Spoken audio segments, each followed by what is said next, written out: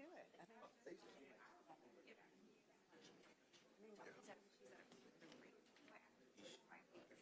Yeah. Oh, yeah, you can definitely do it if you want to. I don't have any problem with that. So I removed everything. I can't say that I recall exact details of all the so just so if there's something you show me to Well, I know we've got that group coming this afternoon. I'll try to take it. I'll try to take it in minutes. The other teachers. I don't mind saying it. Yeah, he texted. It's so funny.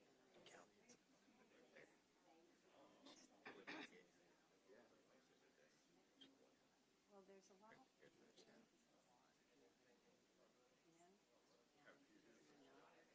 yeah, I thought you said it different. Oh, that.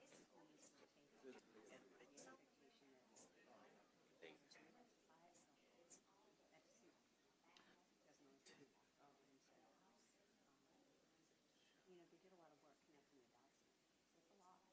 So it's a lot. Oh, I 100%. And I,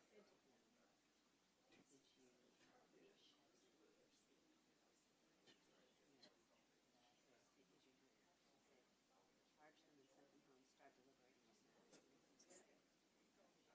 And then he wrote back later in the morning. It's like, I didn't think you're having them come back tonight.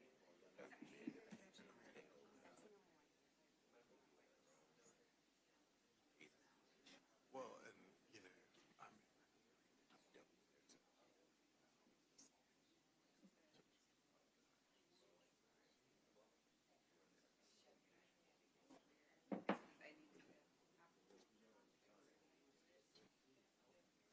See what was going out. Yeah.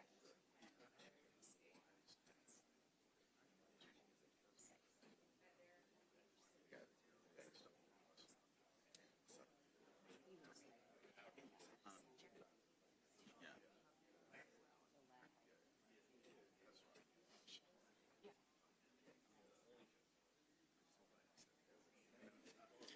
Picture was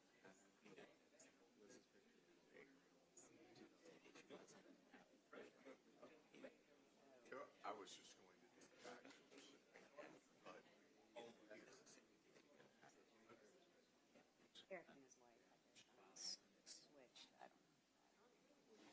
Eric and his wife, I guess, switched. I don't know.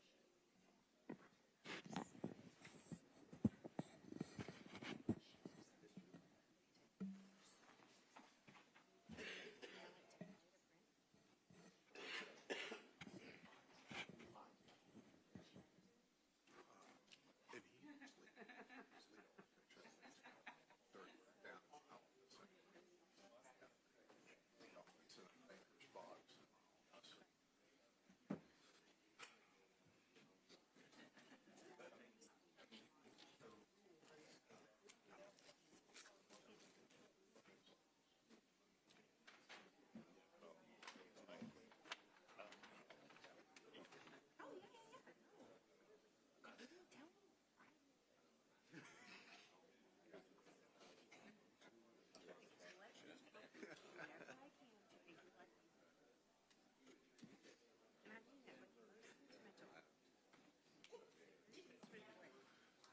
So Caitlin told me over at St. Mary's Foundation, and That is just one. that Billy Strings. Oh, yeah. Athens. I'm going to be the designated driver.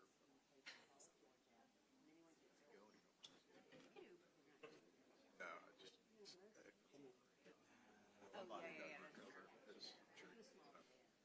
I'll bounce back like I did 20 years ago. She's an 88. Oh, duh. Yeah.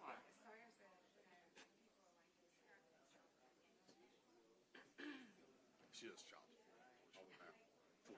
Out of the DA's office, they keep it in-house over there.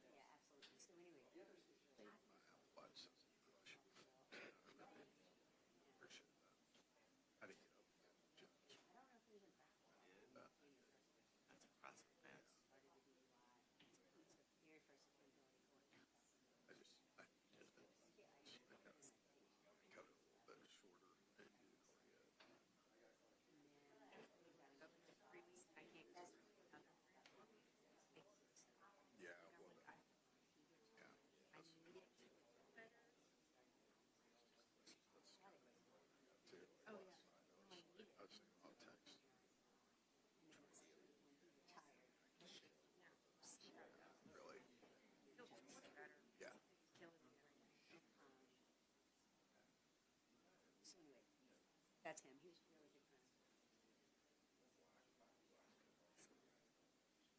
We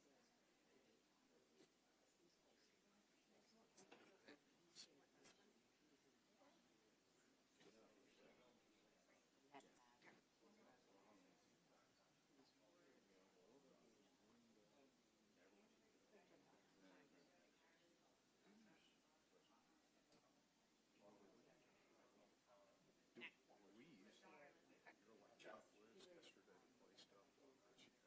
You had two laptops. Didn't you have two laptops in here yesterday? Are you hallucinating? Apparently. I was convinced you had two laptops yesterday. Anyway, I am sure y'all are right. I am wrong. But that's just concerning. He owns a truck or something. Yeah. Well, okay, that's what we can do. Quick, some space here. Next week is a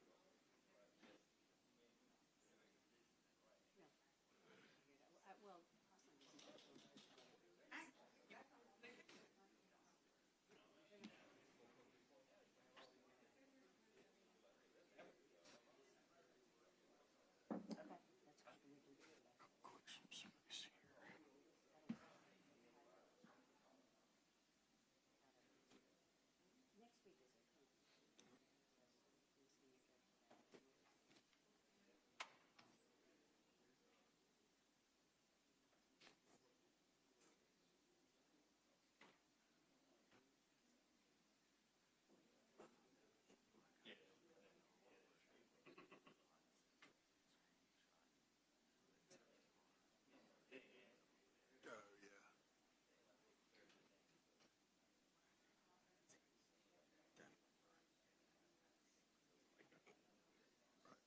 No,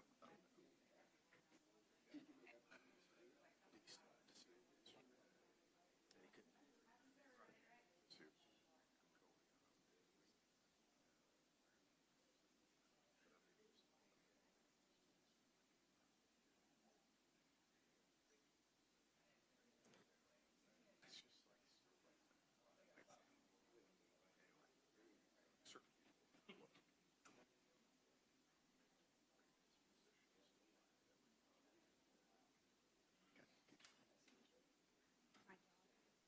No, you didn't.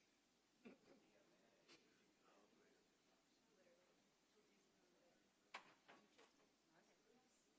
We talked about it.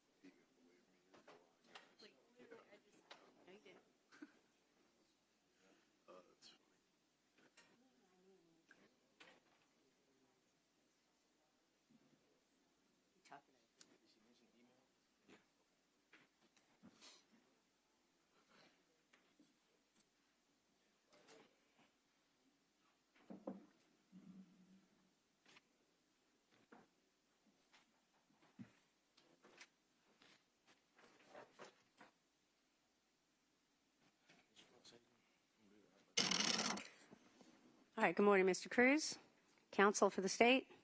Good morning. Y'all ready? Yes, Judge. Just before we bring the jury out, Okay. I think this will speed up our process this morning. All right. Just a couple of things. Our first witness this morning is going to be the medical examiner. And so part of his presentation, I intend to elicit testimony about his opinion as to how some of the injuries to Ms. Baker may have been inflicted. And in so doing, I have what is very clearly not a real knife. So I just didn't want the court to freak out that I was, so just putting that out there. Second of all, we also would tend to introduce the autopsy report. I have 2 copies of it. The reason I bring this up is that it does list 2 names as suspects on that report, neither of which are either Mr. Melton or Mr. Faust. Since this trial has very clearly zeroed in on those 2 individuals, I've prepared a redacted version because I think otherwise we get into issues that might confuse or mislead the jury, and so it would be the state's preference to tender the redacted version. But I would. All right. Mr. Cruz, any comment on the state's proposal? In regards to the fake knife, no. I think the most appropriate thing is wait till they attempt to introduce. If I have any objections, I'll make the objection at that time, Your Honor. All right, thank you. All right, I'll allow you to introduce the redacted portion since there's been no objection. All right, anything else from the state before we bring the jury in? No, I reserved my objection. I didn't say I didn't have any objection. Once they attempt to introduce, if I have an objection, I'll make the objection at that time. You're certainly entitled to do that, but for now, in terms of allowing the redacted version in, you haven't made an objection, so I'm going to allow it in. If you want to object when it comes in, you certainly have the right to do that. All right, thank you. Anything from the defense before we bring the jury in? No, ma'am. All right, thank you. You may bring the jury in.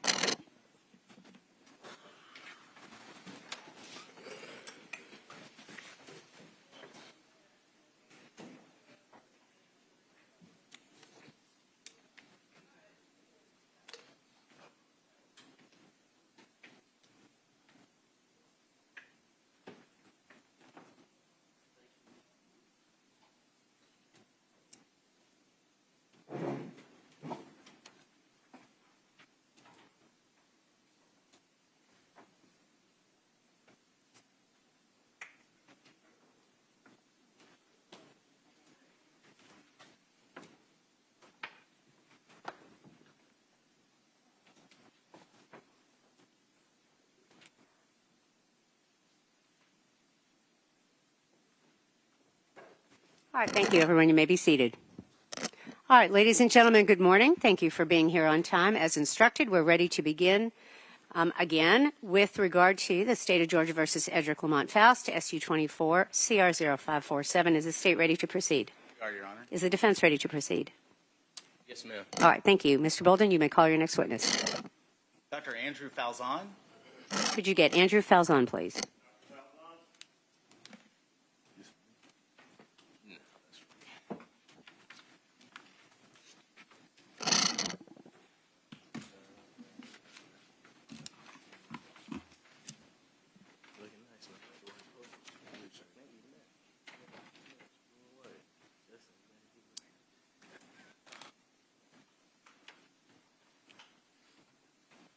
Sir, if you could raise your right hand, please. Do you swear or affirm your testimony in the matter pending before the court shall be the truth, the whole truth, and nothing but the truth, so help you God? You can have a seat.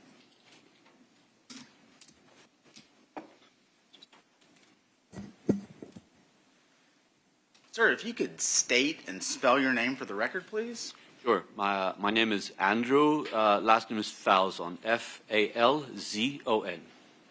And, sir, where are you currently employed?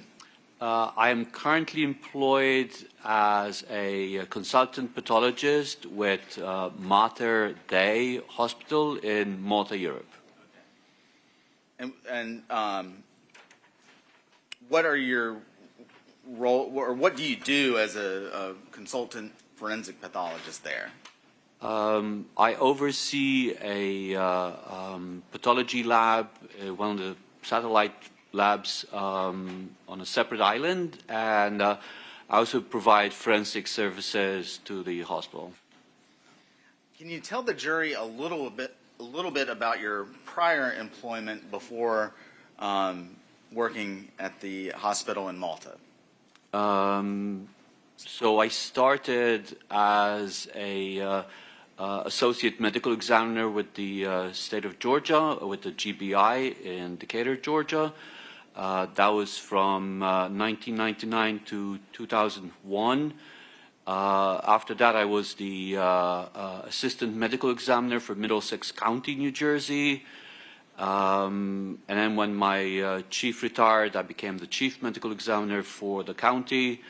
And I then took over the chief state medical examiner position for the state of New Jersey. Throughout your career, has it been part of your job to conduct autopsies Sure. when requested by law enforcement or otherwise? Yes.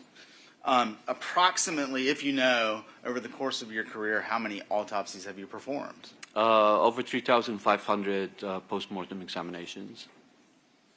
Can you speak a little bit to your professional experience? I graduated as a doctor of medicine and surgery from the University of Malta. I did a rotating internship there. I then started a master's degree program at the University of Mississippi Medical Center, and I graduated with a master's degree in anatomy in '92. I then enrolled in a pathology, anatomic and clinical pathology residency program at the University of Mississippi, and following that I did a one-year fellowship in forensic pathology at the University of Alabama, Birmingham. Have you also had an occasion to teach in the area of pathology and forensic pathology? Yes, it did. Can you speak just briefly to that, sir? I usually, whichever locality I'm working at, I teach forensic pathology to various classes, usually undergrad classes. Do you serve on any boards, sir? As the Chief State Med Examiner, I served on the Domestic Violence Fatality Near Fatality Review Board, and also the Child Fatality Review Board, both the State Board and the Suicide Subcommittee. I still serve on the Suicide Subcommittee of the Child Fatality Review Board. Again, briefly, do you have trainings and certifications in the area of forensic pathology? Once I completed my training in pathology, I took the American Board of Pathology certifying exams. I am board certified in anatomic, clinical, and forensic pathology. Have you spoken at conferences related to the area of forensic pathology? I've presented at mainly at the National Association of Medical Examiners meeting, you know, on any research that myself or the office was conducting. And have you previously testified in court before as an expert in the area of forensic pathology? Yes, I have. Do you know how many times? Over 100 times, mainly in the state of New Jersey, but also in the state of Georgia. Your Honor, at this time, the state would tender Dr. Falzon as an expert in the area of forensic pathology. All right, any objection by the defense, or would you like to voir dire the witness? No objection, Your Honor. All right, thank you. This witness is declared an expert in the area of forensic pathology. You may continue. Thank you, Your Honor. Dr. Falzon, I'd like to turn your attention back to January the 20th of 2001. Just to be clear, where were you working at that time, sir? At that time, I was working with the Georgia Bureau of Investigation in Decatur, Georgia. And on that date, did you have the occasion to perform an autopsy on the body of Tara Baker? Yes, I did. Can you describe briefly the condition in which the body was received? The body was received enclosed in a black body bag, and the body, to my recollection, was that she was unclad, she didn't have any clothes on her, and it was extremely charred. Do you take steps to ensure that the person you are performing the autopsy on matches the, I guess, submission from law enforcement, I guess? Yes, I do. Okay.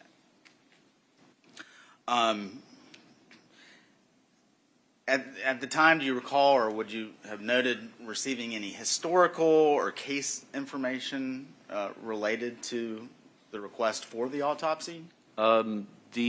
Typically we would receive that. I haven't seen any copies of those recently, so I don't recall exactly. Okay.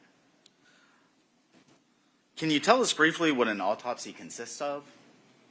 An autopsy is a post-mortem examination typically performed to establish the cause and manner of death. We would start by reviewing the history surrounding the case. Then we'd move on to the examination of the body. Certain cases, we would do x-rays prior to actually starting the examination. Then you describe the clothing, remove the clothing, collect any trace evidence if indicated, and then you start the external examination, the examination of the body from head to toe, front and back. Once that is documented and you look for any injuries, document those, take the necessary photographs. Then you move on to an internal examination whereby we do an incision across the chest and abdomen, remove the organs of the chest and the abdomen. We'll make an incision across the top of the scalp, remove the skull cap, examine the brain, and then finally we'd examine the neck organs. During the course of the autopsy, we'll also collect specimens for toxicology and DNA as indicated. You also take photographs while the autopsy is being conducted? Correct. And is it common practice to reduce the findings of your autopsy in the form of a written report? Yes.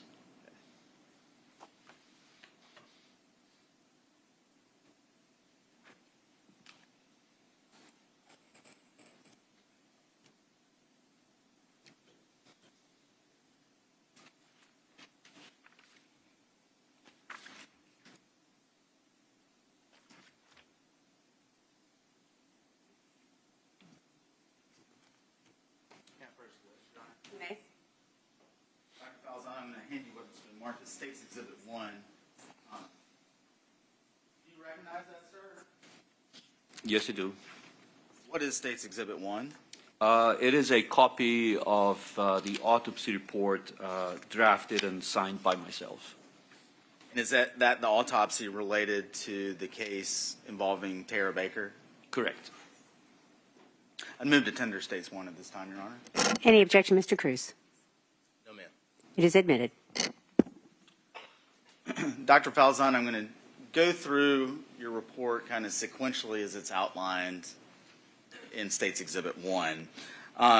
Let's talk a little bit about the receipt of the body. I think I kind of just touched on this earlier, but if you could speak to what your report reflects as to how the body was received. Correct. The body bag was, there were tags affixed to the body bag zipper that had the case information relevant to this case. Can you speak generally to, you mentioned an external examination. We're going to try and take it in order. What was the first thing that you did with Ms. Baker as it relates to that external examination?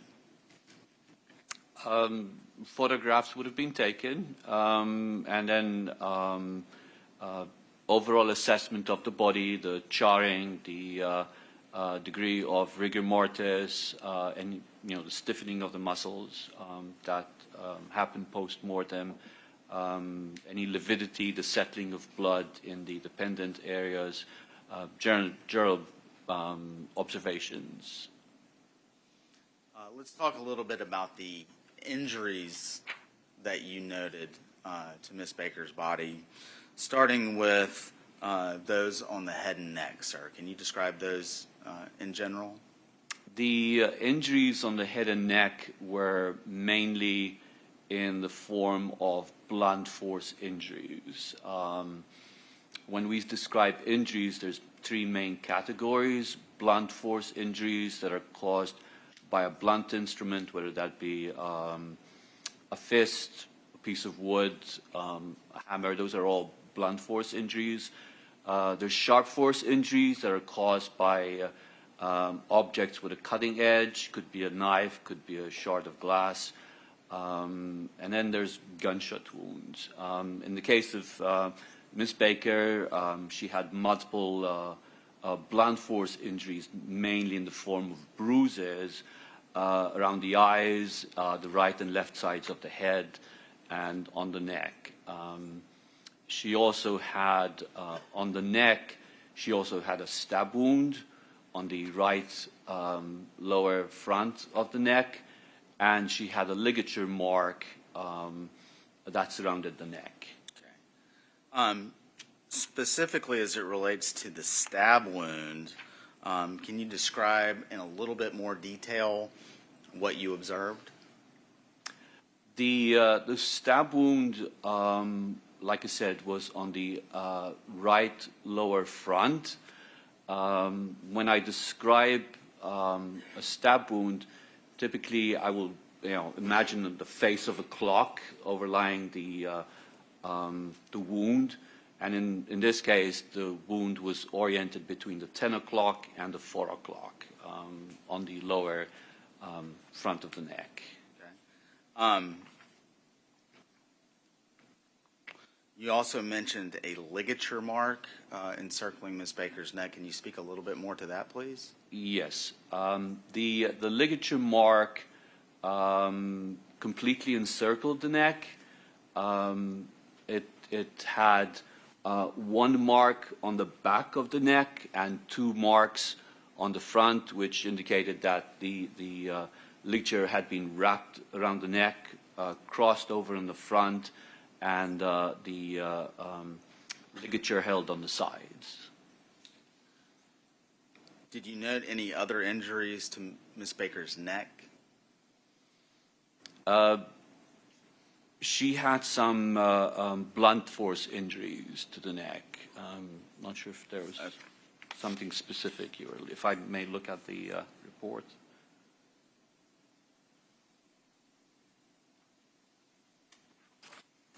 Yeah, she had contusions, bruises below on the left ear, below the left ear, and behind the left ear. Moving, and we'll come back to that momentarily, Dr. Falzon.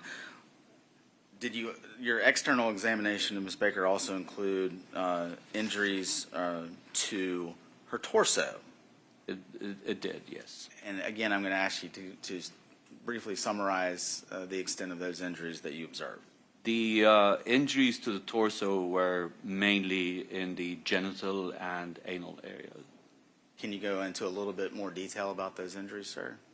Again, they were in the form of blunt force injuries, bruising on the right side of her vulva down to the posterior aspect of the vulva, and she also had a bruise that completely encircled the anal region. And lastly, Dr. Falzon, did you note any injuries to Ms. Baker's extremities? Yes, I did. And what were those? Those were mainly in the form of sharp force injuries, injuries caused by a cutting instrument, and they were limited to the back of her hand, which could be classified as defensive type injuries, the injuries that a person would sustain trying to ward off an attack.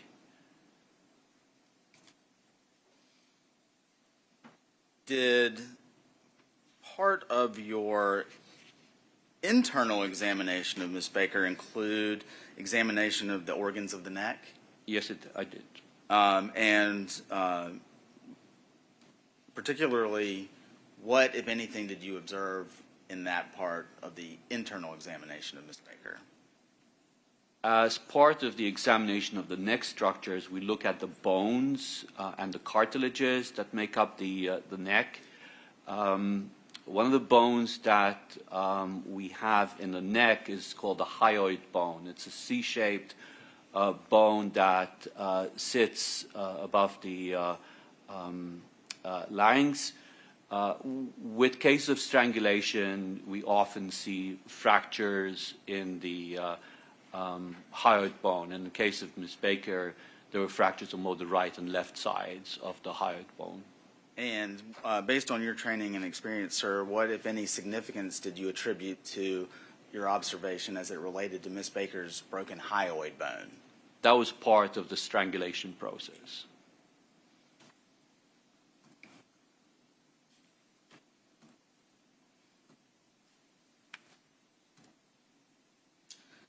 Dr. Falzon, you mentioned that as part of the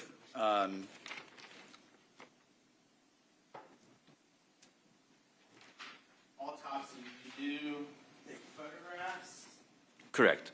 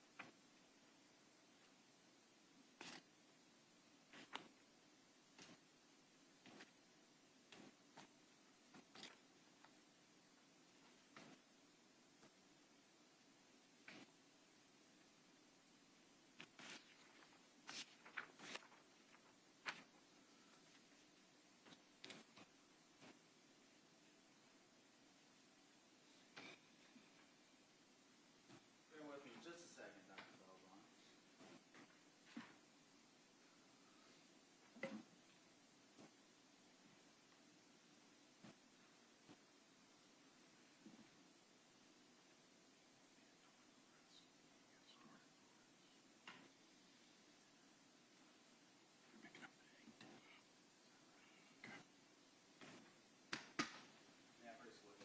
May?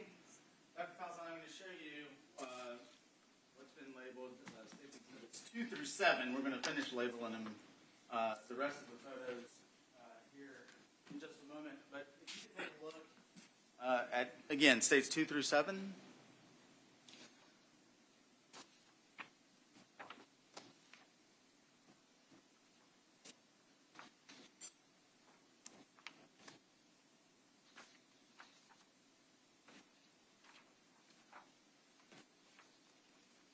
Do you recognize those, sir? I do. Are those States Exhibits 2 through 7 fair and accurate representations of the autopsy that you described of Ms. Baker back on January 20th, 2001? Yes, they are. Move to tender States 2 through 7. Any objection, Mr. Cruz? No, ma'am. They are admitted. And again, I realize this is a little cumbersome. If I can approach it yet. You may. This, Dr. Falzon, is States 8 through 14. Same question. Take your time. Take your time. See if you recognize those.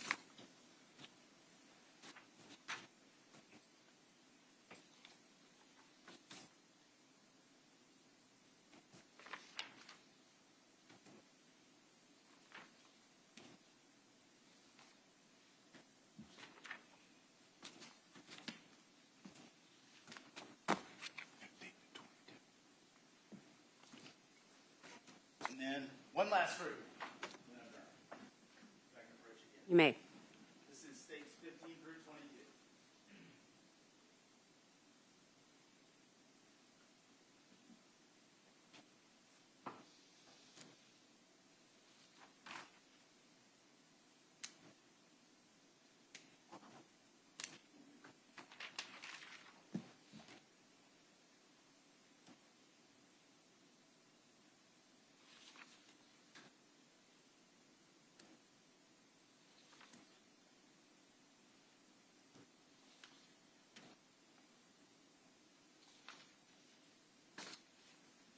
last time. States, I believe, 8 through 22, are those also all true and accurate depictions of your observations of Ms. Baker's body as you observed her at the autopsy on January 20th, 2001? They are.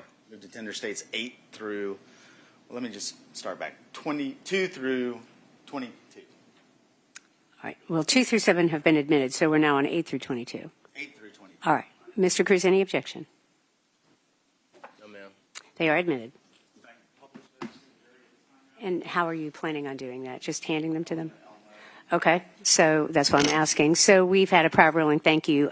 So just for any red and black persons who may be here under Rule 22 with a photo opportunity that the court granted, the Rule 22 has been amended to prohibit the media from taking any photographs or videos, of course, of these particular photos that the state is going to introduce to the jury. So if you can turn, thank you for doing that. I saw you turn your camera off. If anyone is here from the red and black pursuant to Rule 22, if you would please not photograph. Go ahead, Mr. Bolden. Your Honor, and I think the court may have That's to right. switch.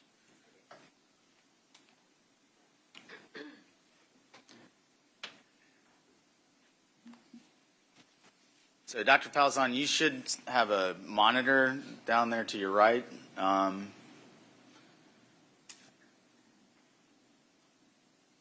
Okay. Dr. Falzon, we're going to start with State's Exhibit 2.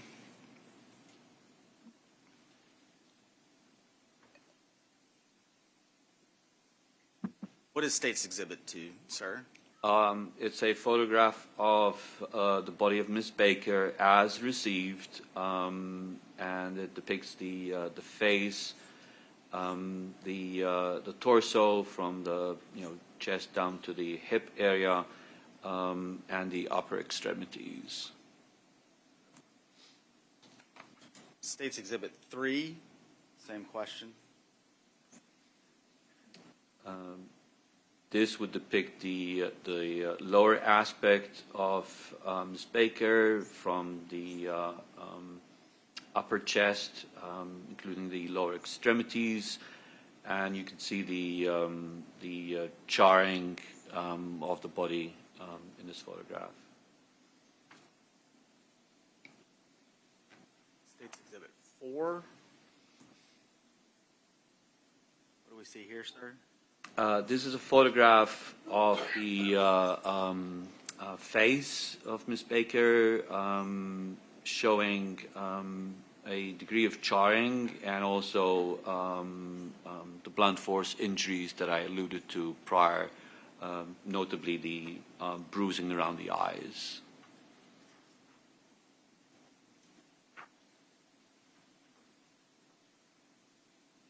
State's Exhibit 5. Is that just a slightly different angle of her face?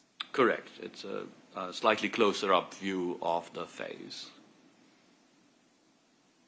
Same question as it relates to State's Exhibit 6. Again, closer up view, focusing mainly on the right eye.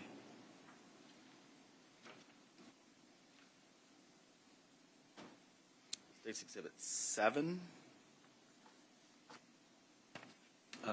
This depicts the left side of the face, and there's, again, charring, and you can see there's a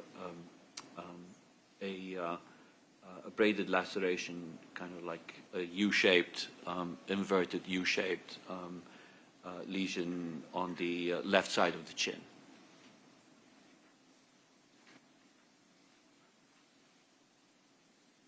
State's Exhibit 8. Okay. This is a photograph depicting the left side of the face, neck, and the left shoulder, and you can see the ligature mark on the posterior aspect of the neck.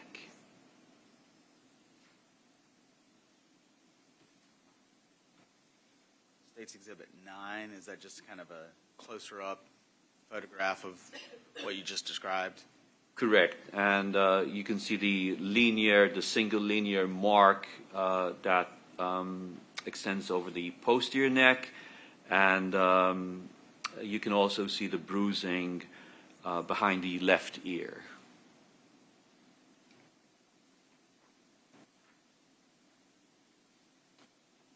This is State's Exhibit 10.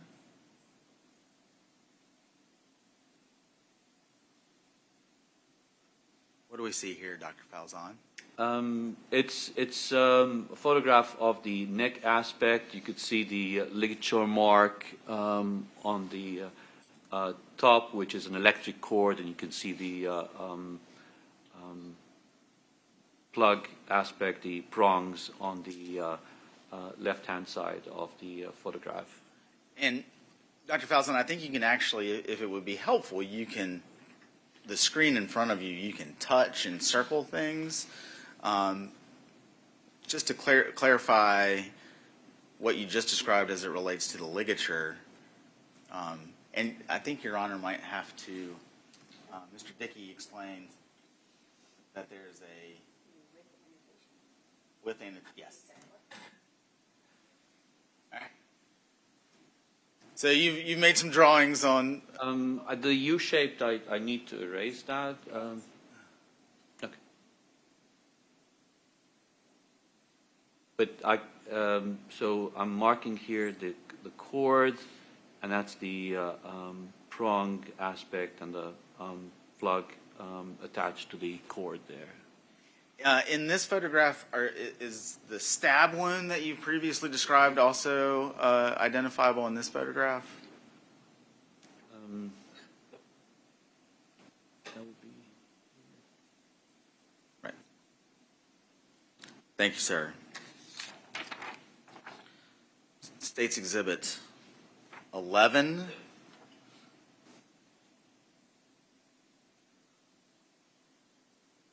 What do we see here, sir? Again, you see the cord here. Difficult to see because it's. And the circle at the end, is that the That's the end of the plug to the plug, yeah.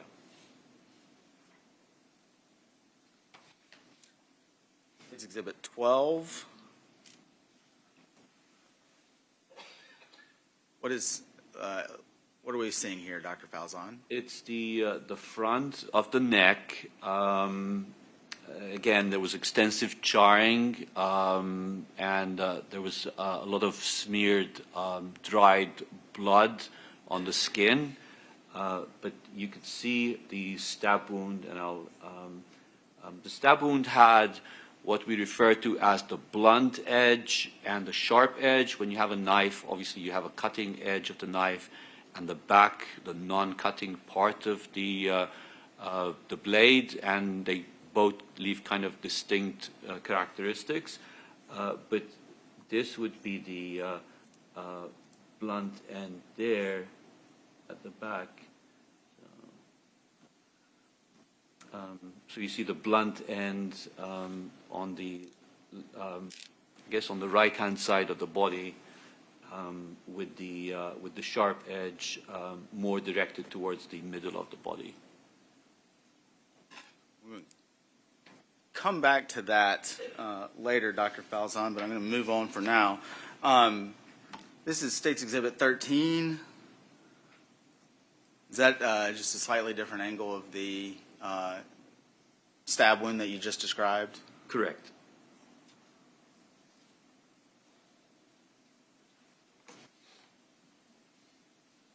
State's Exhibit 14, particularly on Ms. Baker's left shoulder. Did you reach any conclusions about that area where there's no charring, sir? If that question makes sense? Right. It looks like an area of what we'd call sparing. There's no soot and charring on that area, and most likely that was where the plug was resting, kind of like protecting the skin from the soot deposition. State's Exhibit 15. that just a slightly different picture of, different angle of Correct. Closer up view. what we just described? Okay. Okay. These are where it gets even tougher. State's Exhibit 16, Dr. Falzon, what is this photograph?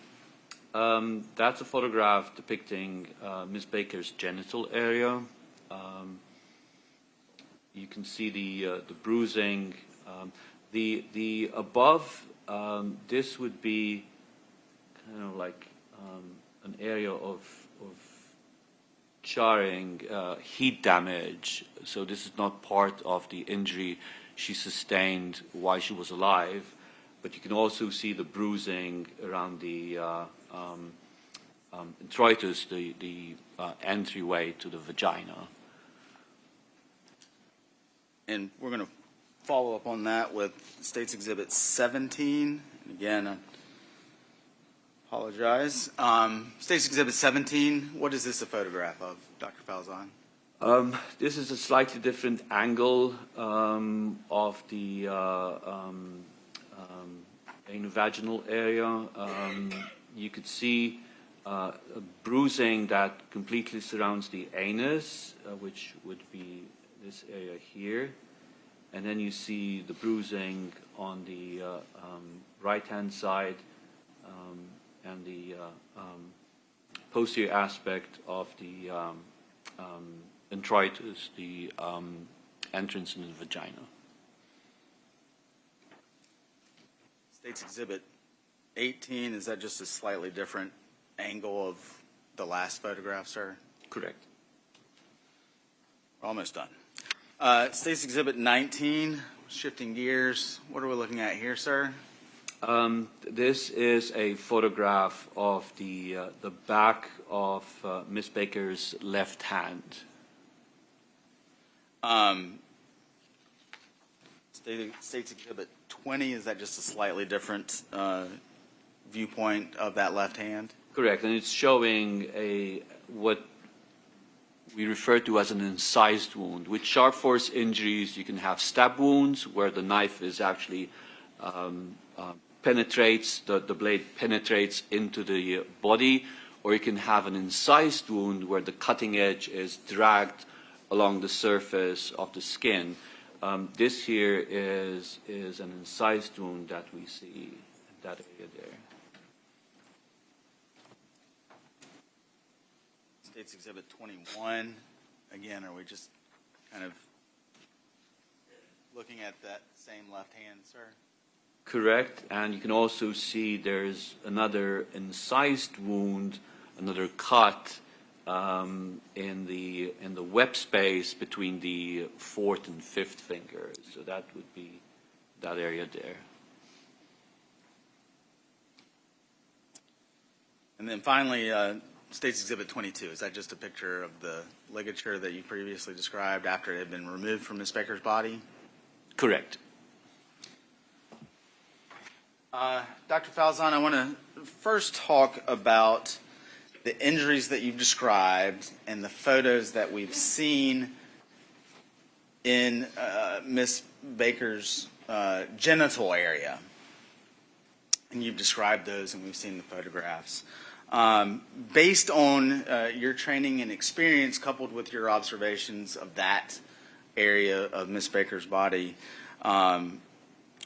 what, if any, significance can you attribute to the causation of those injuries? Those would be caused by sexual intercourse with force used. As it relates, and then I realize I'm jumping around a little bit, as it relates to your observations with regards to the ligature and Ms. Baker's, the fact that her hyoid bone had been broken, and again, based on your training and experience, what, if any, significance do you attribute to the causation of those injuries? So the injuries on the neck that we saw from the cord and the fractures of the hyoid bone would be the result of strangulation, ligature strangulation. And then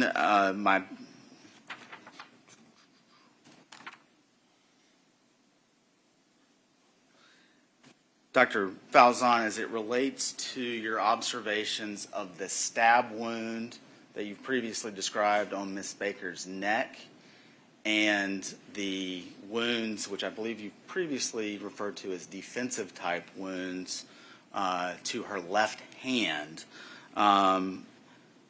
do you have, and again, based on your training and experience, do you have an opinion as to the mechanism by which those injuries may have occurred? Those would be sharp force injuries inflicted by a knife.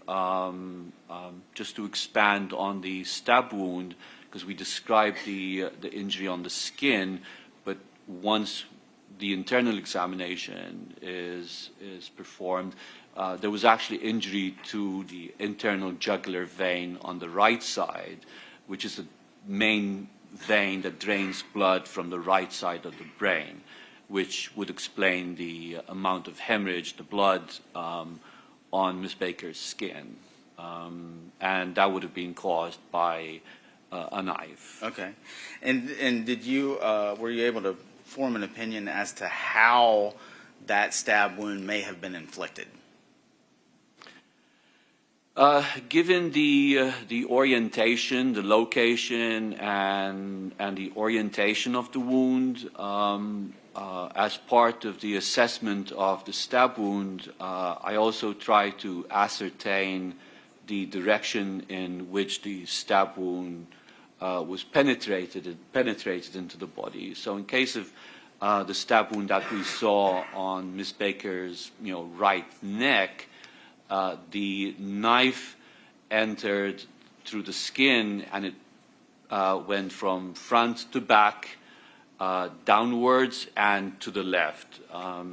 In my experience, that has often been due to somebody being stabbed with the perpetrator standing behind the victim and forcing the knife into the body cavity like that. And again, referring to your observations as to the incised wounds on Ms. Baker's left hand, what, if anything, do those wounds tell you about what you just referenced? Those would indicate that Ms. Baker would have been in the process of trying to protect herself from the stabbing while it was being performed. Would it be helpful to the jury to kind of demonstrate what you've just described, sir? Yes. Well, Your Honor, is it okay if I ask Dr. Falzon to step down into the well? It's fine.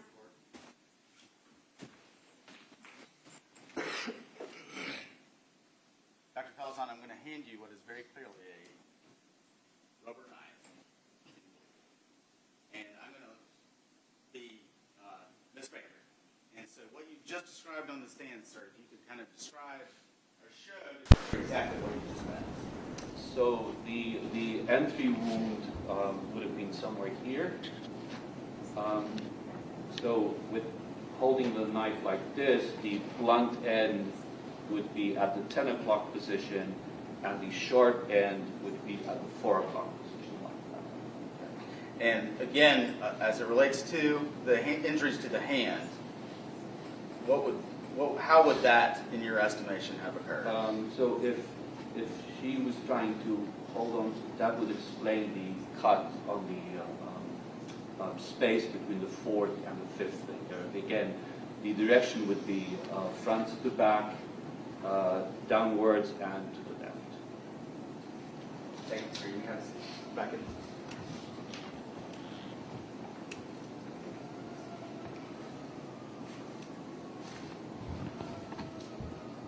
Dr. Falzon, based on everything that we've talked about, well, actually, I want to back up just a little bit. Did your autopsy of Ms. Baker reveal anything as it related to her larynx? She did, yes, I did examine the larynx, the voice box, where the vocal cords sit, and she did have a slight amount of soot present below the vocal cords. Did you also, as part of this autopsy, request or refer Ms. Baker's blood be tested for the presence of carboxyhemoglobin? Yes, I did. And are you familiar with the results of that report? Yes, I am. And what was that? I believe it was between 6 and 14%. I may have to jog my memory. I gave you back the report, but. Now, let's talk a little bit about carboxyhemoglobin. Okay. What is that, sir? Hemoglobin is a molecule that transports oxygen. It picks up oxygen in the lungs, takes it and deposits it in the periphery of the body, and it picks up carbon dioxide and releases that back in the lungs during respiration. Now, when as part of the fire, carbon monoxide is formed. So carbon dioxide is carbon with 2 oxygens. Carbon monoxide is carbon with 1 oxygen. Carbon monoxide tends to attach somewhat more strongly to the hemoglobin molecule, and it actually prevents hemoglobin from transporting oxygen. So when somebody is exposed to a fire, we test the blood for carboxyhemoglobin, which is essentially hemoglobin attached to a carbon monoxide molecule. And so based on your observations of soot being deposited below Ms. Baker's voice box and the results of the carboxyhemoglobin test that you just described and testified to, is that significant in any way to you, in your opinion, doctor? The level of carboxyhemoglobin was not high enough to be considered a cause of death. Typically, we expect carboxyhemoglobin to be more than 50%. People who smoke tend to have, elevated carboxyhemoglobin levels. But in the case of Ms. Baker, the presence of the soot below the vocal cords and the slightly elevated carboxyhemoglobin level would indicate that she was still alive when the fire was set. Thank you, Dr. Falzon.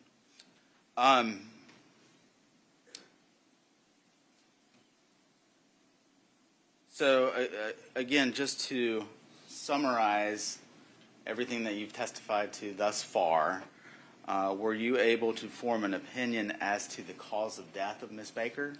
Yes, I did. What was that opinion? So she died of a ligature strangulation and a stab wound of the neck. I also described the bruising on the head, the blunt force trauma of the head. As part of the internal examination, I did examine the brain, and there was some subarachnoid hemorrhage on the surface of the brain. So the other contributory factor would be blunt force trauma of the head. Did you rule the manner of death, Ms. Baker's death, a homicide? Yes, I did. Overruled. Dr. Falzon, you mentioned that part of a autopsy may include taking an X-ray or radiograph if there is evidence of a stab wound. Did I understand that correctly? Correct. Why do you do that? When somebody is stabbed, the Yes, sir. Relevance. It's undisputed that Ms. Baker was stabbed. All right, Mr. Bolden, do you care to respond to the objection? Trying to allow Dr. Falzon to testify to everything that was done as part of Ms. Baker's autopsy. I'm going to overrule the objection. You may continue. That's for the same courtesy during our examination, Your Honor. I'm sorry, Mr. Cruz. What do you mean by that? We just asked for the same courtesy that the Honorable State has received. When there's an objection made, I will rule on it. Mr. Bolden, you may continue. Thank you, Your Honor. Do you also obtain a sample of Ms. Baker's blood? Yes, I do. What is the purpose of that? That would be performed to collect the specimens to submit for testing for toxicology. And is a blood spot filter card also submitted? Yes. And All right. I'm going to sustain that objection, Mr. Bolden, if you'll rephrase. okay, I will rephrase it, Your Honor. What other physical evidence is, I guess, obtained or submitted as part of an autopsy?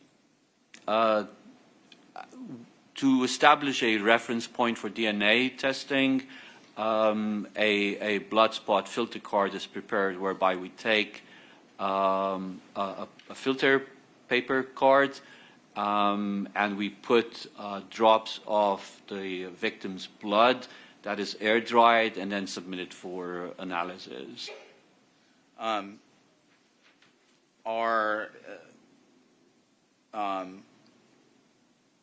Was a sexual assault kit obtained in this case?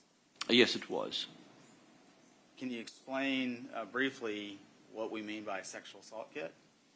A sexual assault kit has various components to it which help in collecting evidence in cases where sexual assault is suspected. It would have swabs to collect DNA. It would have slides whereby we smear the swabs and prepare smears to look at under a microscope. It would have nail clippers to clip nails and envelopes, put those nail clippings in. And it would also have envelopes for head samples of head hair, pubic hair, and pubic hair combings.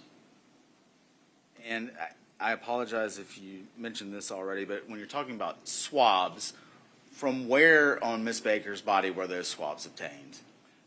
Swabs are taken from the mouth, oral swabs, from the vagina, and from the anus.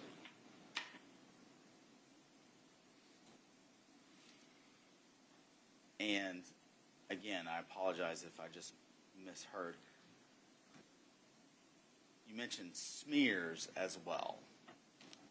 How are those smears created? The smears are created from the swabs. So we put a Q-tip with a cotton tipped end, and that would be inserted in the cavity, the oral cavity, the vagina, the anus. Once fluid is absorbed onto the cotton tip, while it is still wet, we would take the glass slide and smear the tip of the Q-tip on that slide to prepare the smear.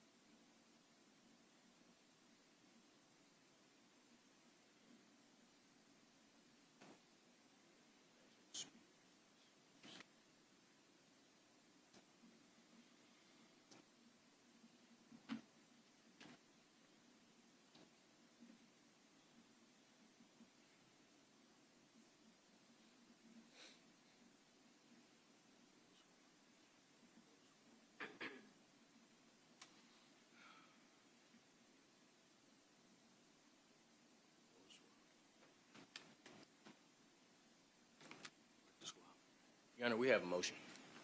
All right. Ladies and gentlemen, I'm going to ask that you go into the jury room. Don't discuss the case. This is a good time for a bathroom break. We will be with you shortly.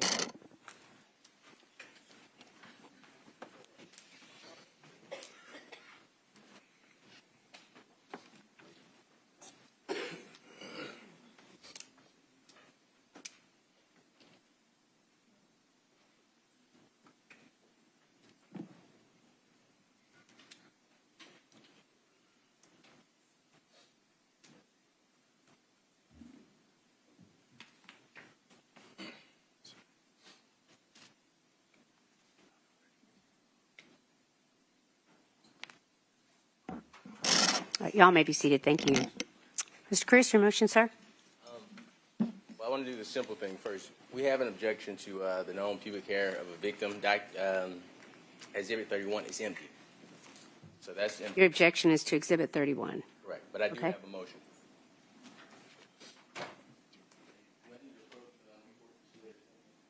No, but I want to hear your objection, and then you can make your other motion. Go ahead. I believe the purpose of showing this to Dr. Falzone is for the purposes of identifying the items that he collected ever here tonight. So we object to the state simply giving Dr. Falzone an empty bag as Exhibit 31. Okay. All the other items from the ones that we observed from the inside, they had items. They had items that we don't object to those. But we do have a motion. All right, well, let Mr. Bolden respond to your objection on Exhibit 31. Go ahead, sir. Well, Your Honor, I mean, I can show Dr. Falzone, we can open it, and I mean, I guess the objection is the fact that it's empty, and somehow that makes it inadmissible. I don't know that that's the case. I don't know that I know how to respond to that particular objection. I can make it clear if it's confusing. The pubic hair, relevant for his testimony. An empty bag that just says pubic hair is irrelevant in this case. That's what we're objecting to, the ground that we are objecting on. All right, Mr. Bolden, do you care to respond to the objection about relevancy?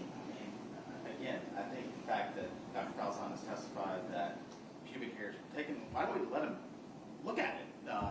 Because I mean, Mr. Cruz's assertion that it's empty, I honestly had not opened the bag, so let's allow him to do it. We can do that momentarily. I'd like to hear the motion. Sure. All right, that's fine. We'll hold off on Exhibit 31's objection. Go ahead, sir. We're moving to suppress the oral swabs due to chain of custody. In this case, it has been stated that oral swabs, vaginal swabs, and anal swabs were taken. We have the chain of custody report. The chain of custody report says that only 2 oral swabs were taken. I assumed that was pretty much an error on the chain of on the custodian, because Ms. Bigham, 2024, conducted a test on these swabs, and it was determined. They went to a company in California to do this test, and it's something we'll address on cross-examination instead of using a company here in Georgia. But that company came back and said, you know what? We did this presumptive test. These are actually vaginal swabs. However, now that I'm seeing the original packaging that Dr. Falzone put these items in, and please correct me if I am mistaken, a vaginal swab wasn't taken, ma'am.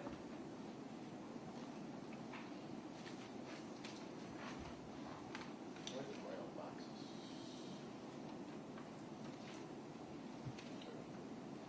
Ma'am, I'd like to show the report, State Exhibit 28. State Exhibit 29. I don't know that I need to see the exhibits at this moment. I want to hear your objection about, you're asking the court to suppress certain I would things. ask Tell me the that. court to suppress the, I'm asking for 2 things. Okay? Either I'm asking the court to suppress, I believe it's oral swab B. Let me confirm which swab it is, Your Honor.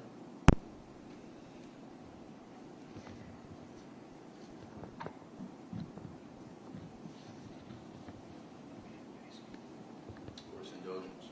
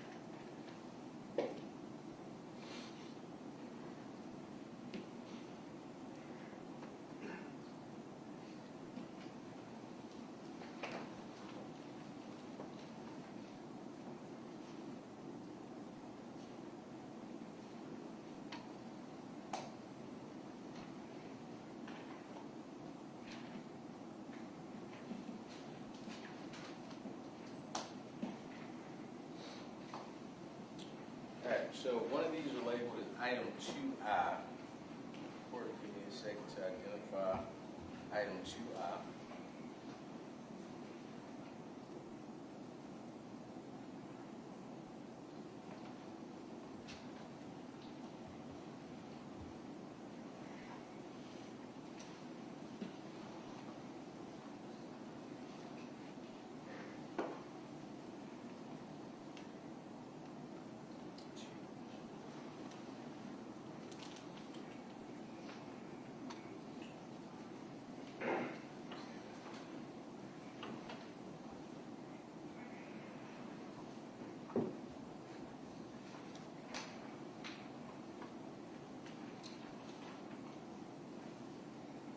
So for purposes of the record, oral swabbing B is labeled as item 2I, as in igloo. Oral swabbing A is labeled as item 2J, as in joy. So, Your Honor, on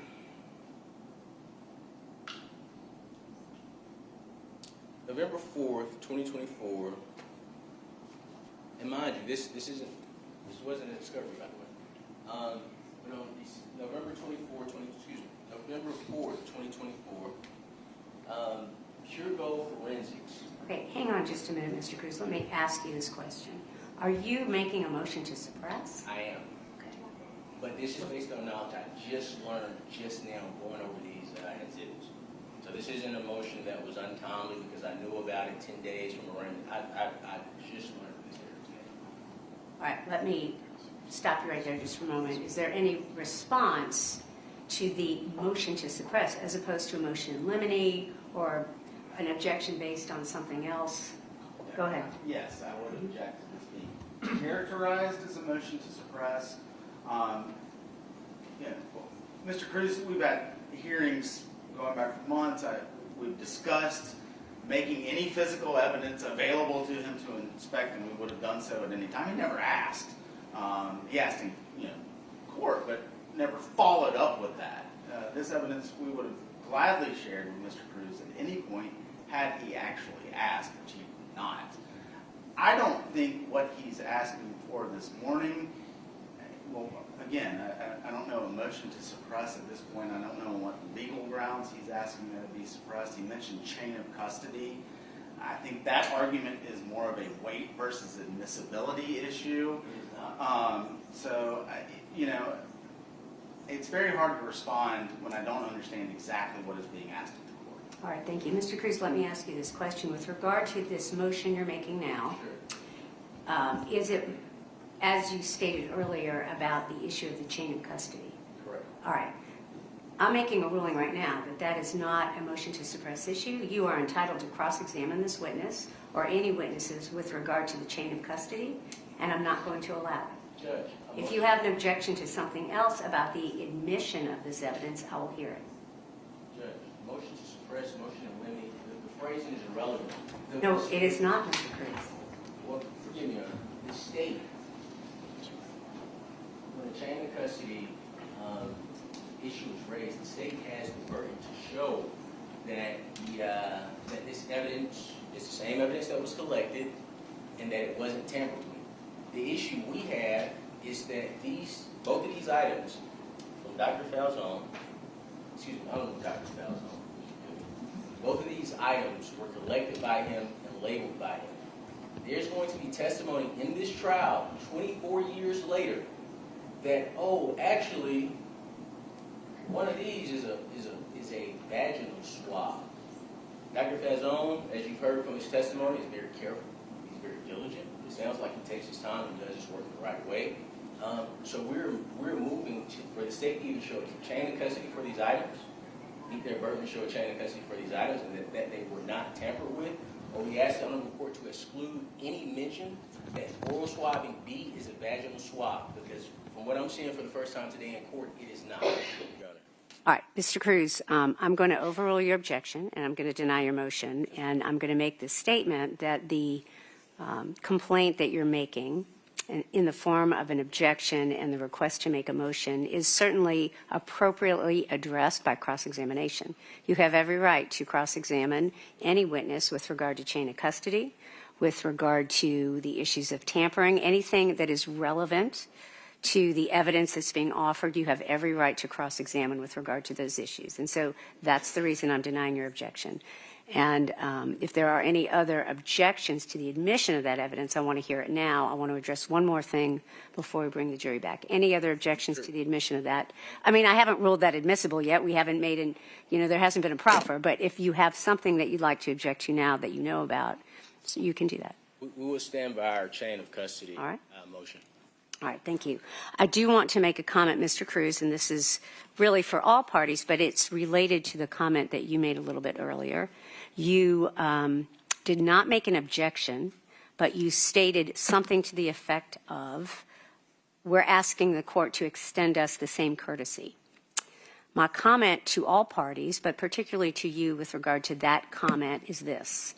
That comment about the court's behavior is not appropriate in the manner in which you said it. The court makes rulings of law, not courtesies. The court extended, Mr. Cruz, you a courtesy this morning when you were 20 minutes late. I knew why you were late, and I extended you that courtesy. That's a courtesy. But in terms of this trial and in terms of making comments in front of the jury, the only appropriate comments to be made are not comments. They are objections. They are proper examination questions, cross-examination questions, things of that nature. And the court will respond to proper objections. Any comment on the courtesies of the court or fairness or things of that nature that are not in the form of objections need to be made outside the presence of the jury. And that's my statement. Yes, ma'am. Thank you. Anything else before we bring the jury back in? Your Honor, if we could have just maybe a minute for us to take a restroom break. All right. Why don't we be off the record until 11:15? That's about 12 minutes. All right. We'll be in recess until then. Thank you.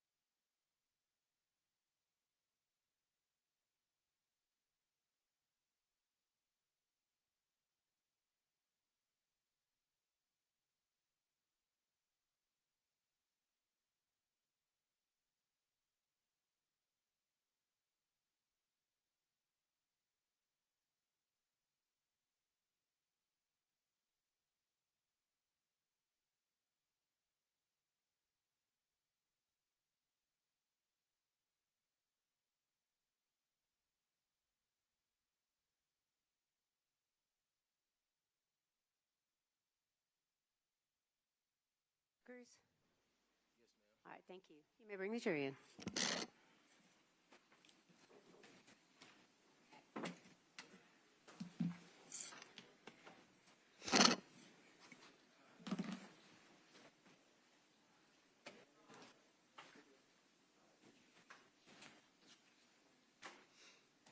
All right.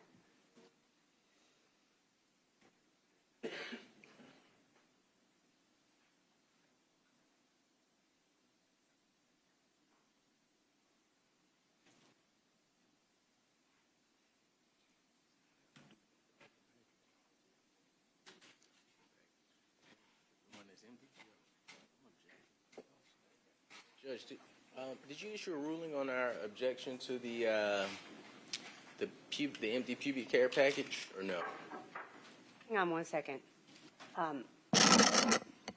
I thought that I had said it. I was overruling your objection. Maybe I didn't make that clear. I'm sorry, Mr. Cruz. I'm overruling the objection. All right.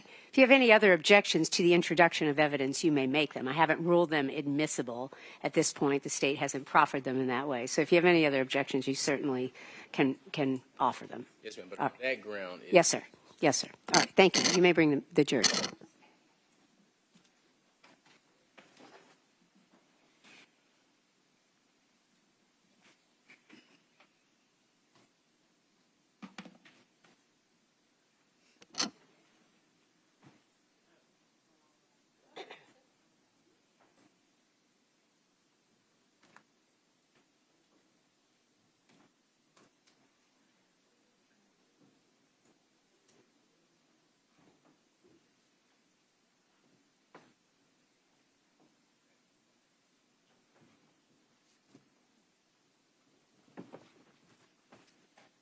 Please be seated.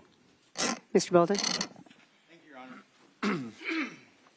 Excuse me, Dr. Falzon. I think we were talking about the collection of the sexual assault kit. Is that right? Correct. Okay. I am going to, if I may approach the witness, Your Honor. I think, Dr. Falzon, this is State's Exhibits 23 through 33. That's all right.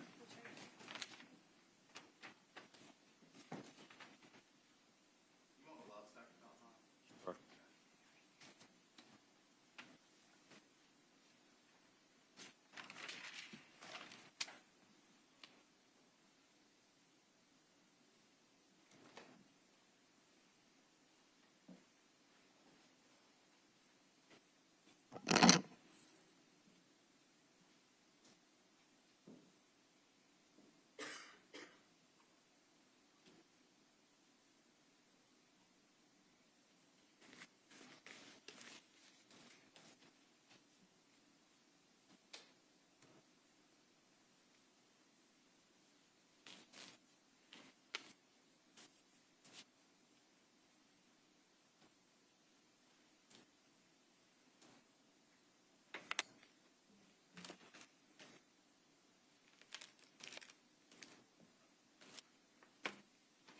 Dr. Falzon, let's start with State's Exhibit 23.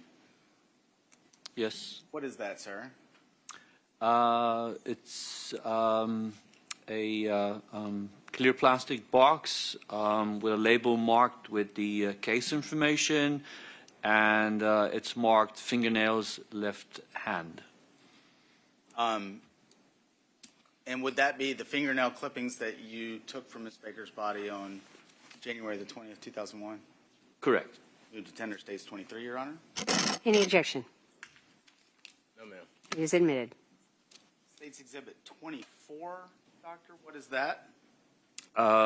It's a clear plastic bag sealed with evidence tape. There's two clear plastic boxes, each one with a label with the case information. One is marked toenails right, and the other one toenails left. Again, same question as before. Are those related to the autopsy that you've been describing this morning? Correct. How do you know that, sir? Each one has a label on them. with the decedent's name, Clark County, the age, race, and sex, and the unique case identifying number assigned to this case. Move to tender States 24, Your Honor. Any objection? No, ma'am. I won't have any objections to any of those outside of the objection I already put on the record. All right, thank you. Number 24 is admitted, and you may proceed, Mr. Bolden. States 25, Dr. Falzon, what is that? 25, it's a white paper envelope sealed with evidence tape, and the label with the case information, and this one is marked oral swabbings B. And again, same question. Is that related to the autopsy that you performed on Ms. Baker on January 20th, 2001? It is. Move to tender States 25, Your Honor. All right, and based on Mr. Cruz's assertion, is that right, sir, that there's no objection? Outside of my prior objection. All right. Then it is admitted. Thank you. And that's number 26? 25. 25. All right, 25. Thank you. Go ahead. States Exhibit 26. What is that, Doctor? Same white envelope with evidence tape and the unique case identification information, and this one is marked oral swabbings A. Move to tender States 20. Now I've forgotten. 26, Your Honor. 26. Mr. Cruz, any objection, sir? All right, it is admitted. States Exhibit 27, Dr. Falzon. What is that? White envelope, red evidence tape, label with the unique case information, and this one is marked rectal swabbings. Move to tender States 27. Mr. Cruz, any objection, sir? No, ma'am. It is admitted. States 28. What is that, Dr. Falzon? State Exhibit 28 is a brown cardboard folder, has a label marked with the unique case identification information, and this one is labeled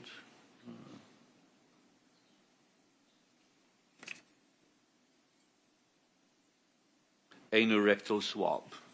Move to tender States 28. Any objection, sir? No, ma'am. It is admitted. States 29, Dr. Falzon. What is that? 29, again, is a cardboard folder with the unique identification label, and this is marked oral swab. Move to tender States 29. Any objection, Mr. Cruz? No, ma'am. It is admitted. That was 29, yes. 29, is that right, Dr. Yeah, Falzon? yeah. Okay, good. States 30, what is that? 30 is a white cardboard box, again marked with the label with the unique case information, and this one is marked vaginal smear. Move to tender States 30. Any objection, Mr. Cruz? No, ma'am. It is admitted. States 31. What is that, Doctor? A clear plastic envelope with the label with the case information, and this one is marked known pubic hair of victim. Move to tender States 31. Any objection, Mr. Cruz? Yes, ma'am. The same objection I put on the record. All right, and thank you. Any further comment by the state? All right, I'm going to overrule your objection. Your objection is noted. It is admitted over objection. States 33. Dr. Falzon, what is that? 33 is a clear plastic envelope marked with the case information, and this is the combings, pubic combings of victim. Move to tender States 33, Your Honor. Mr. Cruz, any objection? No, ma'am. It is admitted. Is that everything that I handed you? Did we do 32? Oh, 32? Did I skip that? I apologize. States 32. I got ahead of myself. What is States 32?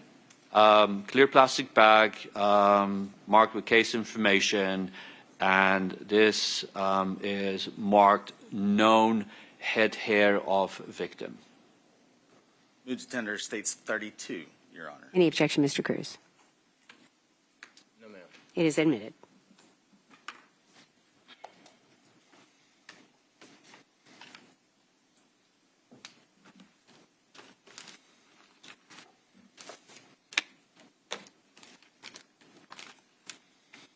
Thank you, sir.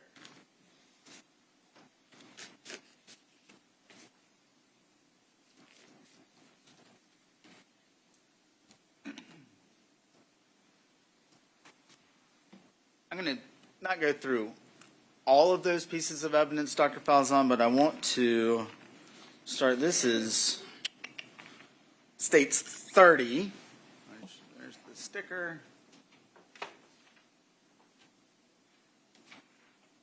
think I can zoom in. States 30. Again, what is that, sir?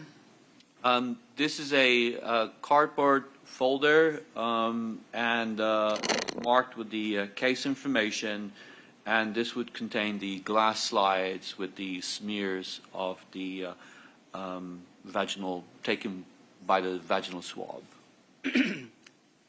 How would or was States Exhibit 30 created? The first we do the swab. So, like I mentioned, you have the Q-tip swab, that we insert into the orifice, in this case the vagina, to collect the fluids on the swab. Once that is removed, we take the glass slide and we rub the cotton tip across the glass slide to transfer cells from the Q-tip onto the smear, onto the slide, and thus creating a smear. Thank you, sir.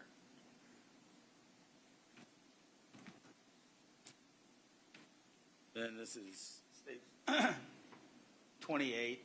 Again, I'm just going to show you the back. That has the sticker, then I'm going to flip it over. What is States 28? That again would be the anorectal swab. Actually, this would be a glass slide, so that would be the smear. And would that have been created in the same manner that you just described for the vaginal smears? Correct. So the swab would be inserted into the anorectal orifice, collect the fluid from that area, and then transfer it onto the smear, onto the glass slides. Same question for States 29. I'm just showing the sticker there. What is States 29, just to be clear? That would be the oral swab. Again, this would be the smear made from the oral swab. So let's talk a little bit about the swabs. I'm going to start with States 25, which has been admitted into evidence. States 25, what is that?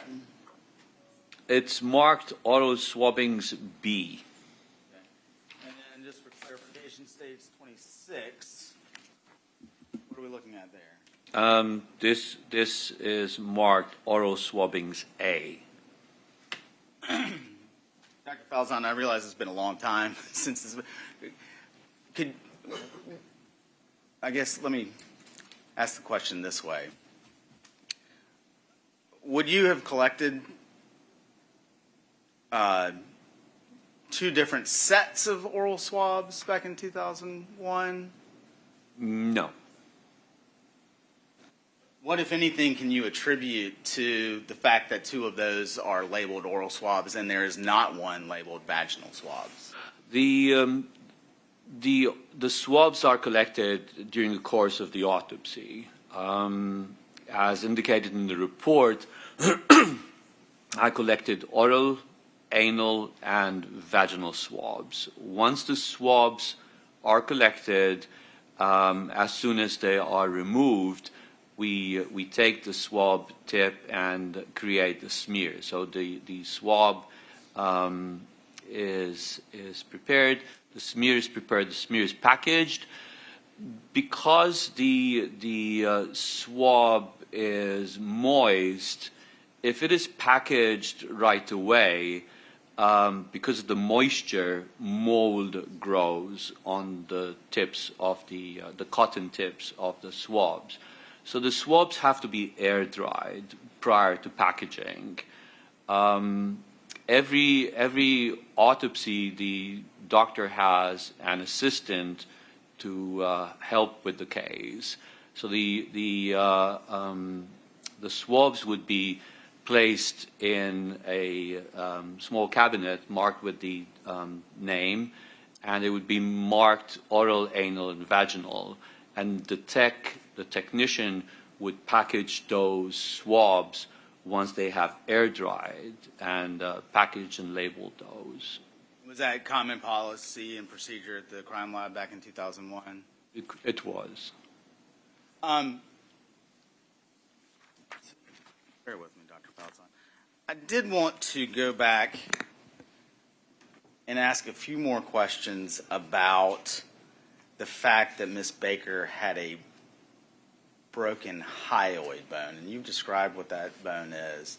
Can you talk just a little bit more about the hyoid bone in general in a young person like Ms. Baker?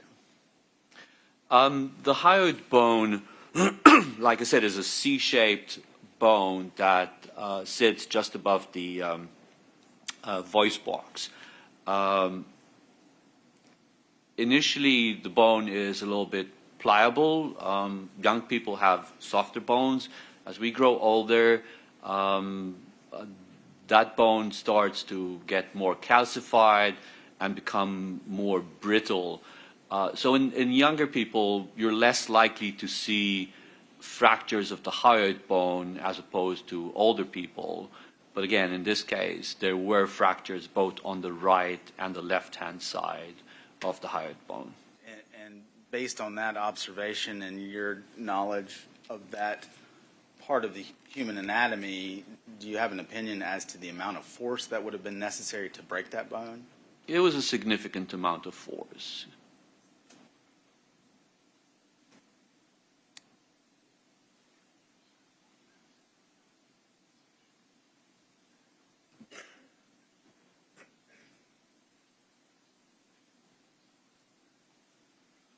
And to follow up on that a little bit more, Dr. Falzon, you've described the ligature previously and the ligature marks on Ms. Baker.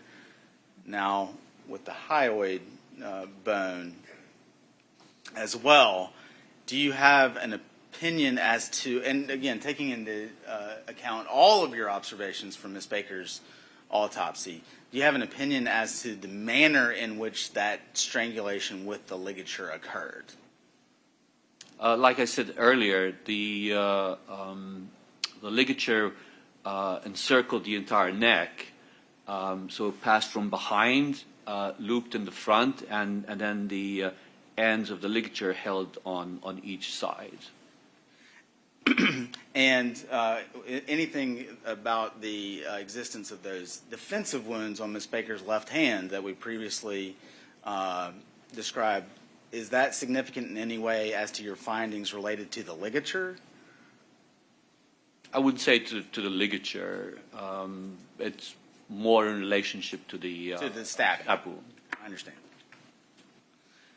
Dr. Falzon, those are all the questions I have for now. Mr. Cruz will have some questions, sir. Mr. Cruz, cross-examination. Thank you, Your Honor.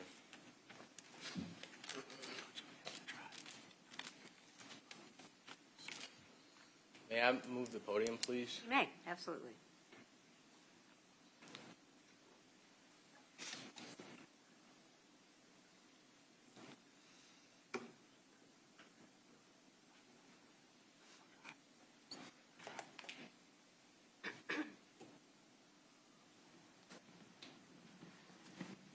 Thank you.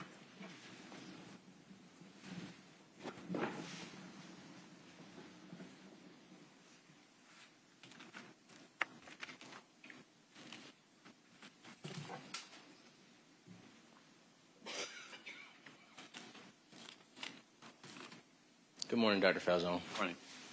My name is Attorney Ahmad Cruz. I have the privilege and honor of representing Mr. Edrick Faust. Do you recall you and I speaking previously? I do. Okay. Would you agree with the statement that Ms. Baker had a height of approximately 69 inches and weighed 113 pounds? Correct.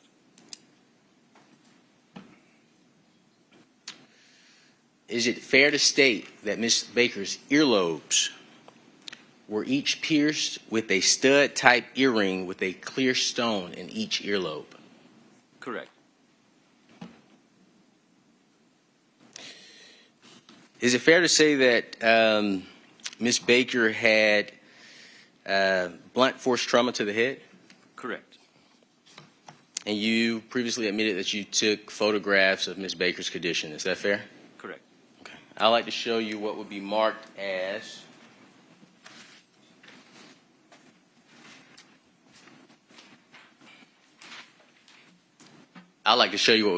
Defense Exhibit 5.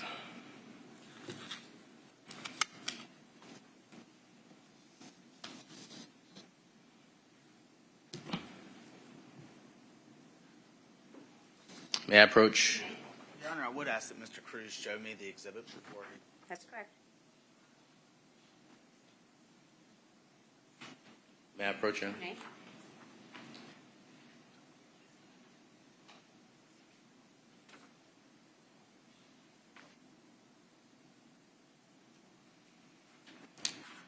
Is that photograph a fair and accurate depiction of Ms. Baker as you saw her?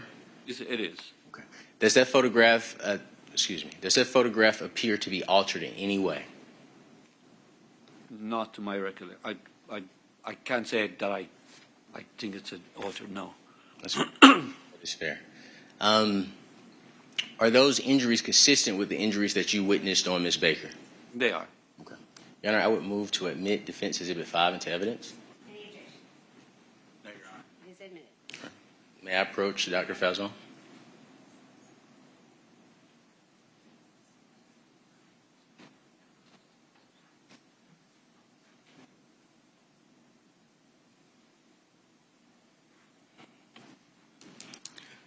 Dr. Falzone, you stated in your autopsy report that contusions also surround the anal region. Is that correct? Correct. And you identified the contusion as a 4.5 by 7 centimeter contusion that surrounds the anus. Is that accurate? Correct. I'd like to show you what would be marked as Defense Exhibit 6.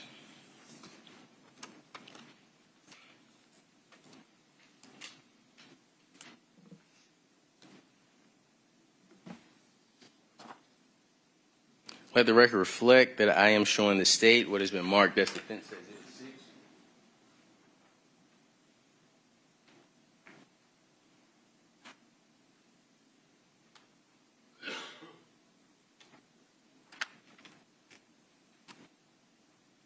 May I approach the witness, Your Honor?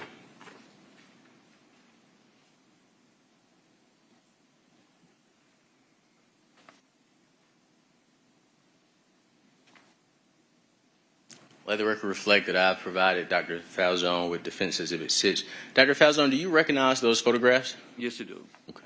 Is it fair to describe that there are 2 photographs of Ms. Baker's anus and 1 photograph of Ms. Baker's upper body, chest to head? Correct.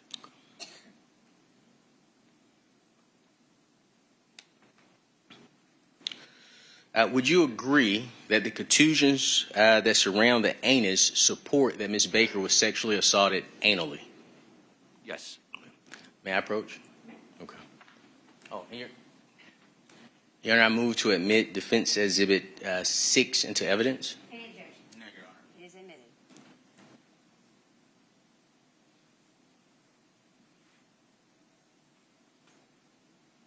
And I would like to publish Defense Exhibit 6 to the jury. And just just to make sure we're clear, these are photos of her anus and her upper body. Is that right? Correct.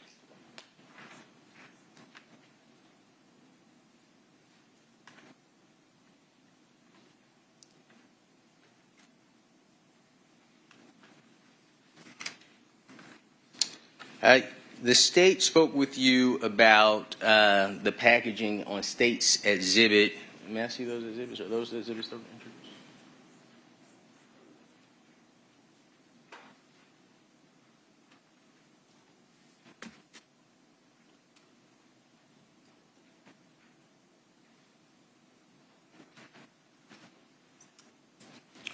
On State's Exhibit 25 and State's Exhibit 26. And may I approach the witness, Your Honor? May. Just to refresh you on what those are.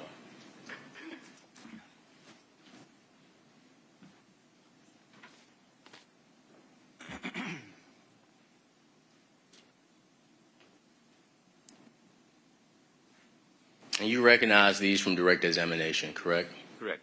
Okay.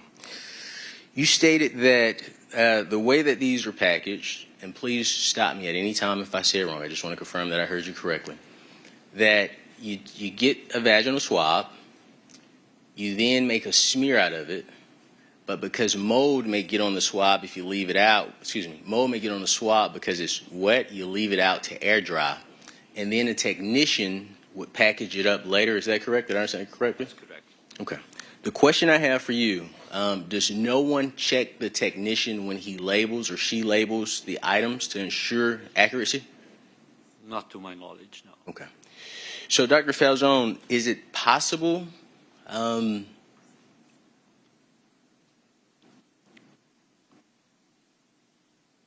ask you this way. If no one checks, how do we ensure what's in either package?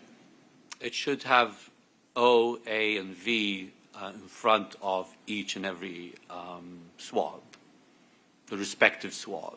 If it's checked. Obviously, it wasn't done correctly in this case. Correct. Are you aware that it is extremely important to collect and store swabs a certain way if DNA is involved? Correct. Okay. And is it fair to say that if it's done incorrectly, it could affect the results of any subsequent DNA testing of those items? Absolutely. Okay.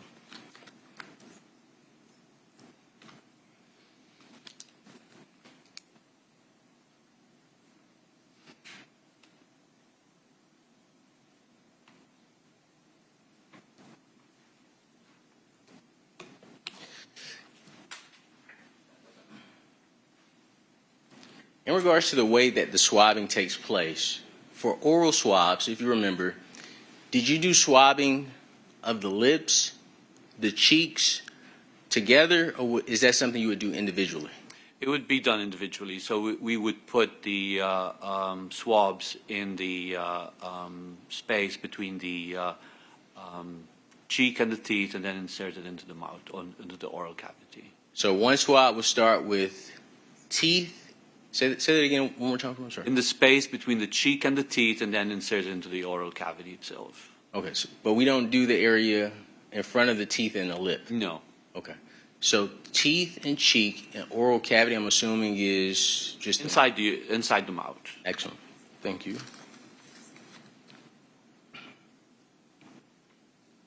In regards to the stabbing, I believe the state. Can I use your knife?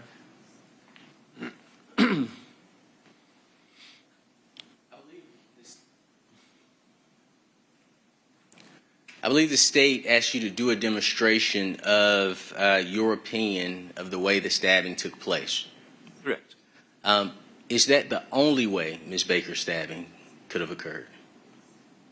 Given the direction of the wound, that is the most plausible explanation for that. I don't know if you had any other, explanations that I could assess as to whether they're plausible or not. Well, I may have one. Okay. But the question that I'm asking now is the demonstration that that was performed on direct. Is that the only way that the stabbing could have happened? I mean, there could be other ways. I mean, if you had a left-handed individual, So I'm left-handed, face-to-face. And if I was to do it this way, we would get the same result? Essentially, yes. Right.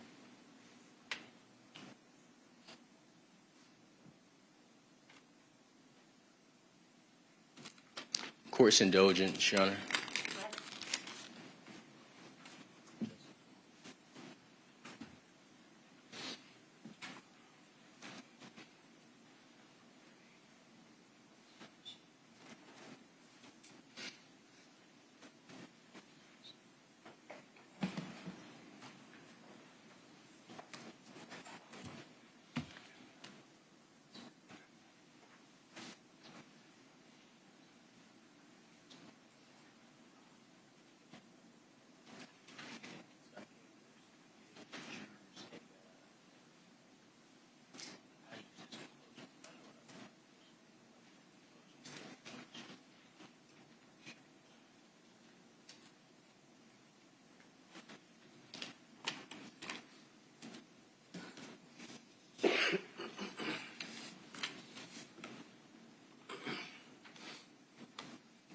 Just to confirm, the next exhibit, would that be Defense Exhibit 7?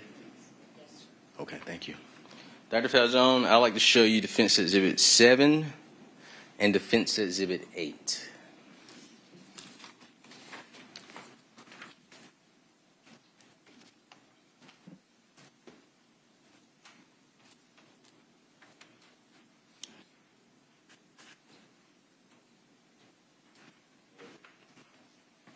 May I approach the witness, Your Honor?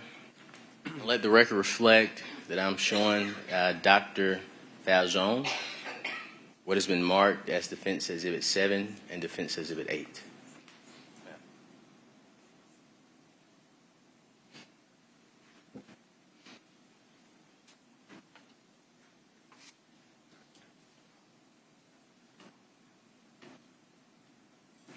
Dr. Falzone, do you recognize Defense Exhibit 7 and Defense Exhibit 8 as additional photographs of Ms. Baker's anus? Yes. Are those fair and accurate depictions of Ms. Baker's anus as you remember? Yes, but it also has the vulva with the burn injuries that I mentioned earlier on the direct. Can I approach? Sure. The burn across the upper. Where's the vulva? That would be here. What is this here? That would be the anal region down there. Yeah, publish these photos. Well, you need to tender them. That's right. Any objection about Exhibit 7 or 8? They are admitted, and you may publish, Mr. Cruz. Well, that would be the vulva again, different orientation. Mm-hmm. Okay, all right. If media would just turn their cameras off, we're going to post these pictures. Thank you.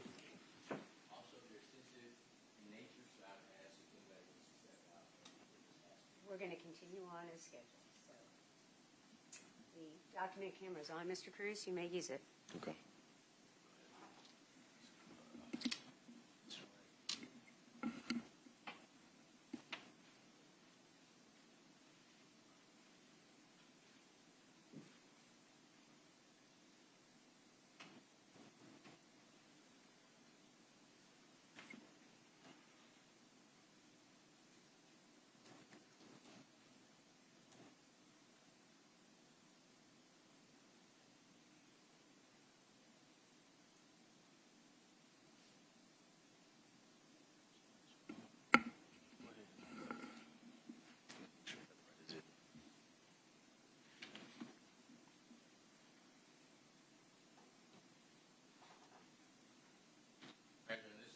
Defense Exhibit 7.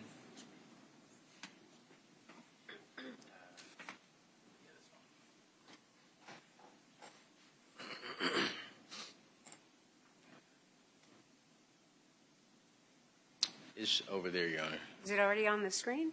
No, ma'am. I'd like to use my laptop. I see. I'm sorry. I had the wrong one on. I thought you were going to use the...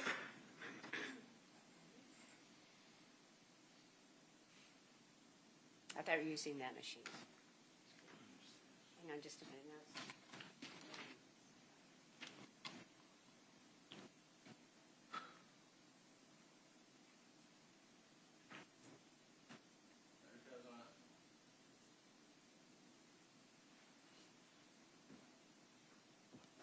Dr. Falzone, I'd like to direct your attention to the screen, okay? I believe when you were on direct examination with the state, and can you look over here, Doctor, just so I can point to it for you. Justin, bring the resolution down. Just make it just a tad bit smaller. A little bit bigger. A little bit bigger. A little bit more. All right, about right there. You mentioned that this area was her vagina. Is that right? Correct. Her introitus, yeah, the vulva. Okay. And you said this area here is her Anus. And this would be above her pubic area where the purple area is. That's a post-mortem burn artifact. Okay, so the question I have for you, and I may need to use another exhibit if you don't see it, is it possible that she would have pubic hair around her anus but no hair around her vagina? Okay. I have no other questions for this witness, Your Honor.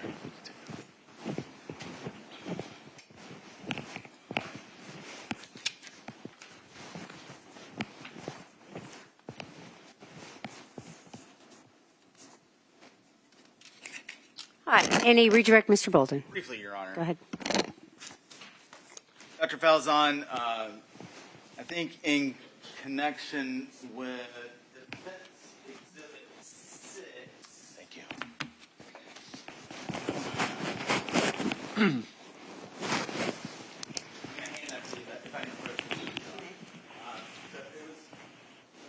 you were asked questions about Defense Exhibit 6, I believe you were asked a question as something to the effect of, with the injuries to Ms. Baker's anus being consistent with sexual assault. Correct. You recall that question? And just to be clear, would that also apply to the injuries that you observed to her vagina? Could you repeat the question? Yes. Would the injuries that you observed to her vagina also be consistent with sexual assault? Correct. Okay. And as it relates to either of those, does a sexual assault necessarily indicate that there's going to be the presence of any physical evidence recovered on that sexual assault kit? Not necessarily. What could be some reasons why that might be, sir? I mean, one would expect to find DNA related to semen, but there may not be semen present there. I mean, the individual may not have ejaculated, a condom may have been used, a foreign object may have been used, so there's multiple explanations as to why DNA may not be recovered. And are you familiar with the idea of, or the, I guess the phenomenon of drainage, sir? Fluids travel by gravity. Okay. So, yeah. That's all I was asking. Thank you. And then also on cross-examination, you were asked if the labeling of the items, the question that I heard was that the labeling affects the results of the DNA testing. My question to you, sir, is could the fact, let me think of the best way to ask this. Does the labeling itself, what is marked on a certain exhibit, have anything to do with the results of any testing of what is inside? It would impact the interpretation of it. Thank you, sir. That's all I have. Any requests, Mr. Cruz? Yes, ma'am. Just Go ahead. one thing with Defense Exhibit 6. May I publish Defense Exhibit 6 to the jury, Your Honor? Yes. How did you want to do that? On your computer? No, I was just going to hand them. That's fine. May I approach you, Dr. Falzone? Thank you. And for the record, Your Honor, Defense Exhibit 6 was identified as Ms. Baker's anus and the upper area of her body.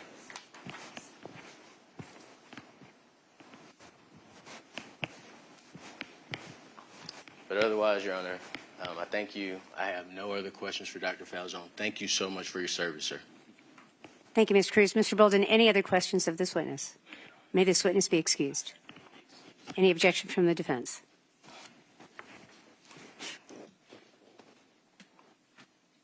No objection, Your Honor. You are free to go, sir. You may call your next witness. State calls Katie Lonstein. Would you get Katie Longstein? Thank you. Safe travels.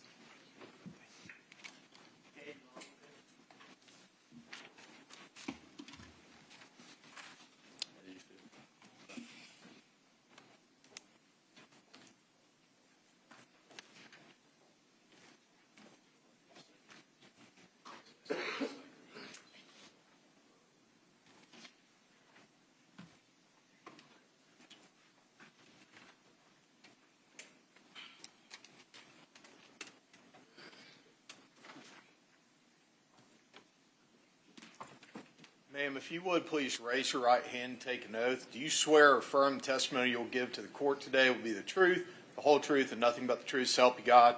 I do. All right. If you would, please speak towards the microphone, and if you would state and spell your name for the record. Yes, my full name is Catherine Launstein, Katherin, Lahnstein, but everybody calls me Katie. All right. Ms. Lonstein, what professional field are you involved in? I'm an attorney Okay. And where did you attend law school? here at the University of Georgia. And what years did you attend school at the University of Georgia? 2000 to 2003. Before you got to UGA, where did you complete your undergraduate degree? At the University of Virginia in Charlottesville. All right. And in law school, can you describe the way during the first year of law school that the student body is divided? Yes, so we're divided into 3 sections, X, Y, and Z. And you have all of your classes with the folks that are in your section for your entire first year. And while you were in law school, did you ever meet an individual named Tara Louise Baker? Yes, I did. Okay. And when did you meet Tara? Very first day of law school, we were in orientation, and that was the moment. And so when you say that was the moment, it seems like it was a quick friendship. Can you talk to us about that? Yes. Literally from that moment, Tara and I and another woman named Jenya became very good friends. I don't remember many moments of law school after that we weren't together, studying, walking, anything. All right. So can you explain to the jury kind of the academic rigor involved in that first year of law school? Yes, exhausting. You are in class 5 to 8 hours a day, then you are studying another 5 to 6 hours a day.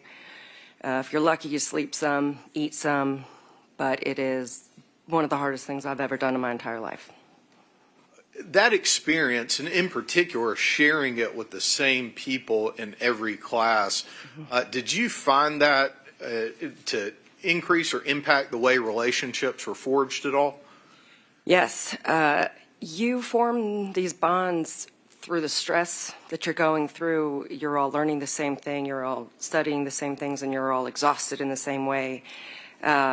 People would form friendships that would turn into marriages. People would form friendships that turned into lifelong friendships.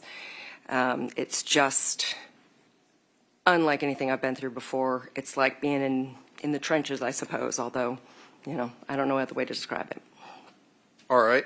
And so would you say that you would you characterize your relationship with Ms. Baker as falling into that category of relationships?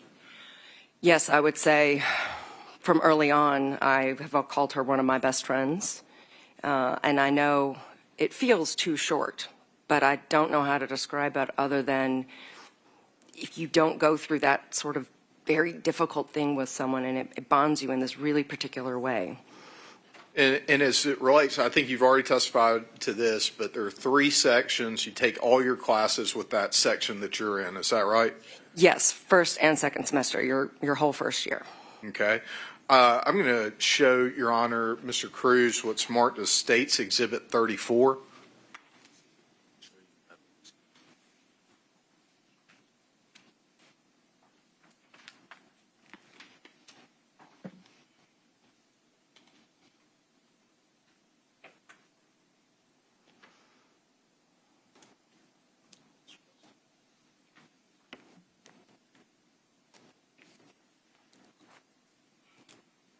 And Your Honor, I ask for permission to approach the witness and then continue to move freely through the well of the court as I question her.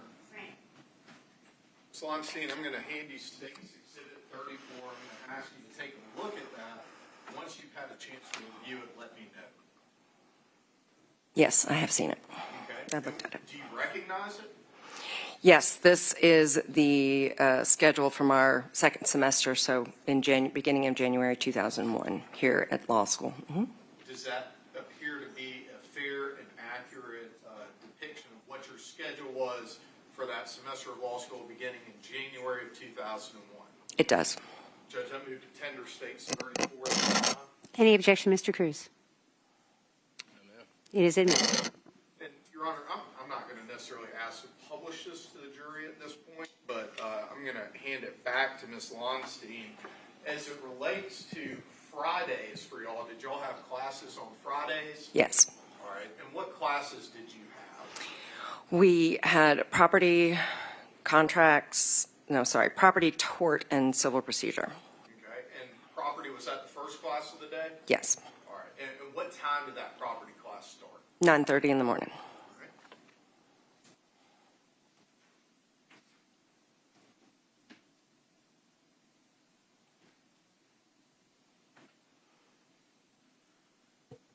And I don't think we covered this, but are you still practicing law? Yes, I am. All right. Where do you practice law? I live in Washington, D.C., and I work for an agency called the U.S. International Development Finance Corporation. And so backing up now, back to January of 2001, I want to ask you about a Thursday evening, which would have been January 18th of 2001. Would you and Miss Baker ever study together? Frequently, if not every day. Okay. And so where would y'all study when you studied? So the law library always, but there are different parts of the law library. There's this sort of first room you come into that has these big windows and it's very sun-filled, but it's a more casual part where people sometimes have conversations. So sometimes you would study there if you were doing a study group or if you were just reading and it wasn't too intense.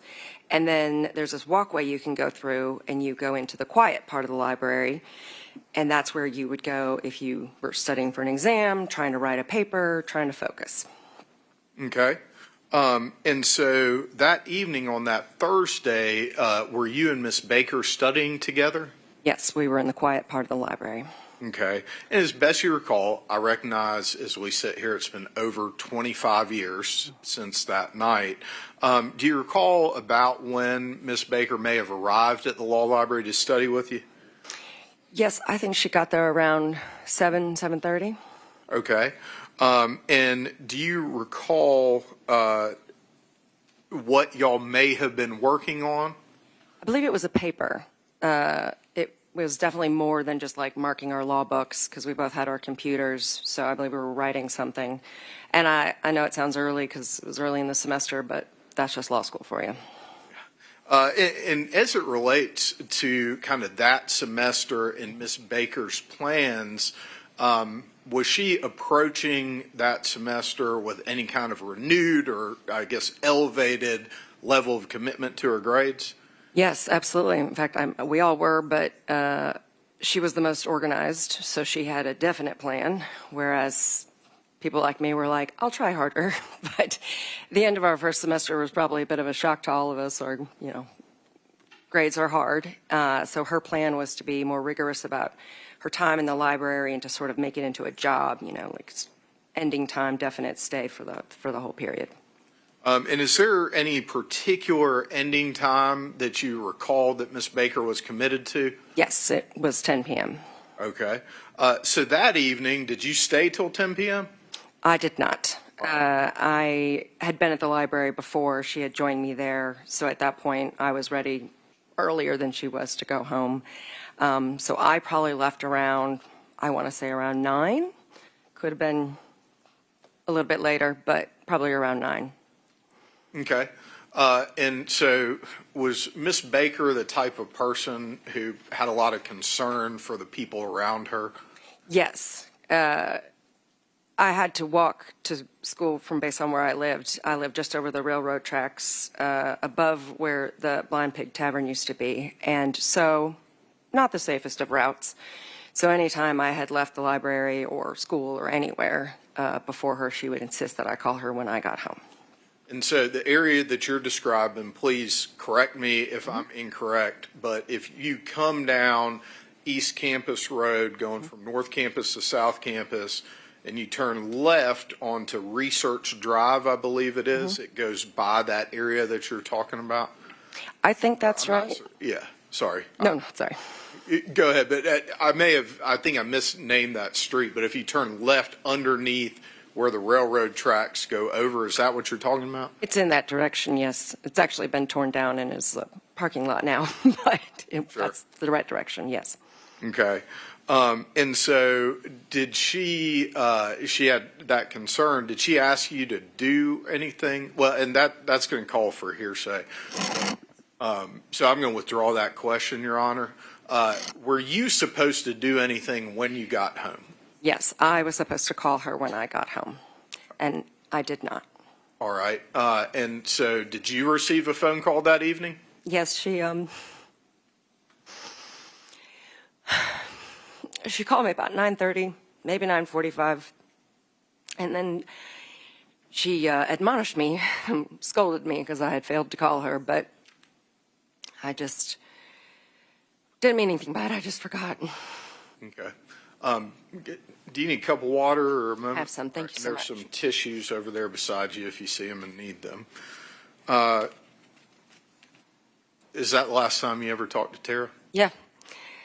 I think the last thing she ever said to me was I said, hello, and she said, you did not call me. And I said, I know, I'm so sorry. And she said, but you're okay? I said, I am. And she said, all right, I'll talk to you tomorrow. And that was kind of it. So when you say I'll talk to you tomorrow, this is Thursday night. Yes. So tomorrow would be Friday, January 19th, 2001. Is that right? Yes. I would just object to leading questions. I've given counsel leeway. I didn't want to just make. All right. I would ask the court to instruct them to ask appropriate questions. All right, I'm going to sustain that objection. If you will rephrase your questions to be non-leading. Yes, Your Honor. What day would the next day have been? January 19th, 2001. And what day of the week would that have been? Friday. Okay. And so on Friday, what would y'all's first class of the day have been? I believe it was property. All right. And I think we already talked about this, but about what time did that start? At 9:30 in the morning. Was Tara in class? No, she was not. Was that something that was unusual for Tara? It was. And we did, I recall my friends and I discussing it, but we thought, well, it's her birthday weekend. Maybe she slept in, Okay. Did she show up for any of her classes after that?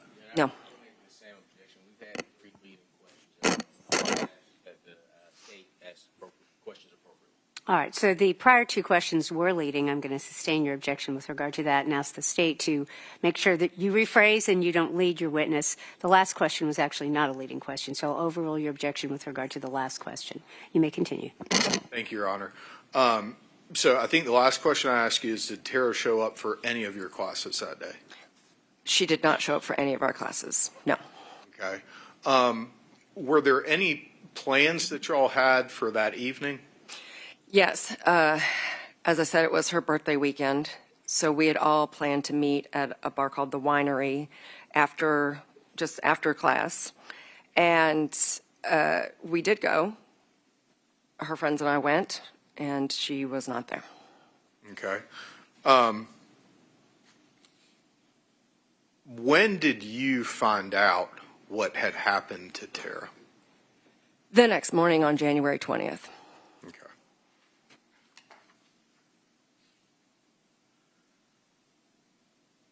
How is it that you learned about Tara's murder? A friend of mine from law school named Jim Davis called me, and he said, Katie, I'm so sorry, but Tara's died. And I yelled at him, and I was very mean. I told him he was not funny, and then I hung up on him. And then I called our friends. We called them the Ericks because they lived in the same house. So I called the Ericks, and one of them answered. And I said, Eric, Jim has said the most insane thing to me. And he said that Tara died. So I need you to go get your paper and tell me he's wrong. And he did. He went out, and when he came back onto the line, he was just very shaken. And he said, Katie, I'm sorry. She died. I don't remember her.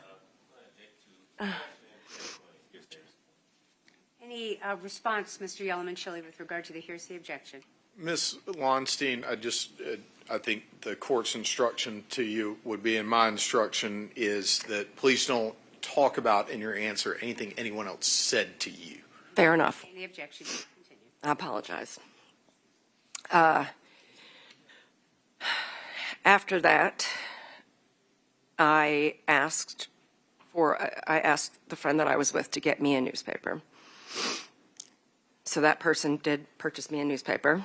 And then I saw the headline, Student Slain, and then the next thing I remember is I fell down, and then I started crying, and I don't know when I stopped, but that's how I found out. I want to ask you a little more about your relationship with Tara. And I think, Jenya also seems to have been part of this group. Is that right? Yes. Okay. Would Tara share things with y'all that she didn't share with kind of the rest of the law school section and class? That is my perception, yes. Okay. Was there anything related to her last name that she shared with you that she didn't share with the rest of the law school section and class, to your knowledge? Yes. To my knowledge, this was something she kept a little more private. Her name had been Barker. It was the name of the man who was her biological father, and she had changed it pretty close to law school, from my understanding, to Baker, which is the man she calls her daddy, his last name. Okay. Were you aware of whether or not Tara was dating anyone? Yes. Okay. And who is that person, if you know? His name was Chris. I'm sorry, I don't remember his last name, but yes, she was dating Chris, and she'd been dating him for a while, as far as I knew. Did Tara, and I'm not asking you to get into anything Tara said to you, okay, but did she ever talk to you about Chris? Yes, in a very normal way. We talked about our friends, we talked about our families, we talked about our relationships. I myself was in a relationship with at a time, so we shared stories like that. Mm-hmm. What was, based on those conversations with Tara, what was your impression of their relationship? That it was good. She was positive. She would smile when she talked about him. No, nothing except for happy. I don't have any other questions. Thank you very much, Ms. Launstein. Cross-examination, Mr. Cruz. Sorry for your loss, Ms. Launstein. Your Honor, I do not have any questions, but I would ask if we could approach. All right, may approach.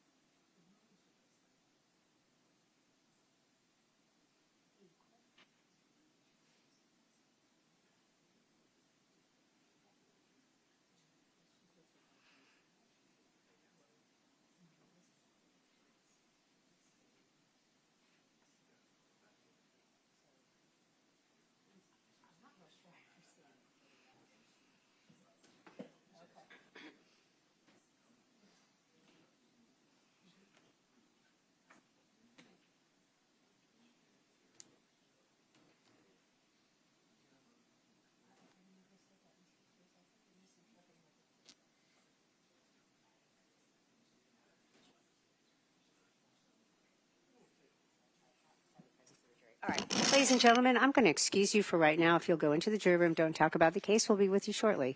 There are some things I need to take up outside your presence. Thank you.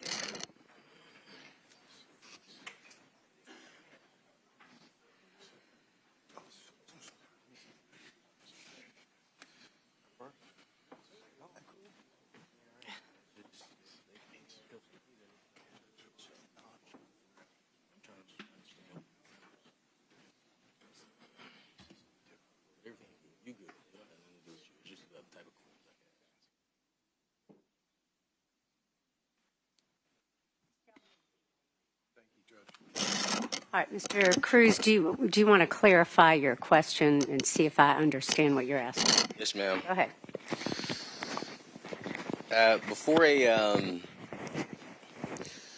Before our trial, I filed residual hearsay motions. The Honorable Court entered an order stating that I could not ask any witness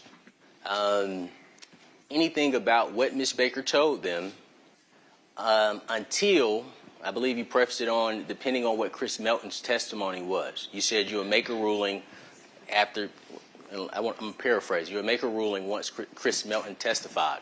You instructed me that in opening, I could not mention anything that Ms. Baker may have said to anyone. And as you know, in opening yesterday, I was held in contempt for making a statement that Chris Melton made that the Honorable Courts, that Mr. Yalamachili asked for, and the Honorable Court granted, saying that I violated Rule 412, based on me stating that Mr. Melton stated she must have been with someone else when he was told that somebody else's DNA was found after he knew for 25 years somebody else's DNA was, or at least he was told DNA was present. Based on yesterday, I said, well, look, I need to be conservative. I don't want to offend the court in any way. I don't want the court to think I'm doing anything intentional when I'm not. So I assumed that Ahmad don't speak on anything regarding Tara Baker's statements until the Honorable Court makes a ruling. However, Mr. Yalamachili just asked Ms. Lunstein, based on what Tara Baker told you, what is your impression of the relationship? And I looked at the Honorable Court to see if the Honorable Court was going to say anything. Nothing was said. So that's why I came to the bench to just get clarity. And the only thing I want to do, Your Honor, I just don't want to offend you. I don't want to offend you. Yesterday, I got held in contempt, and I didn't even realize that I was doing something that was improper. So I'm trying to make sure I'm walking on eggshells for Your Honor. I'm trying to make sure I do everything right for Your Honor. So I just want clarity that if that question is okay based on the court's order. That's the only thing I want clarity on. Can I ask witnesses based on what Ms. Baker told them? What is their impression of the relationship with Chris Melton and Ms. Baker?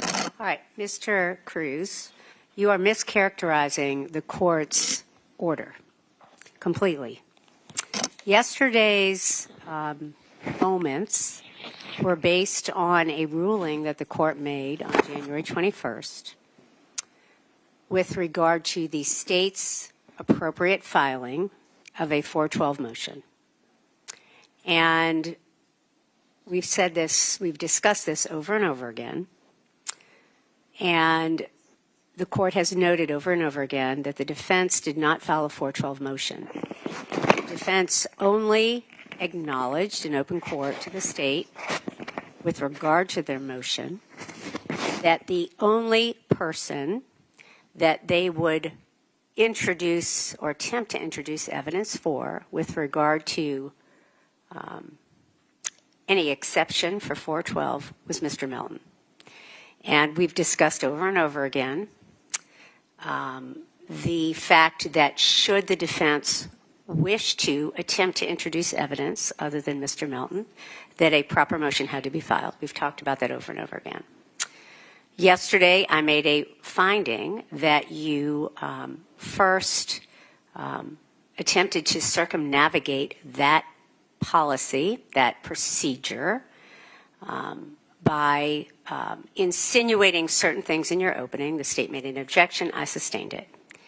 And I had a pretty lengthy discussion with counsel outside the presence of the jury, warning counsel not to do that. When you did it again, the state made an objection. I sent the jury out, and that's when I made a finding of contempt after allowing you certainly to explain yourself. And I found that that was a violation of the court's order with regard to 412. And so your characterization for the court about what you're allowed to say and what you're not allowed to say is not, does not comport with what happened yesterday. The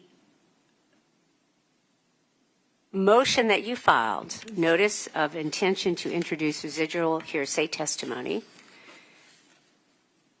is in relation to certain statements that you are asking the court to admit. They are pending. And they are pending because I made, and you appropriately said this, it will depend on how the evidence unfolds.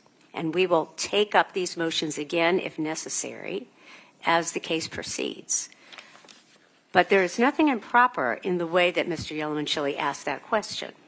And it has nothing to do with 412. It doesn't have anything to do with my prohibition that I gave the defense.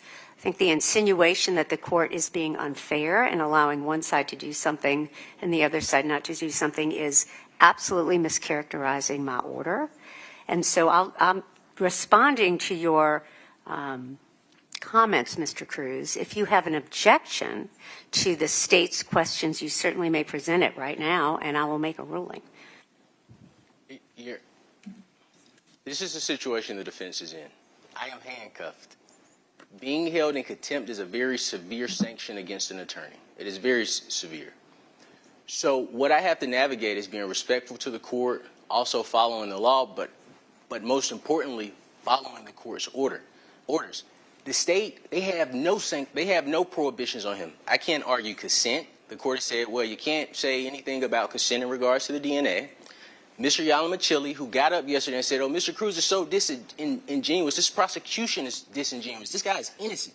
The evidence will show he's clearly innocent. So, but I won't go there. But we have restrictions. We have restrictions on us that the state does not have. So what I have to do, because I've been held in contempt, is I have to make sure I don't do anything that'll surprise me like it did yesterday. Okay. So Mr. Cruz, I would like to respond this way. Your characterization of being handcuffed, so you speak, is very unfortunate. And I think that is an unfortunate way to address the fact that the only reason that we're having this discussion is because you have not filed the appropriate motions for the court to take up.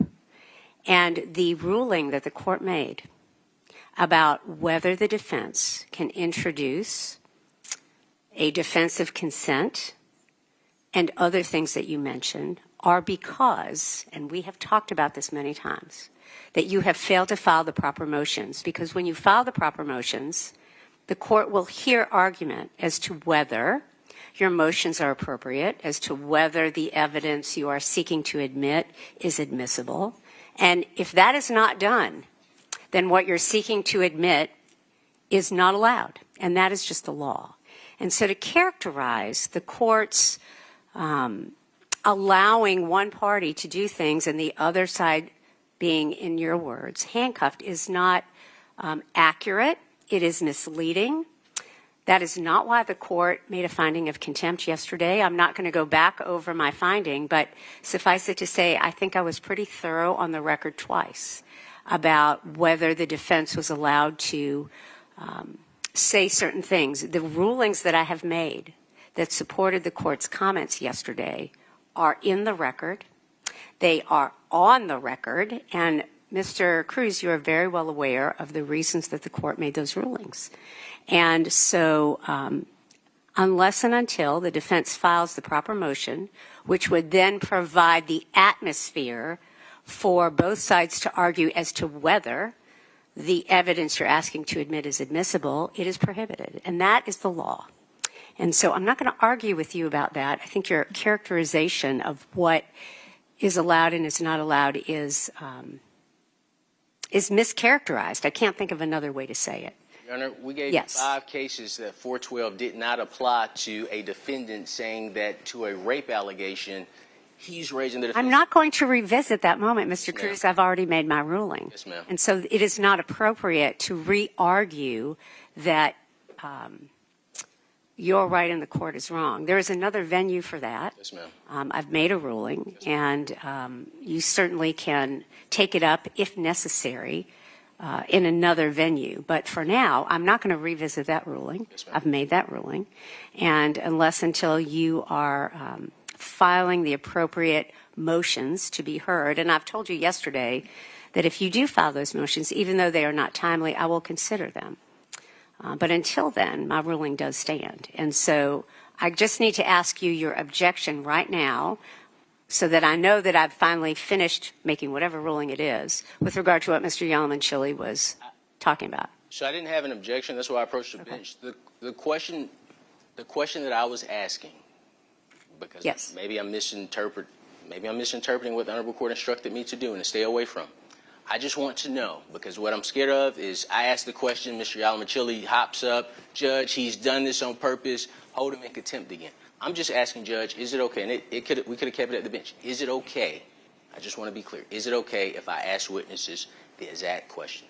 Based on what Ms. Baker told you and what she discussed in her relationship, what was your impression about Ms. Baker's and Chris Melton's relationship? Is that an okay question for me to ask? Yes, it is, sir. Yes, That's ma'am. what the state just asked. Yes, ma'am. Yes, sir. Thank you, Your Honor. And that was one of the moments with regard to that particular witness, Mr. Melton, that was basically properly noticed by the defense to the state, because we had a hearing where we had that discussion.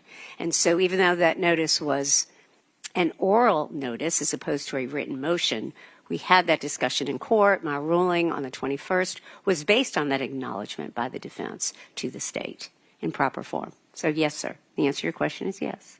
Mr. Yalamanchili, did you want to respond at all? I've been talking with Mr. Cruz. You're the other party. If you'd like to make a response, you may. And then, Mr. Cruz, you'll have the last word. Go ahead. Thank you, Your Honor. As the court said, the issue Mr. Cruz actually raised at the bench where the discussion started had nothing to do with 412. The court's already said we're not revisiting the long discussions. The court's reviewed all the cases, made its ruling in accordance with the laws of the state of Georgia. I just want to, I guess, establish for purposes of the record that Mr. Cruz filed a notice of intent to introduce residual hearsay statements. So asking to actually elicit hearsay from witnesses. The court withheld its ruling. I do want to say that at least, and I don't have the transcript in front of me, but I think Mr. Cruz has misconstrued the court's order as it related to that, which was we are going to hold rulings on this notice until such time as there has been testimony from the witness and some of the predicate requirements may be met about truthfulness, and then the court, obviously it will be in your discretion even to admit or deny the introduction of those statements. But I just want to establish for the record, the state did not elicit any hearsay statement regarding Ms. Baker saying what it was about the relationship. We established foundation that this is a person who had discussions with Ms. Baker about her relationship, and we laid a foundation that they had a close and trusted friendship, and then just asked her about her impressions of their relationship. So I just want to make that clear for the record. And I think that's an important distinction. So, Mr. Cruz, with regard to your question, let's go back to your question. Your question about eliciting information about the witness's impression of any status of relationship between Ms. Baker and Mr. Melton is certainly permissible. The state just asked it. The defense can ask the same thing. What neither party can do right now is elicit hearsay testimony. And let me just rephrase so we're on the same page. Because sometimes these things can get very technical, and I want to make sure that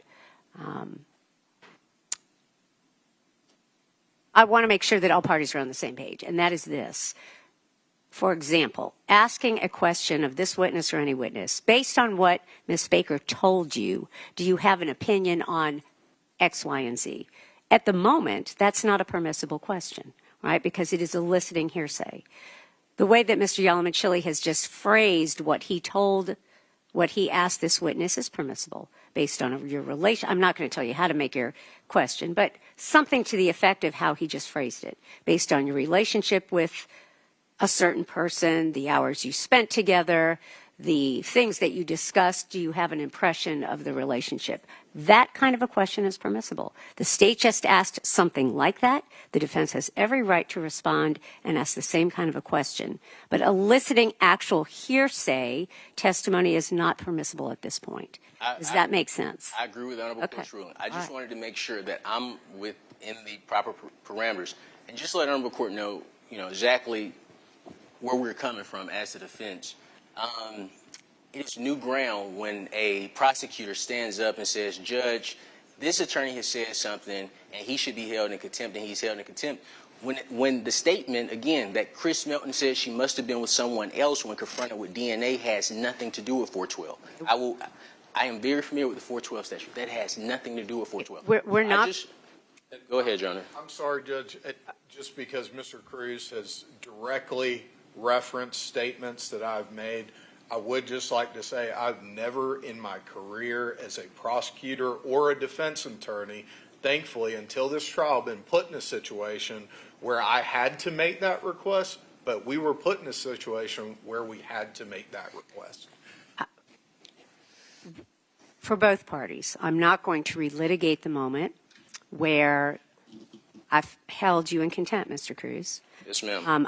I am going to tell you that the comments that you have made, in my opinion, are mischaracterizing what happened yesterday. I'm not relitigating that moment. Yes, ma'am. I'm going to ask that all parties move on. Yes, ma'am. It is 5 after 12. I'm instructing both parties not to violate my ruling on 412. If there is a motion filed, even though it is untimely, I will consider it. But other than that, we need to move along. So is there anything else, Mr. Cruz, you would like to ask the court? No, ma'am. All right. Thank you. Your Honor. Yes. Just to let you know, I am walking on eggshells. So if I have concerns about something, I'll just ask to approach the bench. It doesn't even have to be on the record. I just want to make sure I don't violate anything that the Honorable Court puts in place. Well, Mr. Cruz, I'm sorry to hear that. Yes, ma'am. I don't know that walking on eggshells is a fair representation of what happened yesterday. I think the appropriate response should be to review the court's rulings and just recognize what they are and not violate them. Yes, ma'am. All right, thank you. If you'll bring the jury up, please. Thank you. Stand up for the jury.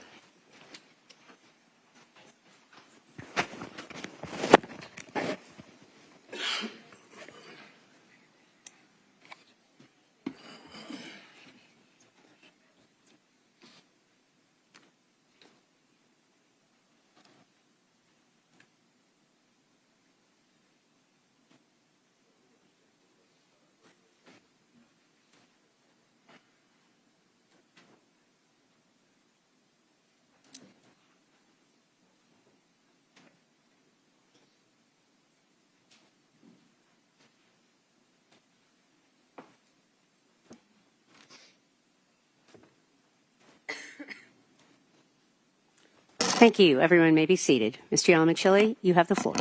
Thank you, Your Honor. I believe Mr. Cruz indicated that he didn't have any cross-examination questions for Ms. Lunstein, and I don't have any. I'm not sure I heard that. Okay, so you were finished. Mr. Cruz, do you have any questions for this witness? I do not, Your Honor. All right. Mr. Yalomachili, anything else from this witness? No, Judge. May she be excused? We'd ask that she is. Any objection from the defense? No, ma'am. All right. You may be excused. Thank you. May I see counsel at the bench now that we are excusing that witness?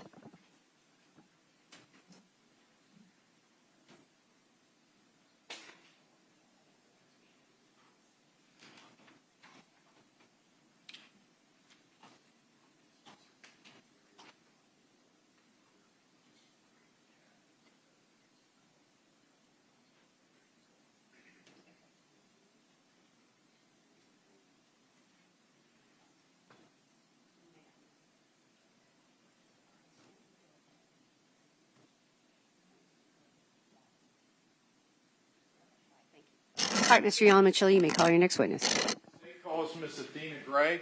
Could you get Ms. Adina Gray, please? Thank you.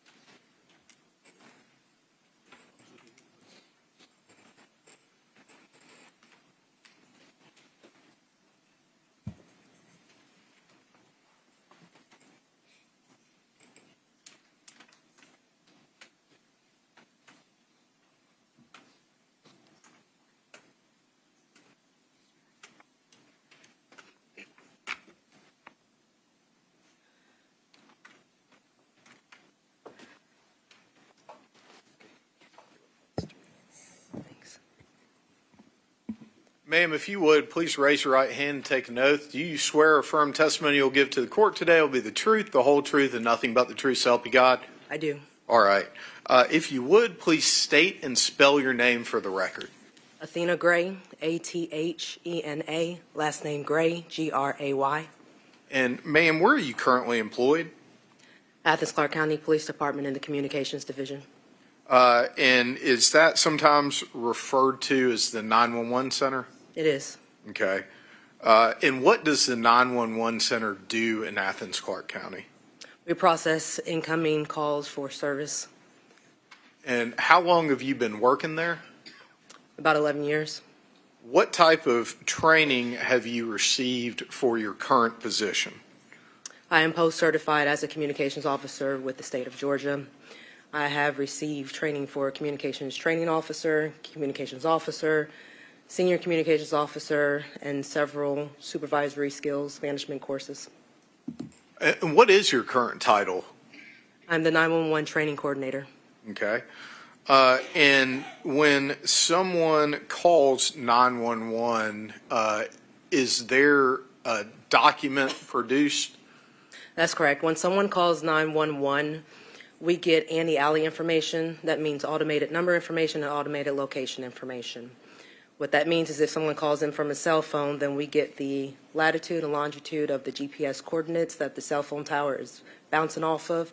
We also get the phone number and we get the provider. So whether it's AT&T or Sprint, if it's calling from a landline, then we get the subscriber information, whether it's a business or a residence. We also get the phone number and the address that it's registered to.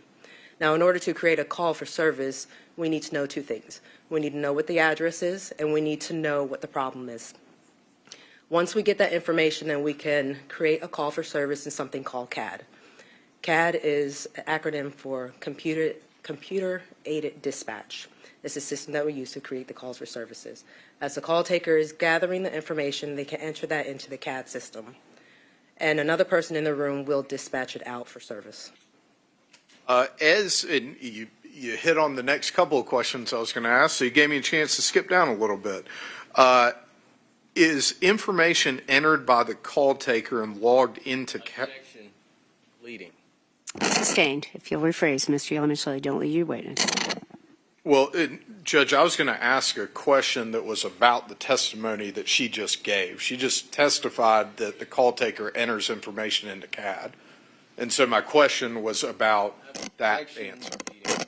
All right. Well, that wasn't a question at all. Okay. All right. So I'm just going to sustain the objection in the manner in which you asked it. I certainly will allow both parties to provide context to their direct examination questions or their cross if they choose to, but just make sure you don't lead your witness. Thank you, Judge. Is the time that information is entered recorded in the CAD? It is. Okay. And is the CAD maintained? Objection, Your Honor. Leading. Right. I'm going to overrule that objection. Is the CAD maintained in the normal course of regularly conducted activity by the 911 center? It is. Okay. And is that part of the regular practice of the center? It is. Are you familiar with the system that is used to record and maintain information for 911 calls? I am. And Judge, I'm going to show Mr. Cruz what's been marked as State's Exhibit 35.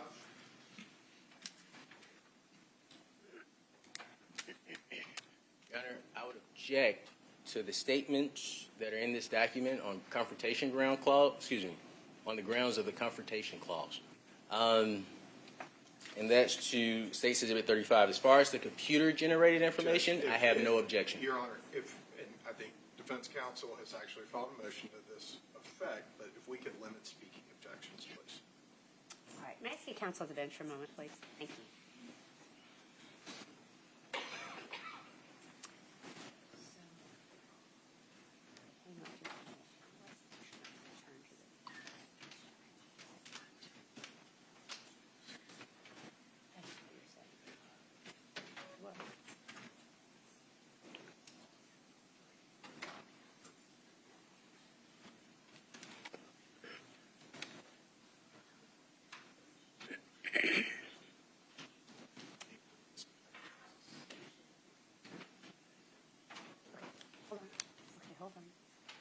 think, let's just get through this witness. The proper way to do it is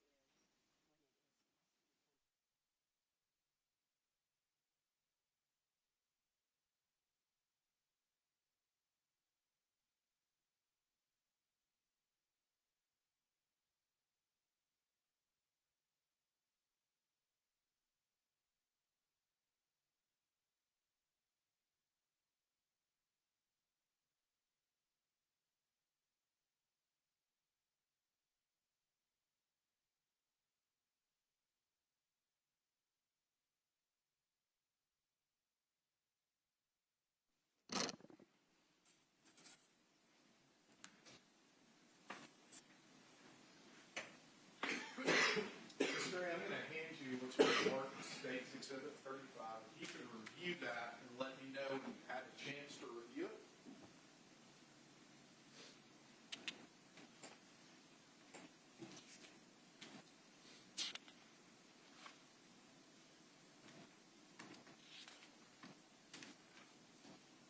Okay. And what is that document? It's a CAD fire report. Okay. And is there any address associated with that? It is. Okay. What's the address associated with it? 160 Fawn Drive and 175 Fawn Drive. Okay. And is there any date as far as when the call was made? Yes, it is. Okay. And what is that date? January 19, 2001. Okay. And does that appear to be a fair and accurate depiction of that fire CAD? That's correct. All right. Judge, I move to tender 35 at this All time. right, Mr. Cruz, any objections, sir? No objection, Your Honor. All right, it is admitted.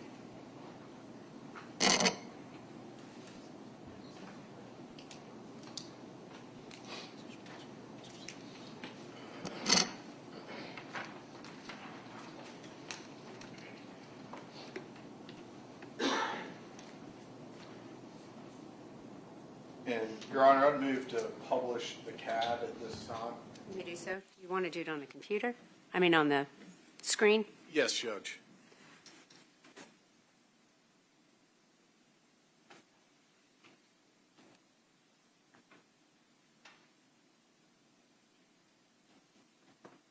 Give it a second. I have the blue light on over here, which, That's one over here, too.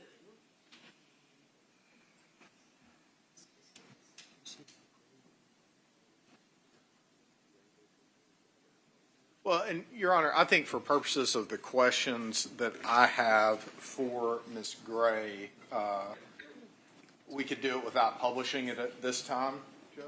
All right. Mr. I'm going to hand this back to you. So there are multiple dates on that CAD, and we've already talked about the incident date from the call. Are there any other dates in the top left-hand corner of that document? Yes, it is. Okay, what is that date? That's when it was printed out. Okay, and so, but what specifically is the date? March 24th, 2006. All right, and so just to clarify, you just testified that that's the date it's actually printed, is that right? That's correct. Okay, but what was the date of the actual call? January 19th, 2001. Okay, and is there a time associated with the call? Yes. What is that time? 11/22/23. Okay. And as information is entered into the CAD, are there timestamps associated with that? There is. Okay. And I want to ask you about a timestamp from 11/22/41. What is the information entered by the call taker at that time? 11/22/01. I had it in my notes as 11/22/41. Objection, Oh, I Your see. Honor. Objection. Counsel asks question, witness gives testimony. All right, I'm going to overrule the objection. I think you're clarifying your question. Go ahead. Says called in from 175, said he is across the street. Looks like 160 is on fire. Okay. The entry at 11/32/50. Per command, get investigator. At 11:33:36. Command advise victim in structure. And then at 11:34:36. Command advise need forensics. Okay. And that, so those times that are noted, is that AM or PM? AM. Judge, I don't have any other questions for Ms. Gray at this time. All right, Mr. Cruz, cross-examination. I have no questions for you, Ms. Gray. I just want to thank you for your service. Thank you. Mr. Yelman-Chili, can we excuse this witness? I'd ask she be excused, Judge. Any objection from the defense? No, ma'am. You are free to go. Thank you. Ladies and gentlemen, we are going to take our lunch break right now. I'm going to give you the same instructions I've given you this entire time that we have met. Please don't discuss the case with anyone. Please don't do any independent research, of course. Don't go on the internet in any way and look up anything you may have heard today or before today. And other than that, enjoy your lunch. I'd like for you all to come back here by 1:30. We're going to start testimony again, so it's about an hour and 10 minutes. Enjoy your lunch. We'll see you all at 1:30. Thank you.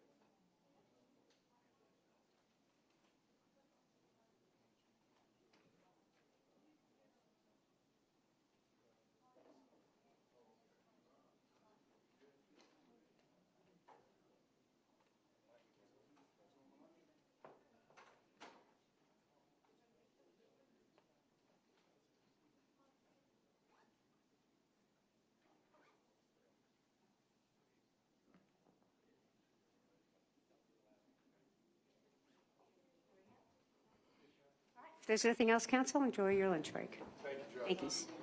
1:30. Yes.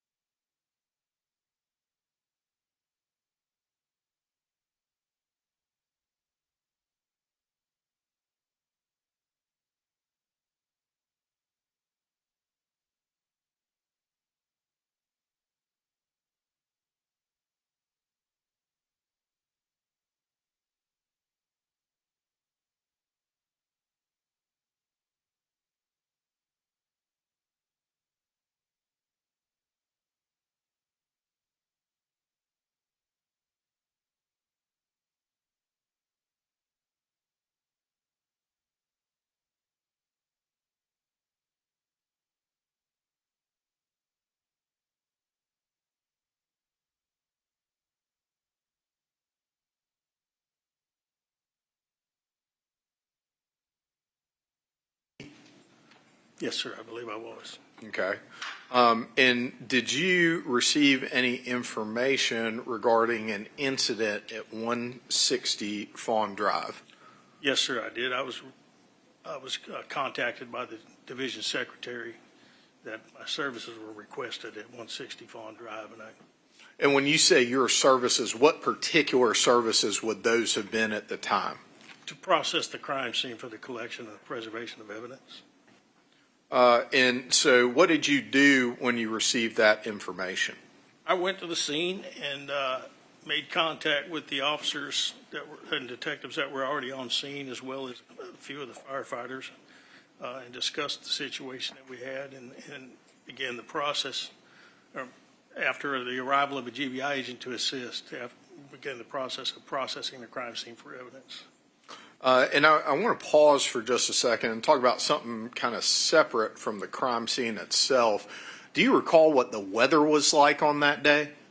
It was kind of cool and rainy. We'd have sections of heavy rain to mostly light rain, but I believe it's in the 50s, mid to low 50s, up to as much as 60 degrees. Okay. And so when you arrived on scene, well, let me ask you this question first. Is there a typical process that you go through when you're about to prepare to process a crime scene? Usually the first thing I'll do, I'll take video if it's necessary. We didn't do it on all crime scenes, but on the major ones we did. And then I would do photographing of the scene before anything was moved or disturbed. We would try to document the scene through photographs and video. And so I'm going to hand you what's been marked as State's Exhibit 36 after I show it to defense counsel. Your Honor, may I have permission to approach the witness and move freely through the well of the court? Granted. Thank you.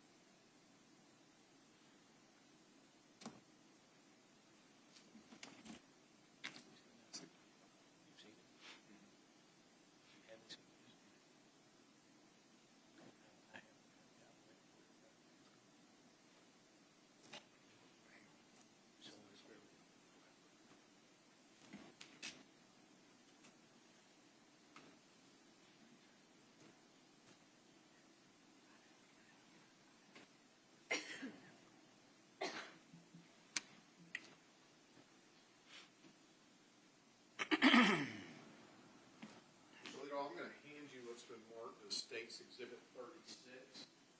Would you take a moment to take a look at that and tell me if you recognize what it is? I do. How do you recognize it? It was presented to me by your office as a copy of the crime scene video downloaded to a flash drive.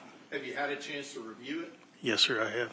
And does it, after having reviewed it, does it fairly and accurately depict the video that you created on January 19th of 2001 of the scene at 160 Fawn Drive? Yes, sir, it does. All right. Judge, I move to tender your State's 36 and publish it to the jury. Any objection? No, ma'am. It is admitted. Mr. Leadall, while I'm getting this set up, 160 Fawn Drive, what county is that located in? It's in Athens, Clark County.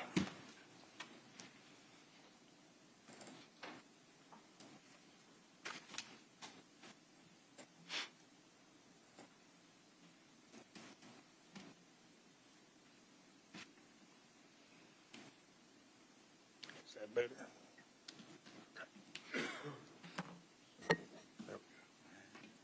Just put it in there 2 seconds.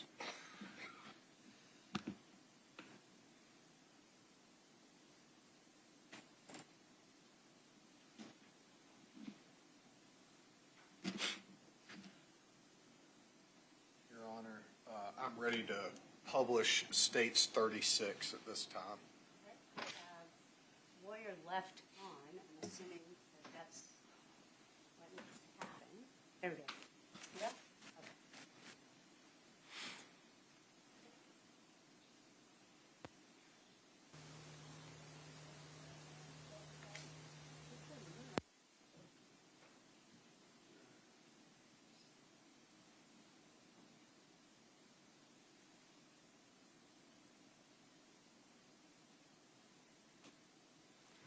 Ladies and gentlemen, are you not getting it on your screens in front of you?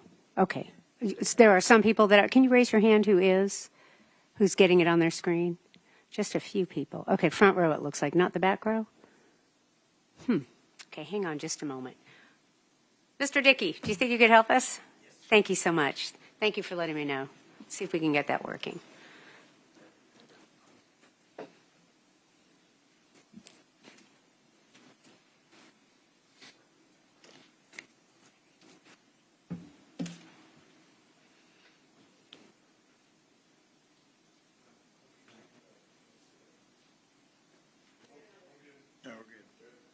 Everybody has it on their monitor now? Excellent. Very good. Thank you, sir.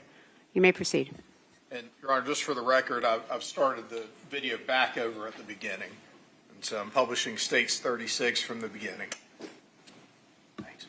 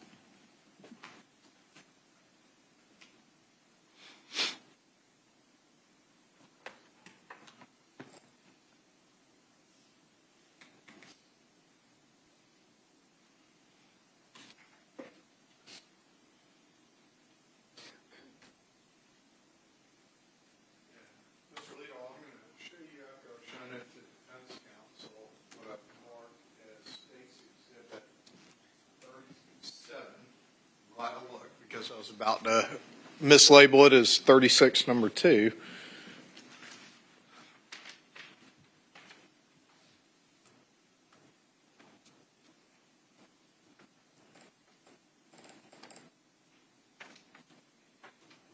So I'm going to hand you State's Exhibit 37.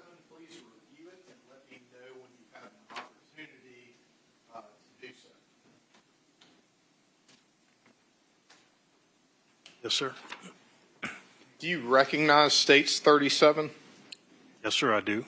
And what do you recognize that to be?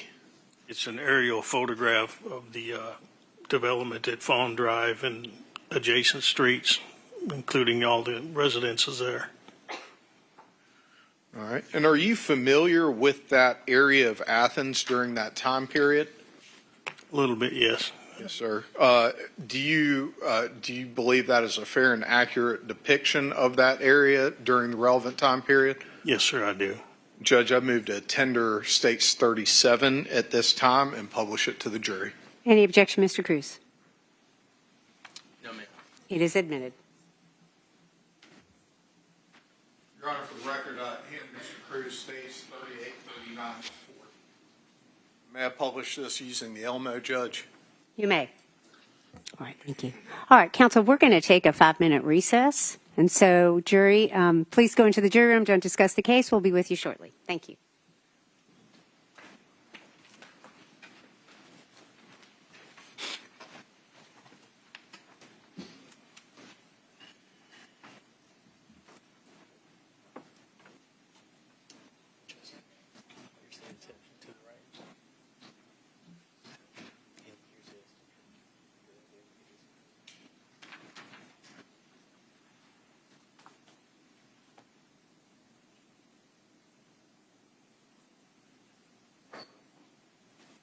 Y'all may be seated. Counsel, just a jury member needed to take a break.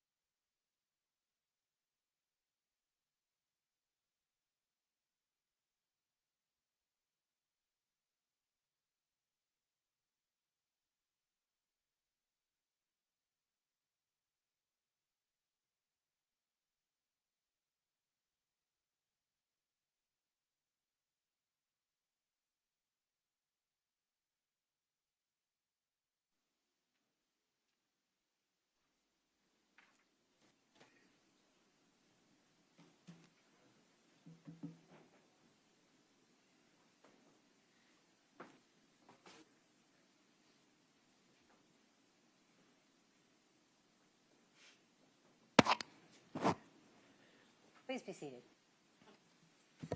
Mr. Yalamanchili, you have the floor. Thank you, Your Honor. I'm going to start calling you Lieutenant Leadall. Every time I say Mr. Leadall, it just feels weird to me. So I'm just going to refer to you as Lieutenant Leadall from now on. Sir, you have State's Exhibit 37, which has been admitted into evidence up on the screen there. Your Honor, would you enable the ability for Lieutenant Leadall to draw on the screen? Thank you. And Lieutenant Leadall, looking at that image, can you draw a circle around where 160 Fawn Drive is located? Yes, sir. All right. And so looking at that image, it seems to me at least, well, let me just ask you a question. Is there anything different about the roof at 160 Fawn Drive from the other roofs in the area? Yes, sir. It's covered with a tarp. Okay. And could you point out where Cooper Road is in relation to 160 Fawn Drive if you just draw a line across the roadway? Yes, sir. This would be Cooper Road here. Okay.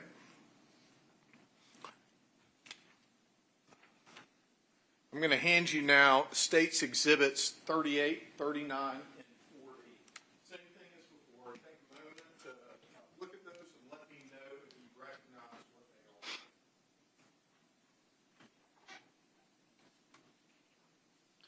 Yes, sir. I do recognize them. And starting with State's Exhibit 38, what do you recognize that to be? That is a diagram of the floor plan of the residence at 160 Fawn Drive. Who created that diagram? I did. All right. And is it a fair and accurate depiction of the diagram that you created? Yes, sir, it is. I move to tender State's 38 at this time. Any objection, Mr. Cruz? Hearsay to the last two exhibits. Any response to the objection? Oh, wait, you mean of 39 and 40? Correct. Okay, Those are the let's- ones with the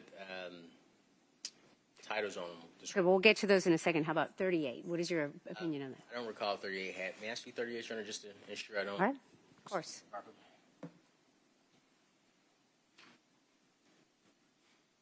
No objection to 38. All right, it is admitted. State's Exhibit 39, what is that? That is a diagram of the bedroom. Hang on a second, sir. I'm sorry. Yes, sir?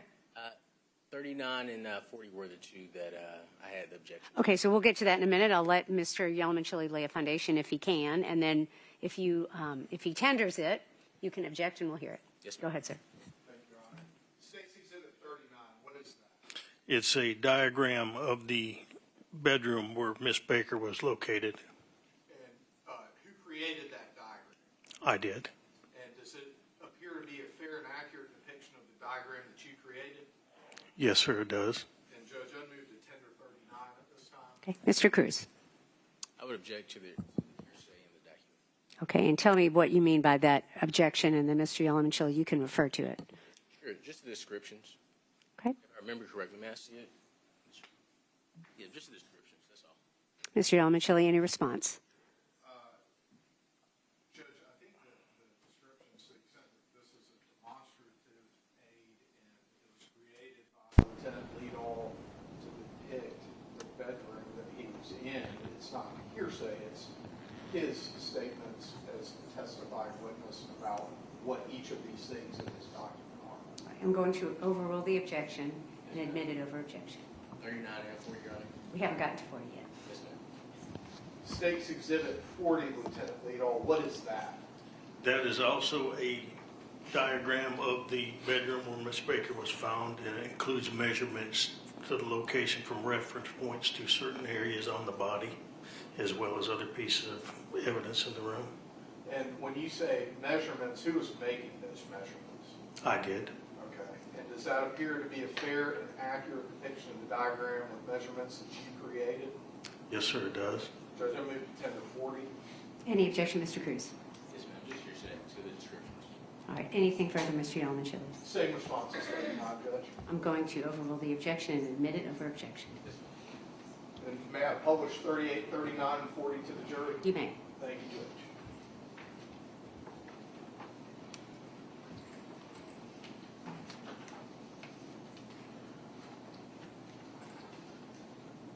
So Lieutenant Liedall, starting with, oh, froze up on me.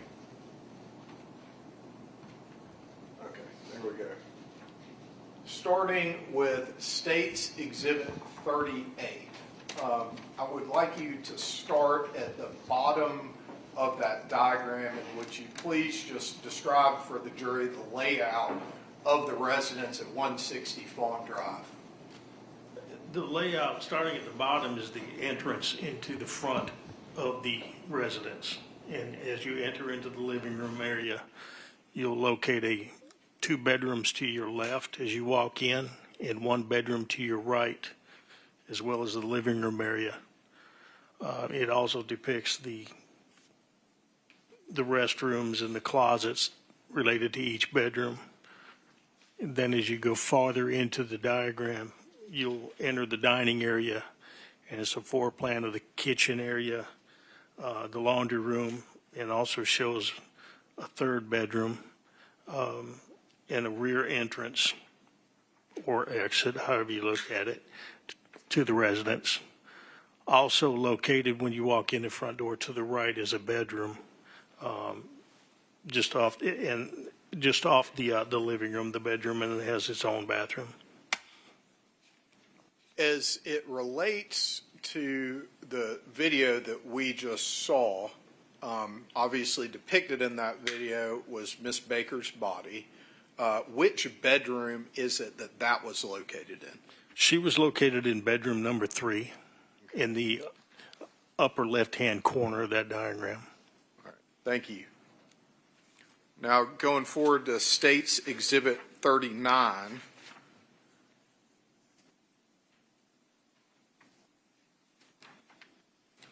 I'm going to point down, obviously there is a human-shaped drawing here.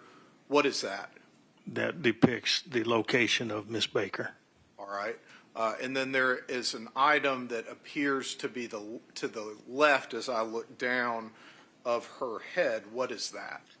That would be a knife that was found on the floor beside the body. And then moving up towards the top of the document, what is the next arrow pointing towards and identifying? That is the printer cable and power transformer that went from the printer to the body of Miss Baker, and the cord itself was wrapped around her neck. And then as we move up, directly up from there, what is that arrow and what is it depicting? That's showing the footboard of the bed, that it was broken away from the frame of the bed. And then if you continue a little bit farther up there, you'll see the printer where that cable was run to. And then I'm going to go to State's Exhibit 40.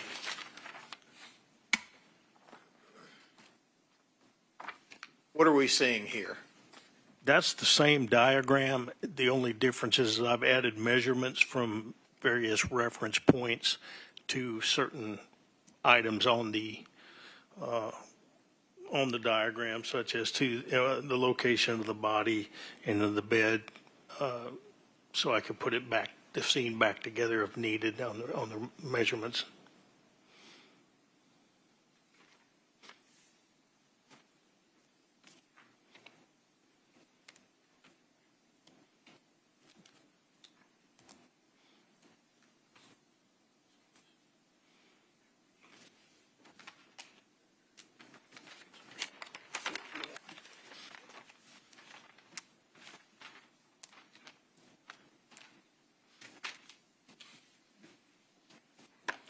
You mentioned taking a video, and you mentioned also taking still photos. I'm going to hand you.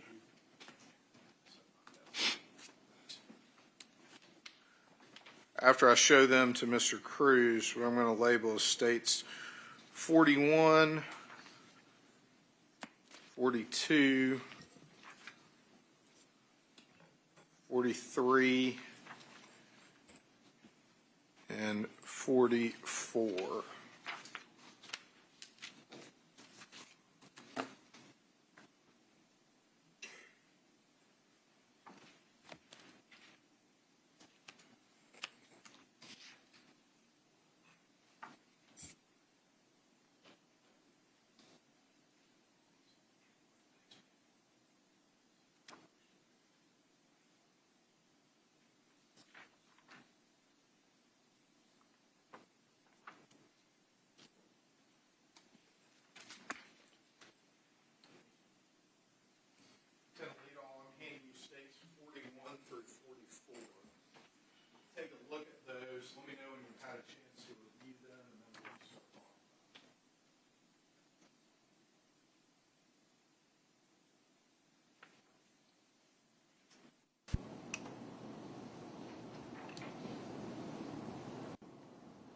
viewed them, yes.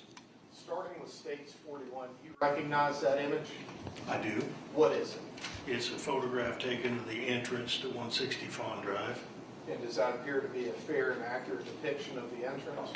Yes, sir, it does. And I tender States 41, Judge. Any objection, Mr. Cruz? No, ma'am. It is admitted. States 42, do you mind telling me what that is? That is also a photograph of the front entrance to 160 Fawn Drive, just taken from a different angle. Does it appear to be a fair and accurate depiction? It does. Move to tender 42, Judge. Any objection, Mr. Cruz? No, ma'am. It is admitted. And then as to States Exhibit 43, what is that? That's a photograph of the damage to the front door that was made upon entry. All right, does this appear to be a fair and accurate depiction? It does. Move to tender 43, Judge. Any objection, Mr. Cruz? No, ma'am. It is admitted. And 44, what is that?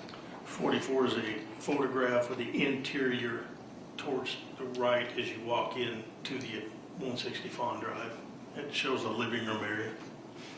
Thank you. Does that appear to be a fair and accurate depiction? It does. Move to tender 44, Your Honor. Any objection, Mr. Cruz? No, ma'am. It is admitted.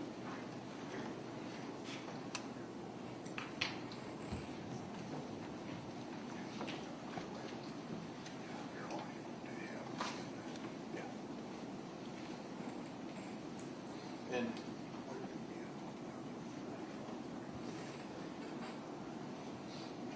Your Honor, I've handed Mr. Cruz a number of other exhibits from the state for him to review. And I would just ask the court to be allowed to publish States 41 through 44 for the jury at this time using the element. Granted. So States Exhibit 41 being published now. Those hoses or tubes down at the bottom of the doorway there, Lieutenant Leadall, what are those? Those are the hoses that the fire department used to extinguish the fire. Now, going to States Exhibit 42. I think you already stated that this is the entryway from a different angle. Yes, sir.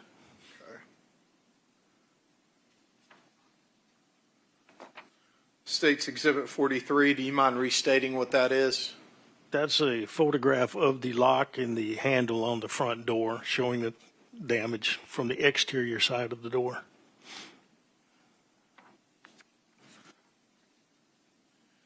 And States Exhibit 44, what is this again? That's as you enter in the front door. It's a view of the living room to the right all the way to the rear exit of the residence.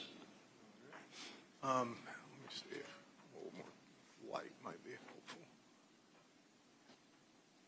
helpful. Lieutenant Leadall, there on the coffee table, what are we seeing? You see some books, and you also have some, appears to be dust and soot, and possibly some fiberglass insulation on the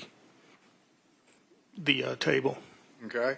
And so when you made entry into the residence and you were walking through, can you describe for the jury the condition of the residence outside of Miss Baker's room, but the remainder of the residence as you walk through it?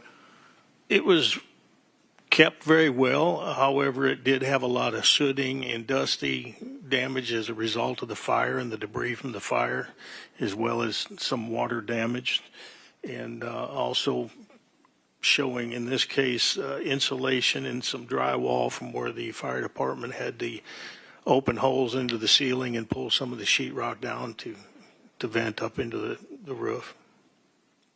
And so I'm going to skip around a little bit as Mr. Cruz reviews the other photographs that we're going to be admitting. What is trace evidence? Trace evidence is small pieces of evidence or minute pieces of evidence such as hair, fingerprints, fibers, any very small pieces of evidence, even parts of bullet fragments, anything that's minute. Can environmental factors at a crime scene impact the ability to collect trace evidence? Oh, yes, absolutely. Okay, and how so? Well, like for example, when you're dealing with fingerprints and you introduce water to an area that can help wash down fingerprints, or it affects the ability to recover fingerprints, because we typically use a powder to try to recover prints, and the water itself could cause damage to it. And prevent you from recovering it. Also, you've got issues where you have, like in this case, the fiberglass insulation, blown insulation falling down. It would make it extremely difficult to recover hairs and fibers and things on the underneath that insulation. And it'd be almost virtually impossible to go through every little piece of fiber insulation to try to determine if there was any trace evidence attached to that. And also you've got temperature can affect, heat and humidity can affect the ability to recover fingerprints, and it also does damage to other items and makes it extremely difficult to recover trace evidence. Did you end up processing this scene for trace evidence? Yes, sir, we did. Were environmental factors, I'm going to use the word factor twice, but was the environment a factor in trace evidence processing in this case? Very much so, yes. Okay. What is a known sample? A known sample is a sample that you get from a known source, such as an individual, or, for example, if you were comparing paints, getting a known reference sample of the paint that you're to compare with the paint that you're finding, or something to compare with the item that you're collecting at the scene. Is it important to collect known samples from people who have been at a scene as part of their normal life? Yes. Okay. And why is that important? You can use it for process of elimination, where you can, if you've got known samples of the people that live there, for example, you can use that to compare to the items that you collected at that scene to determine if it belongs to them or if it belongs to an outsider who may not typically have access to that residence or that location. So you would want the known samples to do those comparisons to eliminate some of the evidence that you or trace evidence that you've recovered, to see what you're left with and to compare it as a possible unknown. Would it be expected or normal to find trace evidence from people who had been at a scene as part of their normal life? Oh, yes, absolutely. Okay. I'm going to hand you now State's Exhibits 45 through 62. And instead of asking you one at a time, I'm just going to let you go through all of them. Just let me know when you've had a chance to do so.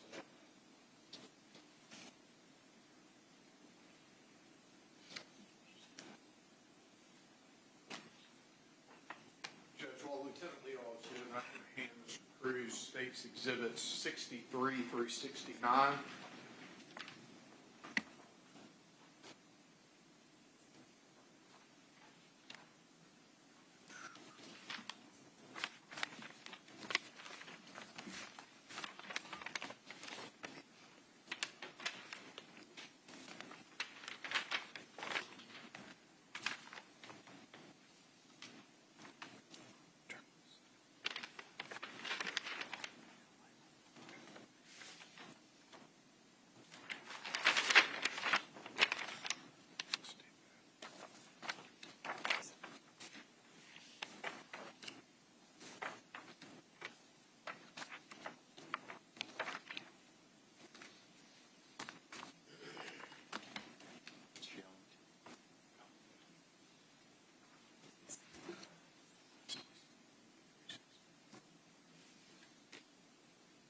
Okay. Kind of collectively, what are these exhibits 45 through 62 that I handed you? they're photographs of the interior of the residence at 160 Fawn Drive, of the various rooms, as well as the bedroom area where Miss Baker was found. And do they all appear to be fair and accurate depictions of various parts of that residence on January 19th of 2001? They do. Judge, I move to tender 45 or 62 at this time and publish them to the jury. Any objection, Mr. Cruz? They are admitted. And your permission is granted. Thank you, Judge. All right, I'm going to start with State's Exhibit 45. I've just put it up on the Elmo. Can you describe for the jury what's depicted in 45? Yes, sir. That's as you enter the front door of the residence that is to your right, and it shows the doorway leading to what I've labeled as bedroom number 1 on the diagram. Thank you. And just for orientation purposes, I'll briefly put back up on the Elmo State's Exhibit 38. You said bedroom 1. Is that correct? Yes, sir, that is. All right. Then State's Exhibit 46. What are we looking at there? That's a photograph showing taken from the front door area going directly back to the rear of the residence. To your left would be the entrances to bedroom number 2 and bedroom number 3 where Miss Baker was located. And I am going to show you 47 now. Is that just a slightly different angle of what's depicted in 46? Yes, sir, it is. And 48, can you tell the jury what that is? Yes, sir, that's a photograph from the doorway entrance to bedroom number 2, which would, as you walk in the front door, that would be immediately to your left. Okay. And I think the jury has seen the diagram. I won't do the reorientation again. Can we go to States 49? What is that? That is also a photograph of bedroom number 2 showing as you walk in the door of the bedroom, it'd be immediately to your right, and it goes back to the bathroom for that bedroom.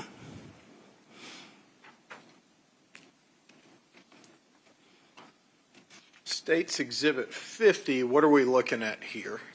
That's a photograph showing the kitchen area and the rear exit or entrance to 160 Fawn Drive. Okay. And in particular, I'm pointing down at the picture to the bottom here. What is that at the bottom of the picture? That is soot and water on the floor of the residence from the fire, as well as the firefighters and other personnel walking on the floor, disturbing that soot pattern.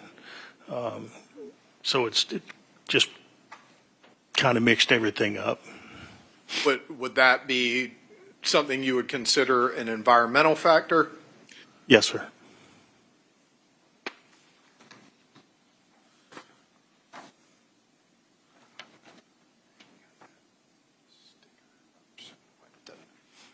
State's Exhibit 51, what are we looking at here?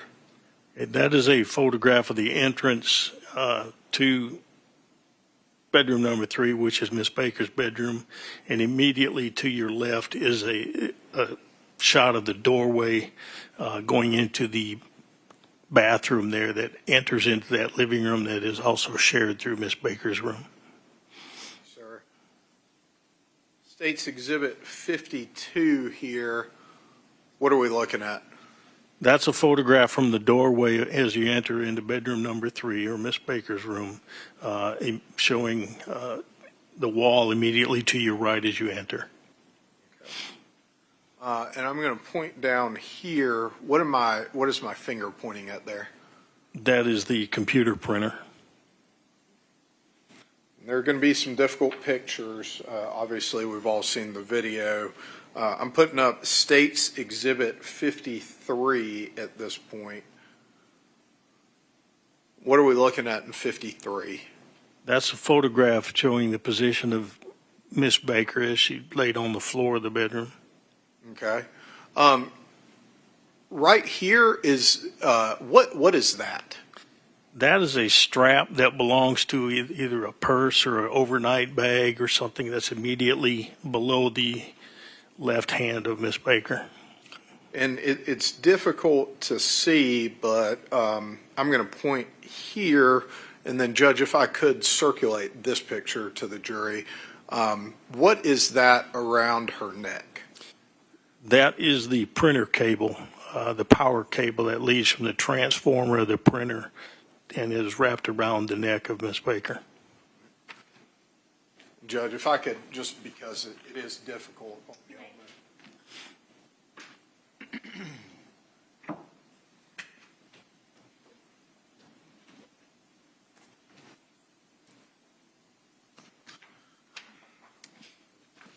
State's Exhibit 54, what are we looking at there?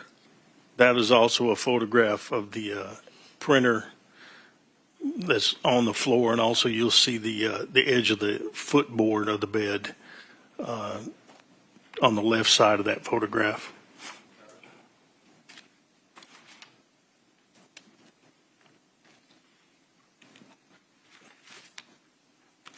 So for orientation purposes, I'm putting State's Exhibit 39 back up. So as you come in the doorway to the bedroom from the hallway, which way would you turn to see the printer that was just depicted in State's Exhibit 54? You would turn to your right. All right.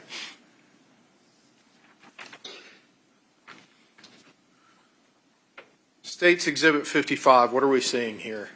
That's a photograph taken from the doorway going straight back to the rear of the room. The door that you see there is the door to the closet. And to your right would be the headboard of the bed, as well as, I believe, a picture frame that's hanging there. And here, right here at the front of the picture, what would that be? That's part of the sheetrock ceiling that was pulled down.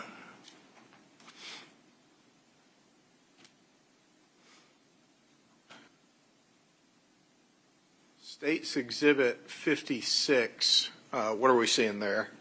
That is also taken from the doorway as you enter the bedroom, and it goes like to a 45-degree angle to the back corner of the room, showing the area where the fire burned through the ceiling into the roof.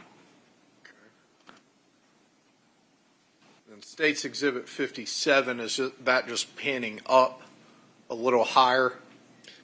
Yes, sir, that's correct. Okay. And so here is that, what are we seeing there? That's the trees off in the distance. It's a shot. It burned through the ceiling, and it's a shot showing the sky.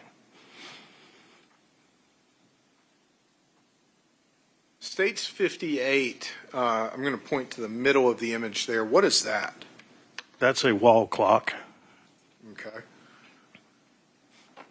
Did you have an opportunity to observe that wall clock yourself outside of having taken a picture of it?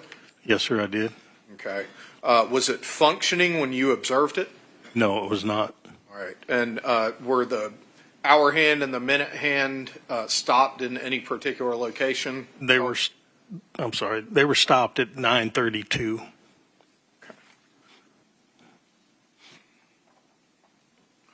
State's Exhibit 59, here in the middle here, what is this? That is the bed spring of the bed that belongs to Miss Baker, and the yellow item that goes across the bed is a fire hose. Okay. And then State's Exhibit 60, which bedroom is that in? That is also bedroom number 3, which is Miss Baker's bed. And then 61, what is that depicting? Again, that's also a photograph of the entire bed in bedroom number 3, and a little bit of the portion of the bottom shows a portion of Miss Baker's arm. And which arm, right or left, would that be of Miss Baker's? It would be her right arm. Okay. State's Exhibit 62, what are we looking at here?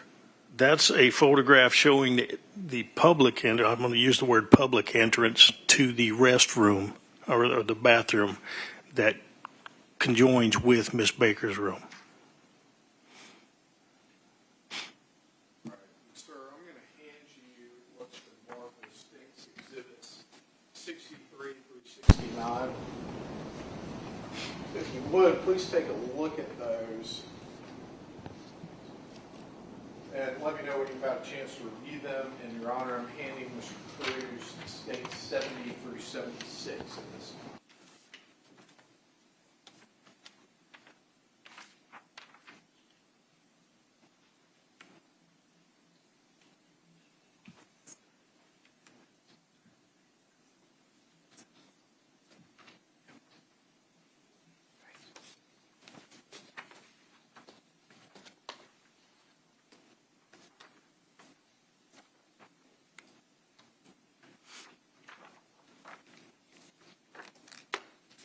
I'm done. What are Those are photographs of various locations inside the residence as you walk into the front door, showing bedroom number 1, which would be immediately to your right as you walk in the front door. In the interior of the room, also a photograph of the kitchen and the stove area and cabinet area to the right and rear door. And another photograph showing the entrance to the laundry room and the kitchen table.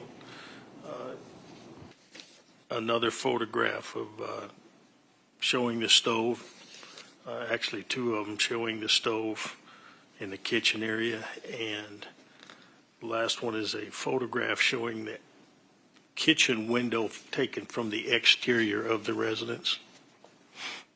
Judge, I would, are these fair and accurate depictions? Yes, sir, they are. Judge, I move to tender States 63 through 69 at this time. Any objection, Mr. Cruz? No, ma'am. They are admitted. I move to publish them to the jury. Granted. All right, State 63, which bedroom would this have been? That's bedroom, what I've labeled as bedroom number 1 on the diagram. Okay. That's immediately to your right as you walk in the front door of the residence.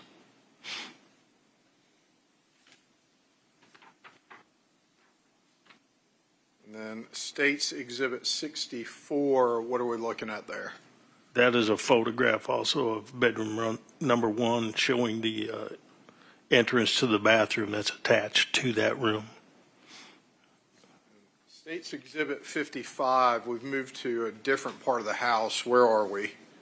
That I'm standing kind of at the edge of the living room, dining room, showing a photograph of the kitchen area and the rear exit of the residence. And States Exhibit 66, what is that depicting? That's a photograph of the kitchen table area and the entrance to the laundry area of the residence. And then States Exhibit 67, what are we looking at here? That is a photograph of the stove in the kitchen. Can you see anything around the eyes of the stove? Yes, sir. It's on the front left corner, you can see some charred remains of something on around the eye and along the edge of the eye. It would be the eye on the, I'm sorry, it would be the eye on the front left corner. So as you face the stove, the front left corner? Yes, sir. Okay. State 68, what are we seeing here? That is a closer shot of the eyes of the stove and also including that front left eye, showing the items that were there. All right. And then States Exhibit 69, what is this item? That's a photograph of the rear, taken from the exterior of the building of the window leading to the kitchen of the residence.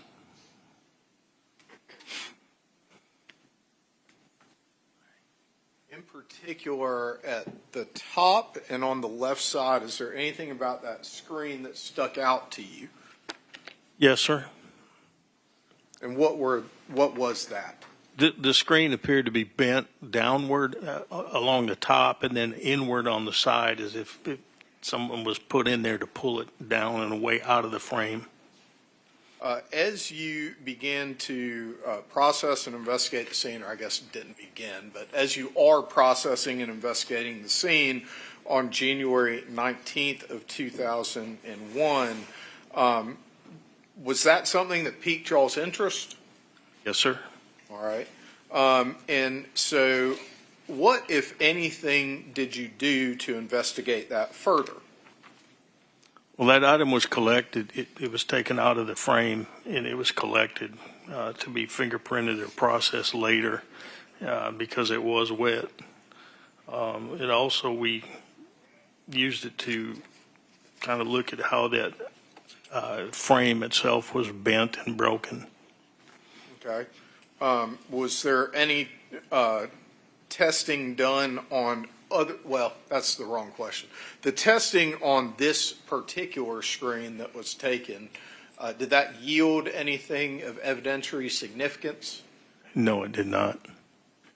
As it relates to other screens, You have an objection, Mr. Cruz? I would just object to leading. I try not to make that objection too many times, but I just asked them. All right.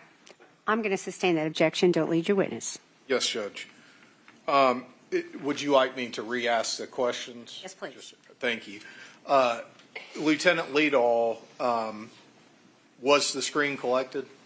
Yes, sir, it was. Was it processed? Yes, sir, it was. What, if any, results were yielded?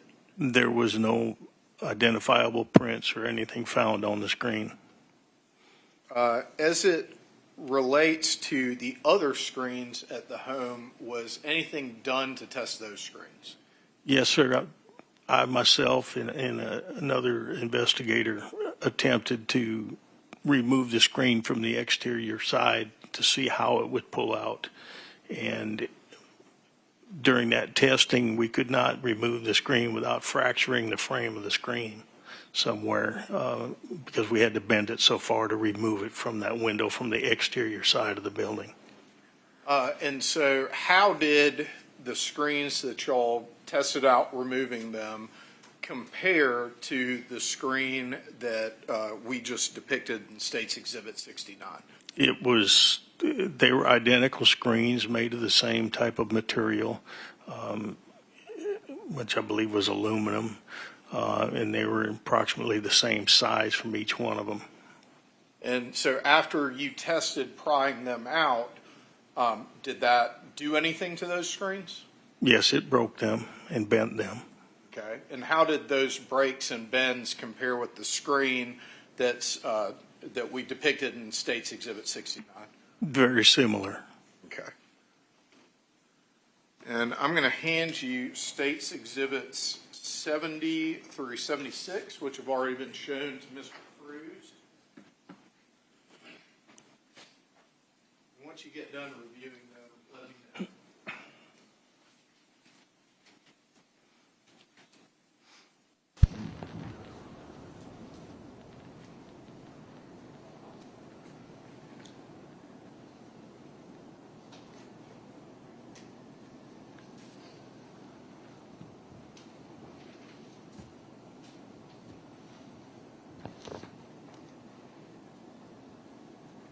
Sir, hold on.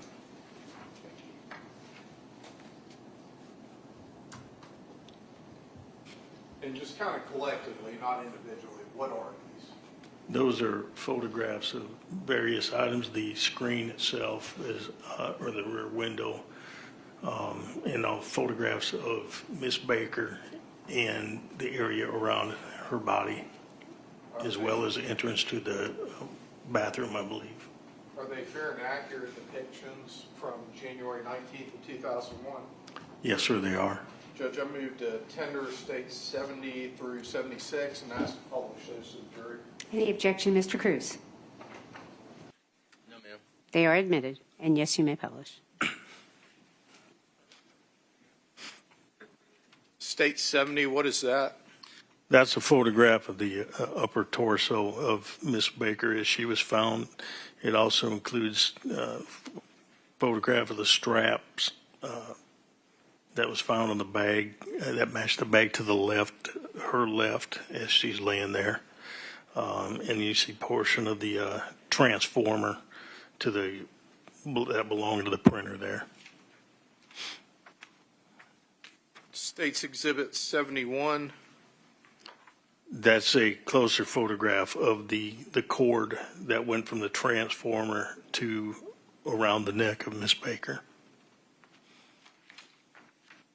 State 72. That is a closer shot or another angle of the cord as it's around the neck of Miss Baker.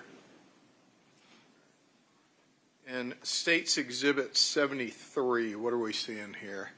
That's a photograph of the broken screen from the window as it enters into the kitchen of the rear of the residence. And State's Exhibit 74. That's another photograph of that same screen, but that's showing as you're facing the screen, showing the left-hand edge of that frame of that screen. And State's Exhibit 75. That's a photograph of the window leading into the kitchen, showing the entire screen as it was found.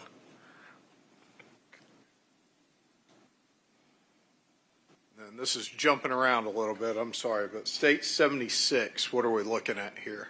That's a photograph of the entrance to the bathroom. That's I call it the public bathroom from the main room, and also the one that's shared by Miss Baker's bedroom. And when you say public bathroom, I'm just going to put the diagram of the floor plan layout up again.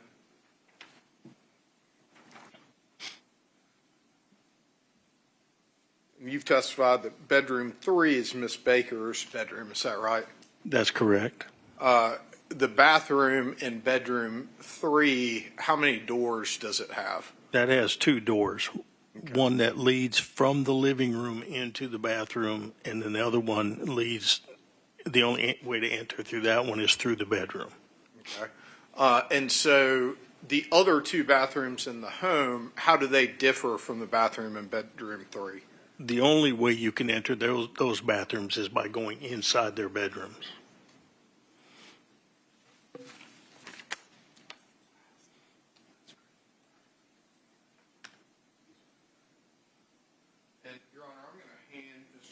State's Exhibits 77,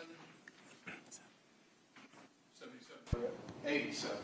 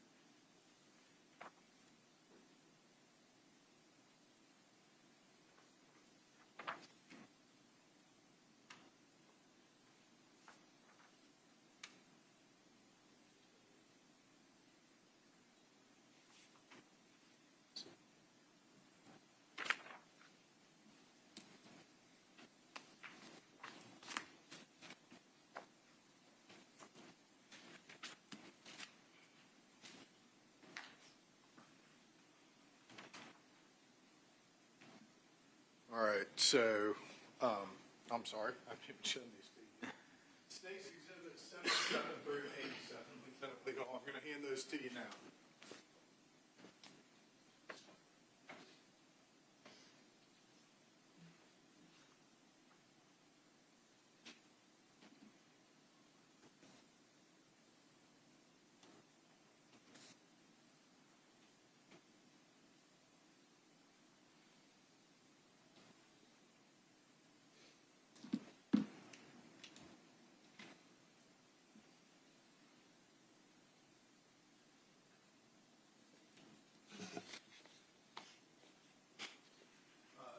Sir, haven't had a chance to review these. Do you recognize what they are? Yes, sir, I do. Okay. And I don't need you to necessarily describe each of them right now, but kind of in general, Where are they pictures from? Those are photos that are taken inside the bedroom of Miss Baker, showing some of the items of evidence that we collected. And did they appear to be fair and accurate depictions? Yes, sir, they do. Judge, I move to tender 77 through 87 and publish them to the jury. Any objection, Mr. Cruz? No, ma'am. They are admitted. And you may publish. Thank you, Judge. State's Exhibit 77, what is that? That's a photograph of the knife that was found near the head of Miss Baker. Okay. And State's Exhibit 78, what is that? That's also another photograph of the knife. Okay. And let me ask you a question real quick. Was the blade on this knife longer than 3 inches? Yes, sir. Okay. State's Exhibit 79, what are we looking at here? That's the photograph of the knife as it was found on the floor adjacent to Miss Baker. Okay. And so immediately to the left of the knife handle, we see something. What is this here? That is the right arm of Miss Baker. Okay. I just want to ask you a question real quick.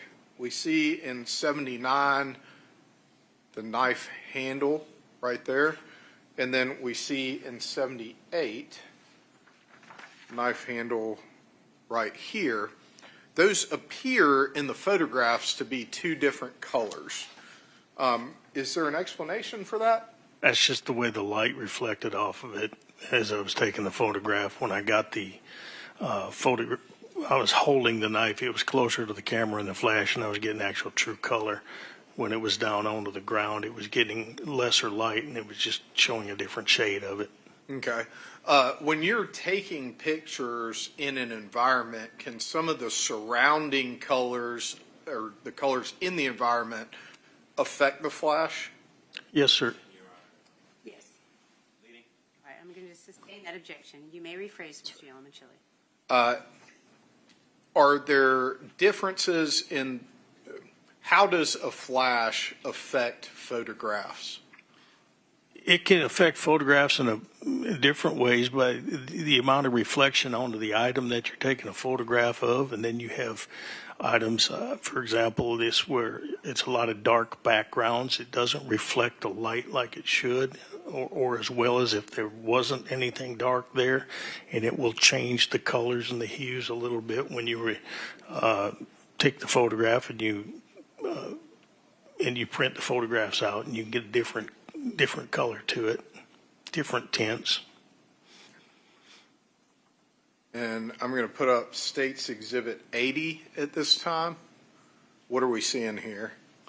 That's a photograph of Miss Baker, and to the left of the photograph, you see the area of the printer cable that's run across and over towards her. At any point while you were on scene processing the scene, was Miss Baker's body moved? Yes. Okay. Who moved it? Myself and Agent Terry Cooper. Why did y'all move it? To take her out to a cleaner area and put her on some clean sheets that we had purchased to check for trace evidence, and to also try to recover fingerprints and have more room to work besides in the room where she was found. What area did y'all move her to? To the living room. Okay. So I'm going to show you now State's Exhibit 81. When y'all, what am I seeing in 81? You're seeing the head area of Miss Baker and the power cord that's wrapped around the neck. Had you done anything to the power cord prior to moving her? Yes, sir. I cut the power cord from the transformer so we could leave the power cord around the neck of Miss Baker for the forensic pathologist to view. Okay.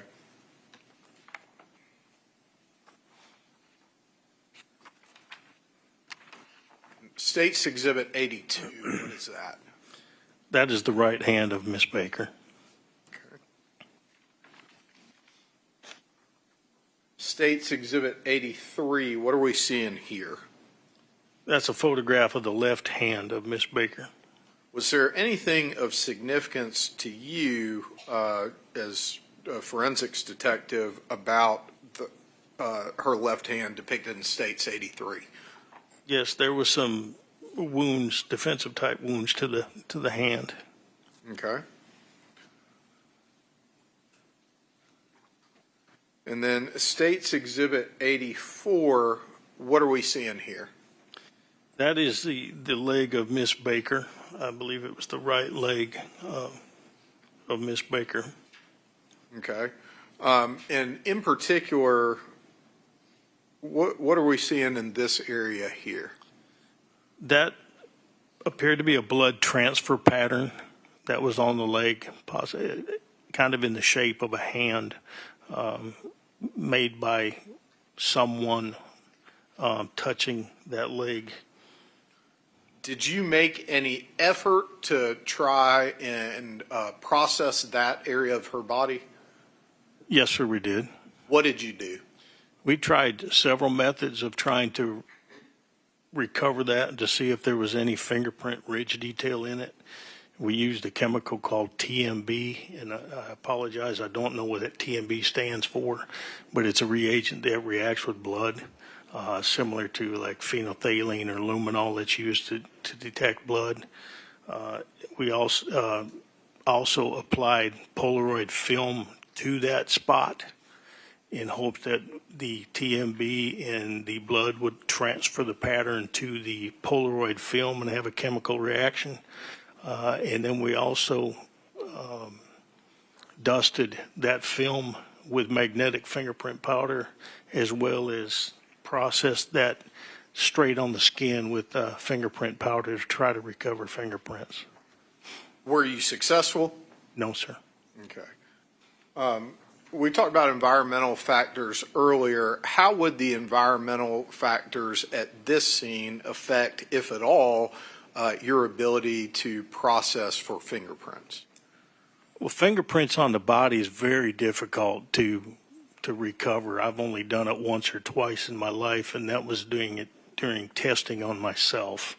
It's never worked out on the scene, but it is possible. In this case, we did not have any luck because you also have environmental factors such as the water from the fire, the heat from the fire. The heat made the skin almost feel dry out to like it was leather.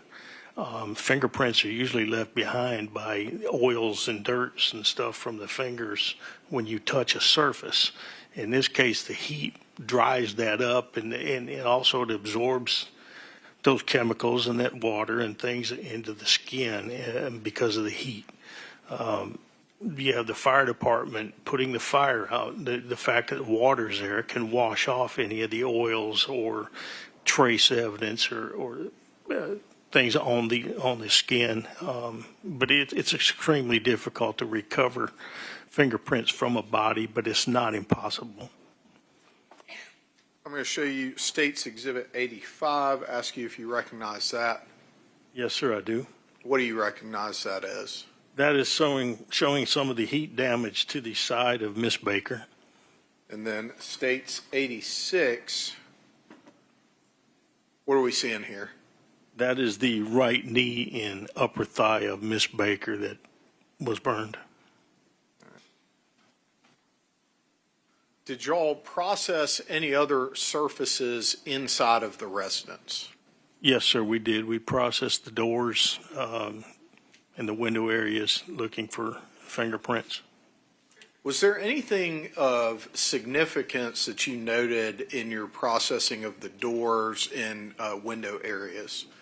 We found what appeared to be white marks on the front door near the peephole, as if somebody had taken a cloth of some sort and wiped the area down.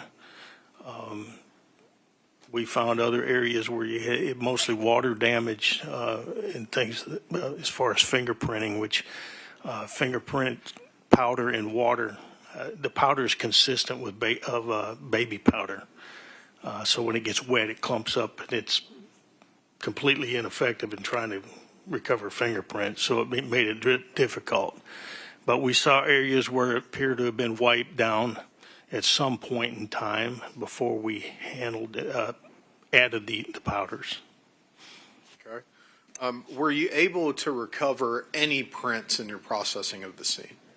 We recovered one print that appeared to be a palm print on one of the doors, the interior doors, but it turned out it was unidentifiable. And I'm putting up what's been marked as State's Exhibit 87. And can you tell us what we're looking at here? That is a fingerprint that was found on the door. One of the, I'd have to look at my report to tell you exactly which door it was. But it was one of the doors inside the residence, one of the bedroom doors, if I recall correctly. Yeah, bedroom number 2, which would have been the first door on your left as you walk into the residence from the outside. You made reference to a print being unidentifiable just a moment ago. Are you referring to this print or a different one? To this print. Okay. And I think, I'm sorry, earlier we talked about the APHIS system at the Athens Clarke County Police Department. What involvement, again, did you have with that?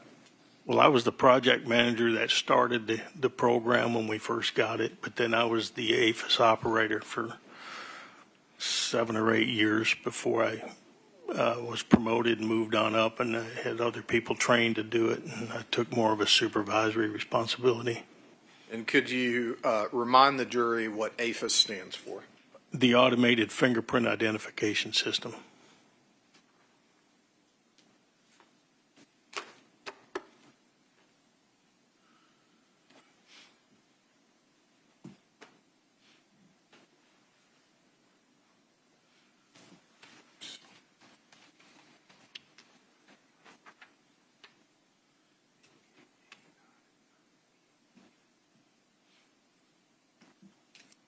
I want to back up now. We talked about the processing of surfaces for fingerprints. Let's back up to processing Ms. Baker's body in the living room on the white sheets for trace evidence. Sure. Were you able to find any trace evidence on Ms. Baker's person? Yes, sir, we did. Okay. When we're using the terminology trace evidence, does hair fall in that category? Yes, sir, it does. Okay. I'm going to show Mr. Cruz what's been marked as State's Exhibits 88, 89, and 90.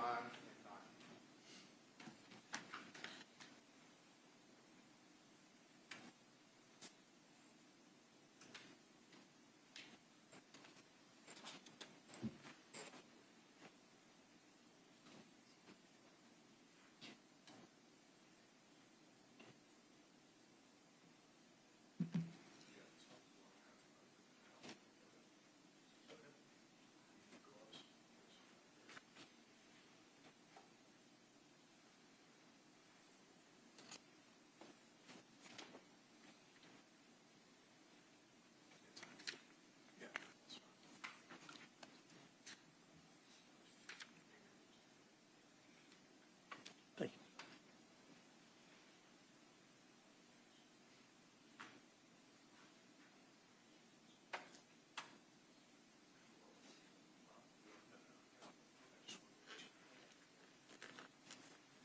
And, Your Honor, if it's acceptable to the court, I was going to hand Lieutenant Leadall States 88, 89, and 90, and then I was going to ask him to open it.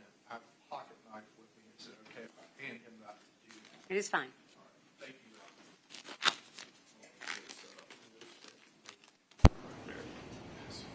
It's all right.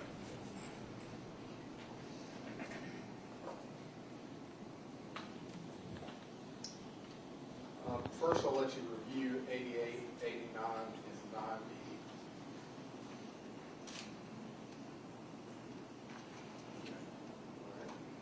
And then I'm going to hand you this pocket knife. Do you mind opening those up? And then before I ask you any other questions about it, I'll take it back to defense counsel for his review.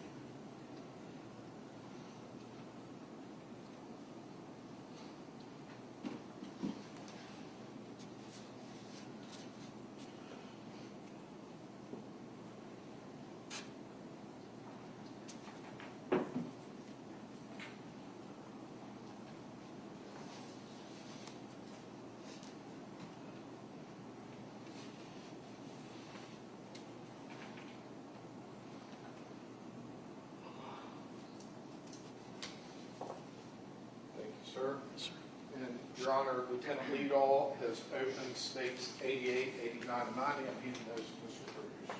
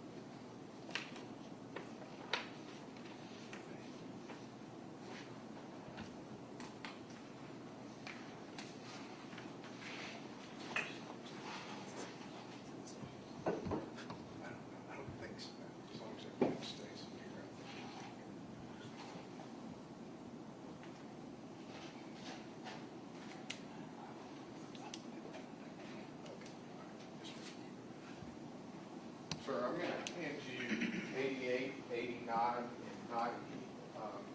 And if you could, reach inside the envelope marked states 88 and let me know what is inside of there. It's a sealed envelope with my handwriting on it, depicting hair recovered from the torso of the victim. Okay. Does that appear, based on the labeling, to be the hair you collected from the torso of the victim? Based on the labeling, yes, that's correct. My seals are still intact, and my initials are over the seals. And Judge, I move to tender states 88 at this time. Any objection? Yes, ma'am. Go ahead. Object on the basis of authentication. I spoke to the state. He said that on cross-examination, I could go through the process of authenticating what's in the envelope. So I would ask at this time not to admit the items into evidence, but on cross, I will open it up and authenticate it with the witness, and if the other court finds it appropriate, I'll admit it at that time. That's fine. Thank you, Mr. Cruz. Mr. Yelmenchili, any response to the statement by defense counsel? It's been appropriately authenticated to be admitted, Your Honor. I'm going to admit it over objection, but certainly, Mr. Cruz, you can do any of those things that you'd like to on cross-examination. Yes, ma'am. All right, you may continue. States Exhibit 89, same thing.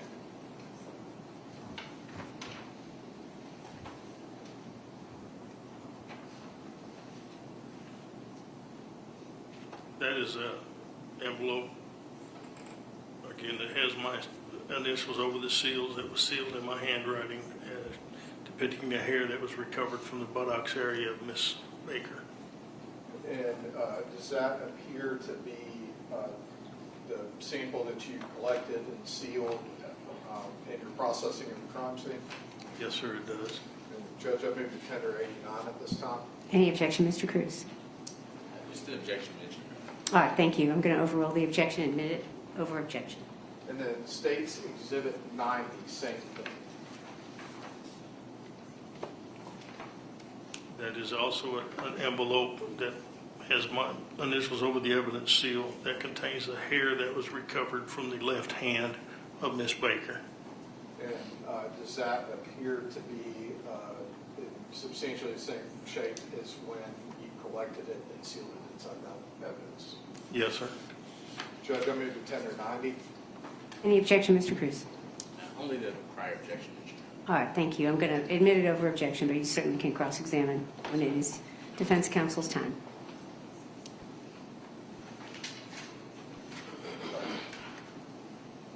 Were those the three areas of Miss Baker from which you recovered some type of hair? Yes. Okay.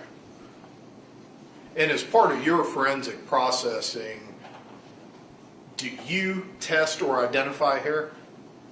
No. Okay.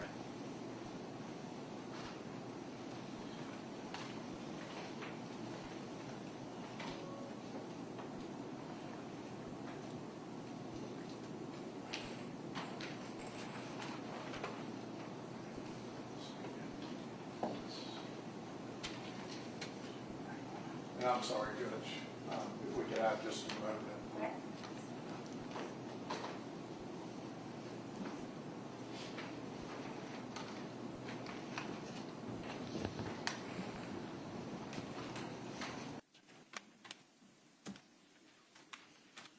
And I'm going to show Mr. Cruz what's been marked as State's Exhibits 91 and 92.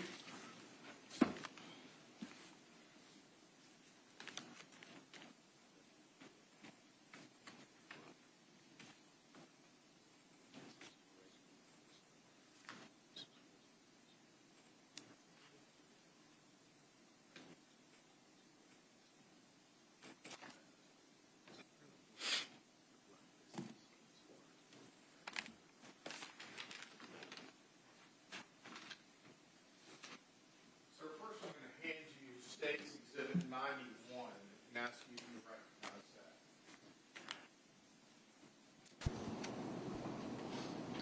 I do. How are you able to recognize it? From the markings on the bag, which depicts what's in it. What is it? It's the electrical cord or the ligature that was taken from around the neck of Miss Baker. And Judge, I move to tender State's 91 at this time. Any objection, counsel? It is admitted. Trade, I'll hand you State's 92.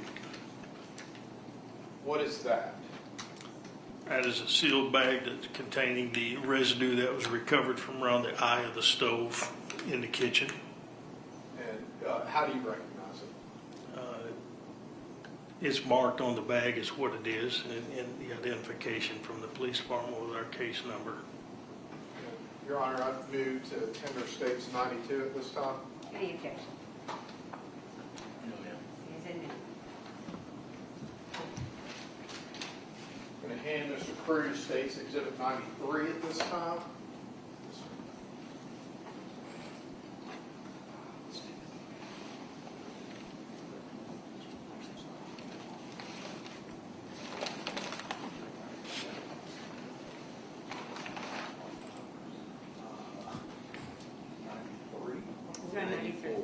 This is 93. Thanks.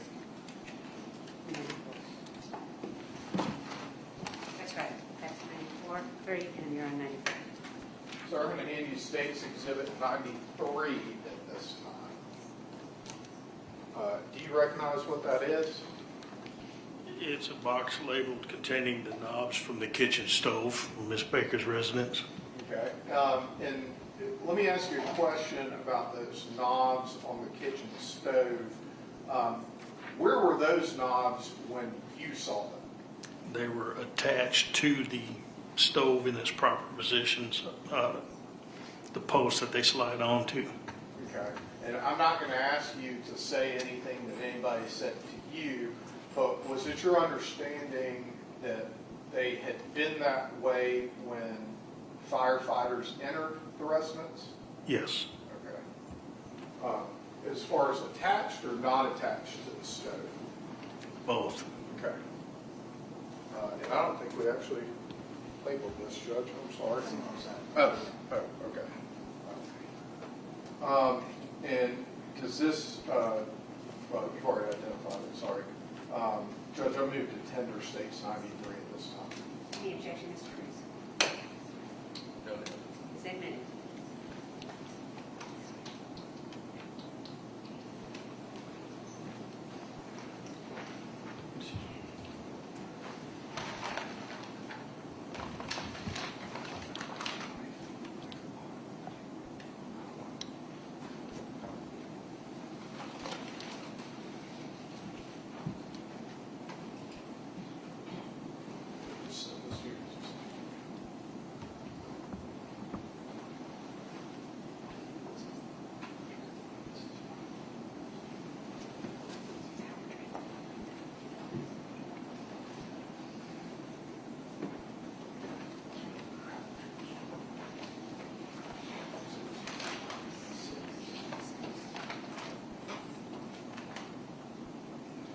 Sir, I'm going to hand you State's Exhibit 94 at this time.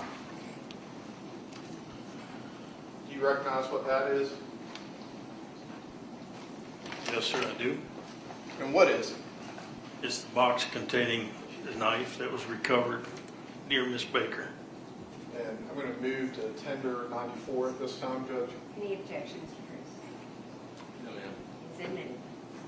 Sir, I'll hand you 95.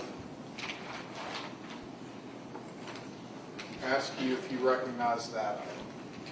Yes, sir, I do. How do you recognize it? It's got my name on the bag. Is entering it into the evidence room. Okay. And what is it? Sorry. What is it? It contains the butcher, wood butcher block holder for the knives that was found on the countertop next to the stove. And Judge, I move to tender states 95 at this time. Any objection? It is admitted. Sir, when you were processing the scene and collecting this evidence, do you recall the brand or manufacturer of the knife block? If I recall correctly, I believe it was Farberware. Okay. And do you recall the brand or manufacturer of the knife that was found in Miss Baker's bedroom? I believe that was also Farberware. Okay. And Mr. Cruz, did I think you said it's 96? Okay. I'm handing Mr. Cruz states 96.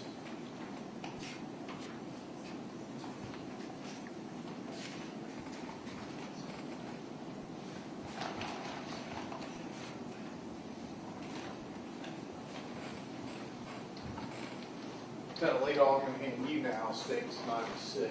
Do you recognize that item? I do.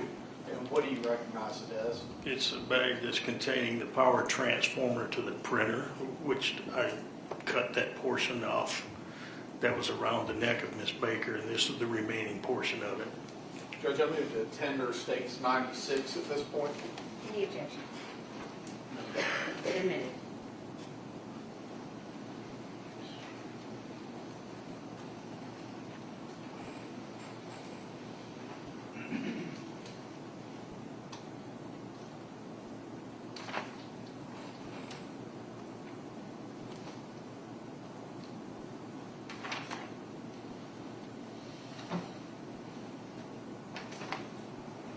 After you finished processing Miss Baker's body for trace evidence, are you aware of what was done with her body? Yes, she was placed into a disaster bag and she was transported to the GBI crime lab for an autopsy.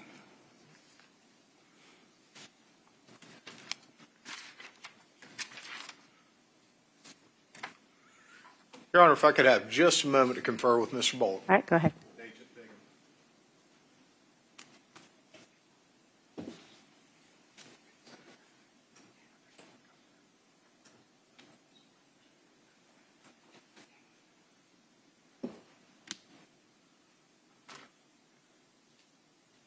Lieutenant Leadall, as you were processing the crime scene and also Miss Baker's body, were there any odors of significance? Yes. And what was that? I distinctly remember the smell of the shampoo that emitted from her hair. I don't know the brand name or anything like that, but I can smell it to this day. Judge, I don't have any other questions for Lieutenant Leadall. All right, thank you. I think before we, Mr. Cruz, we do cross-examination, we're going to take a break. I agree. All right, thank you. So, ladies and gentlemen, we're going to take a break for a little less than 15 minutes. If you'll go into the jury room, there are, of course, snacks there. The restroom, please don't discuss the case. We will be with you at 3:45. Thank you.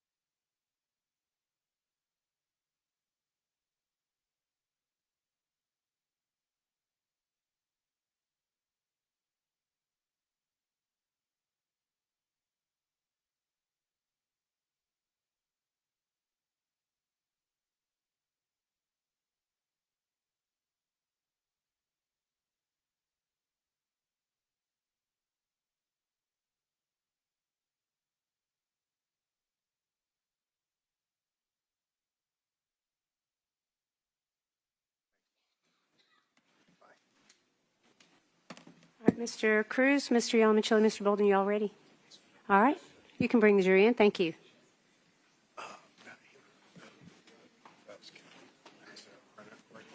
We have a box for you. We left it downstairs, Ms. Satterfield.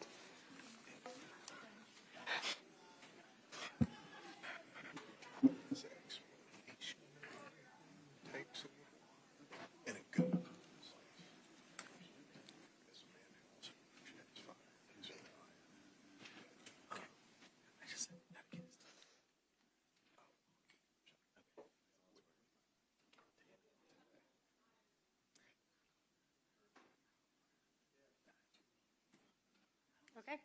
Y'all may be seated.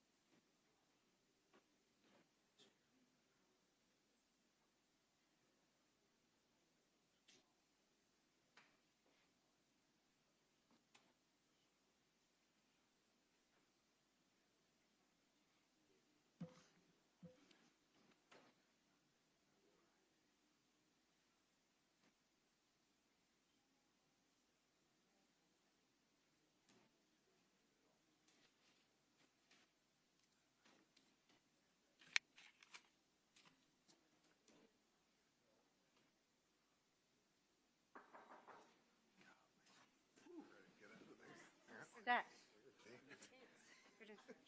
All right. You may let them in. I think they want to come in.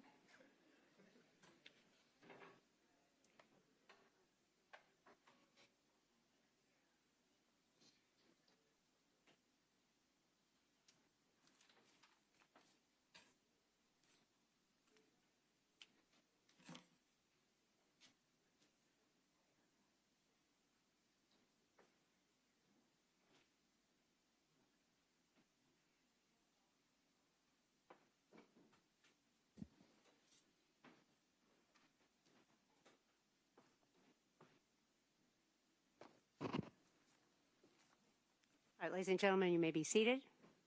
Mr. Cruz, cross-examination. Yes, ma'am. Good afternoon, Lieutenant Liedau. Good afternoon, sir. I would like to follow up with you on some things that the state discussed with you. I'd like to show you State's Exhibit 37. Your Honor, is it okay if I approach the witness? Yes. Thank you, Your Honor. Yes, sir. And you have continuing freedom to walk around the courtroom. You don't have to ask. Now, we've established that you recognize that photo as an aerial view of the Deer Park community. Is that correct? Yes, sir, that's correct. Okay. And I would like to also show you what's marked as Defense Exhibit 12, 13, 14, and 15. And let the record reflect I may have skipped 9, 10, and 11. These are pre-marked. Let the record reflect that I'm showing the state said exhibits.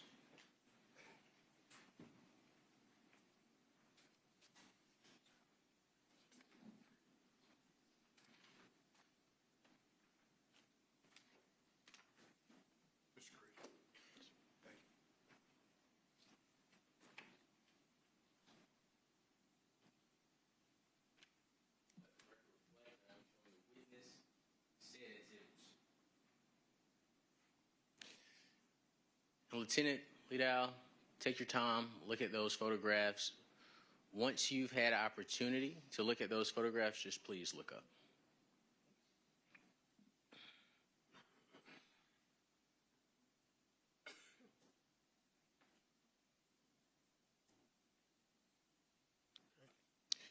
You recognize Defense Exhibit 12 through 15, if I have my numbering correct, as aerial views of the Deer Park community. Is that correct? Yes, sir, they are. Okay, and they're aerial views from different angles. Is that correct? Yes, that's correct. Are those photographs fair and accurate depictions of Deer Park and the surrounding area as you know it? Yes, sir, they are. Okay, thank you. Have those photographs been altered in any way to your knowledge? They don't appear to be, no. Yes, sir. Your Honor, I would move to admit Defense Exhibit 12 through 15 into evidence. Any objection? No objection, Judge. They are admitted. Do you want 37 back?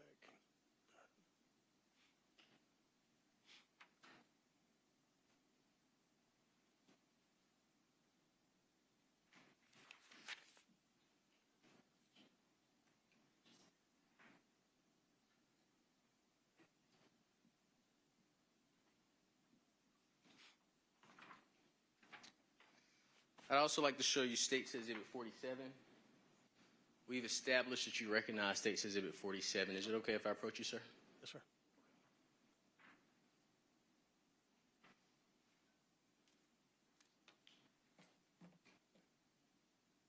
We have established that you recognize that photograph. Is that correct?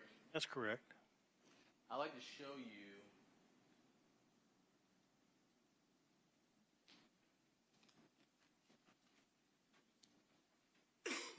court's indulgence, Your Honor.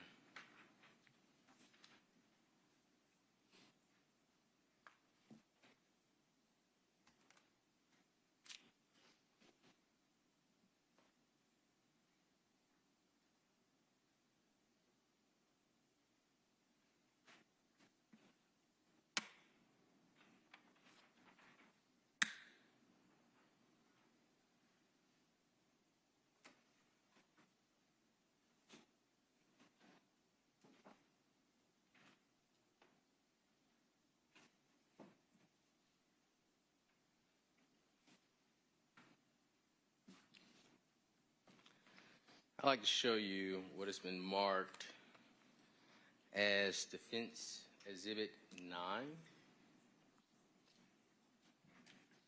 Let the record reflect that I am showing the State what has been marked as Defense Exhibit 9.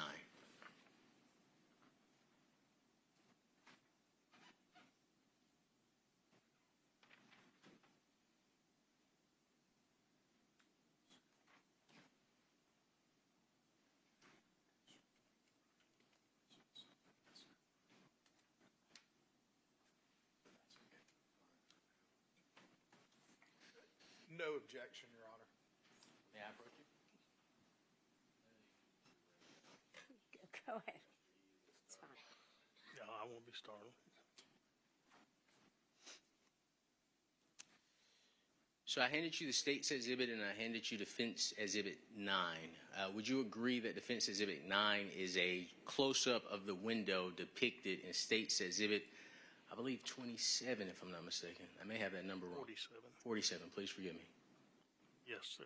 You're correct. Okay. And do you recognize that photo?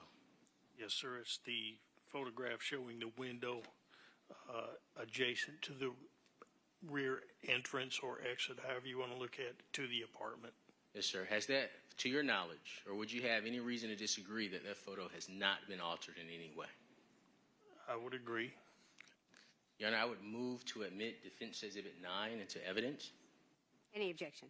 No objection, Judge. Admitted. Yes, ma'am. And I would ask for permission to publish Defense Exhibit 9 and State's Exhibit 47 to the jury. Thank you.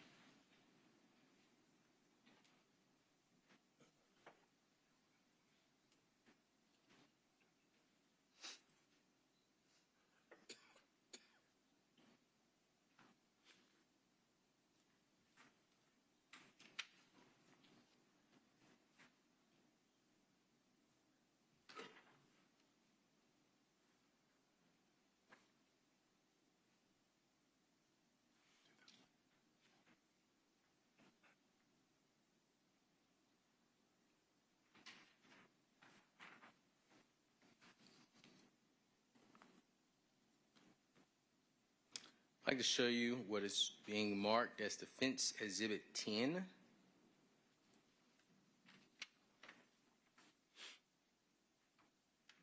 Let the record reflect that I am showing the state what has been marked as Defense Exhibit 10.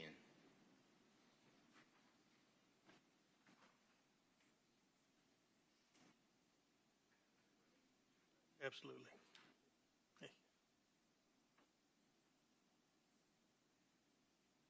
Lieutenant Leadall, do you recognize Defense Exhibit 10? I do.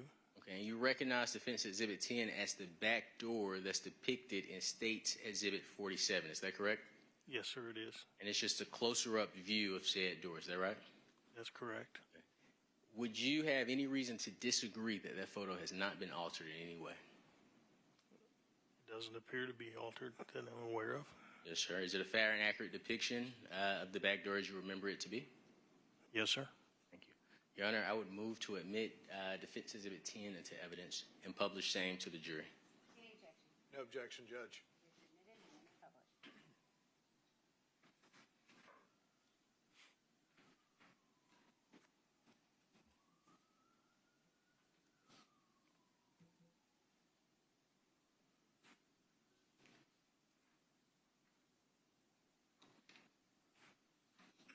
Court's indulgence, Your Honor.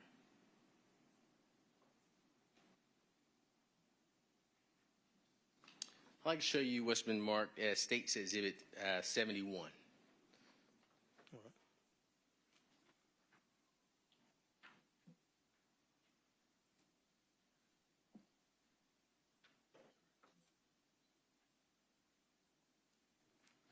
Now, in regards to State's Exhibit 71, I believe we saw a prior photo of material from the ceiling that was on top of Ms. Baker and on top of that item there. Is that correct? Yes, sir. Okay. And just to make the record clear, the item that I'm speaking of is the power transformer. Where the power transformer is located, once that debris was moved, is that the place that you found the power transformer located? Yes. Okay.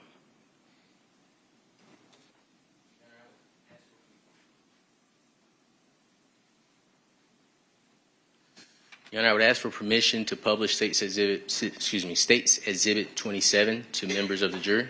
That was already admitted, correct? It was. Granted. Thank you.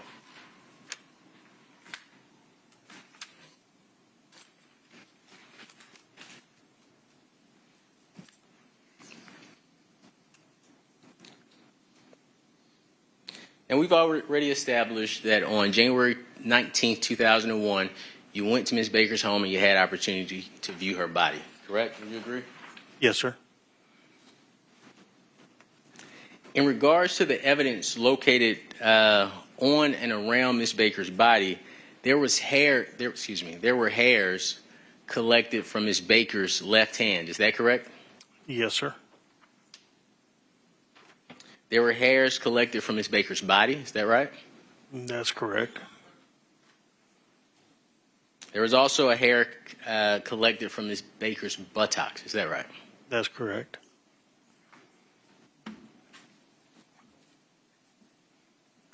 And I'm going to get you another pair of gloves. No, I'm good.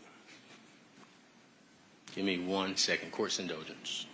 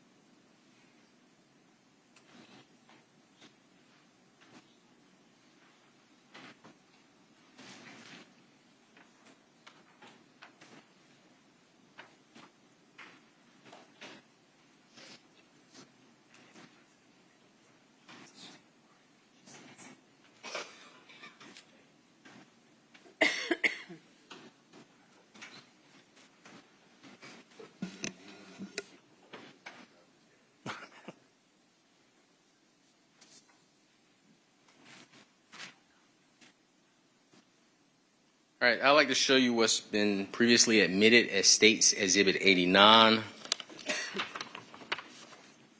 which contains a envelope enclosed documented as item number 8, hair from buttock. Do you recognize that? Yes.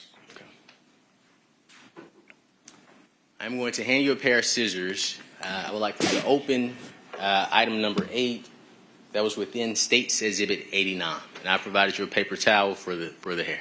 Okay.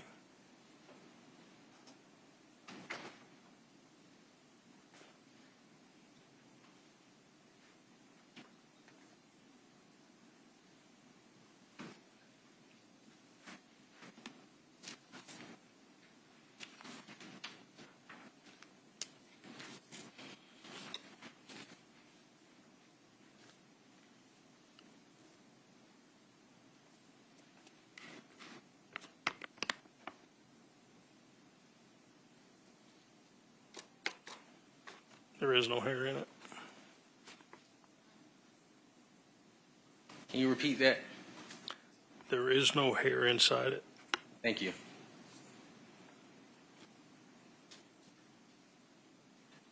I'm going to place this back in the envelope where I cut it open.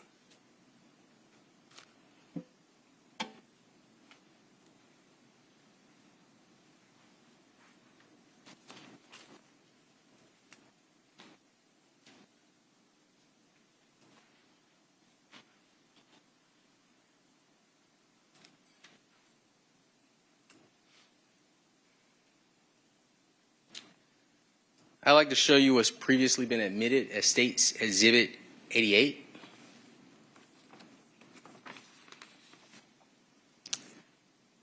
Inside State's Exhibit 88, there's there's an envelope marked number 9,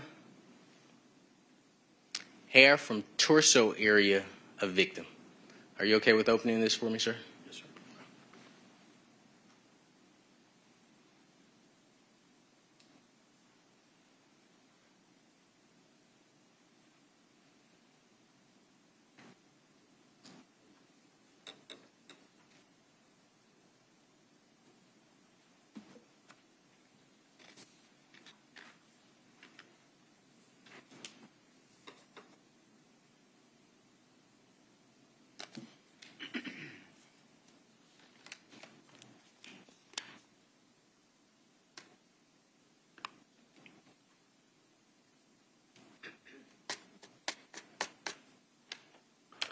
There's no hair inside here. Can you repeat that for the jury, please? There's no hair inside here.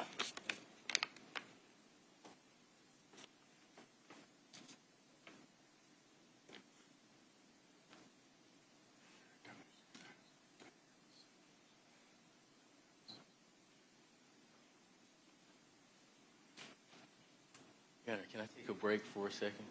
Bathroom break, if it's okay. Yes, you can. Ladies and gentlemen, I'm going to ask you to go into the jury room for a couple of moments. Please don't discuss the case.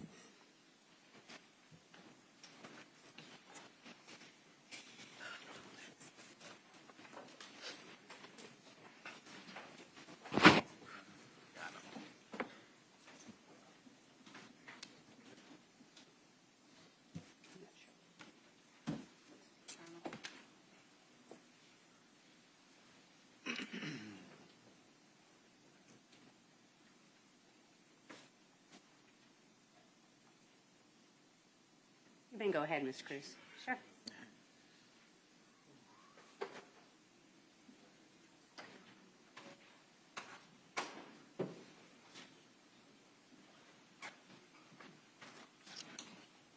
Shirley, we have a box for you.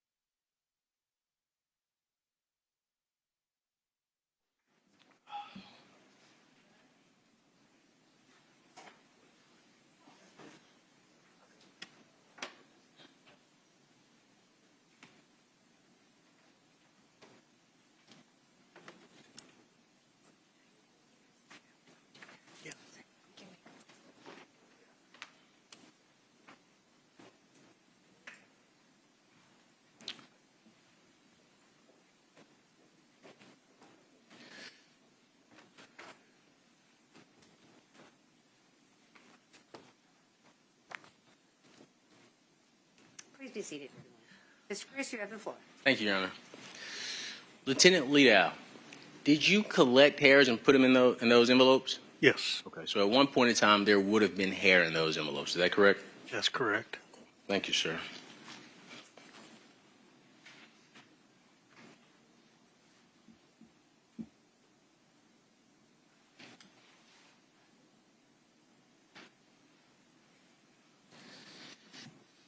All right. I'd like to show you what's been previously admitted as State's Exhibit 90, which is hair from left hand of victim. And inside State's Exhibit 90 is a white envelope marked number 10 with a description of hair from left hand of victim. May I approach? Can you open this for me?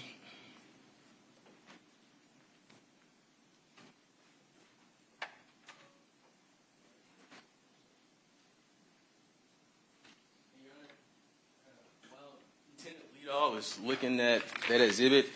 I would like to mark empty envelope number 8, which is the envelope that was supposed to contain the hair from Ms. Baker's buttocks, as defense exhibit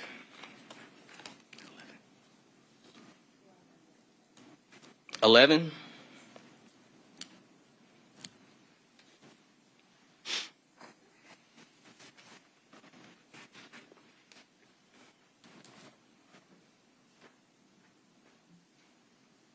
Which I'll separate from State's, I think 27.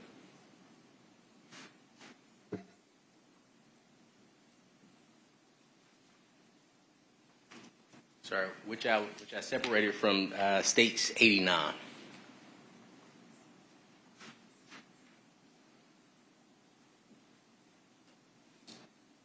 you asking it to be readmitted, or are you just putting a defense number on the already admitted exhibit?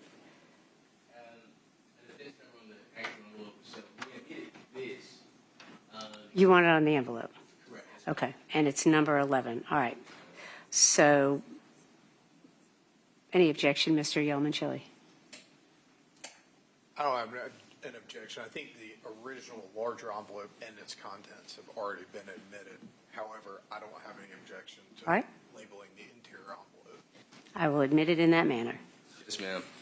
Also, the envelope that was in State's Exhibit 88, which is the empty envelope containing, well, that would have contained hair from the torso of the victim. I am admitting this as defense exhibit 16, Your Honor. All right, Mr. Yeoman-Chili, any response? Just the same response, Your Honor. All right, I will admit it. Okay, it has been, the whole package has been admitted as State's exhibit, but I will admit it as defense 16 in this manner, without objection. Lieutenant Lidow, can you tell me the number of hairs that were in State's Exhibit 90? From this, none. There was 0 in here. There are no hairs in State's Exhibit 90? That's correct. Did you put hairs in the envelope when you sealed it up? Yes.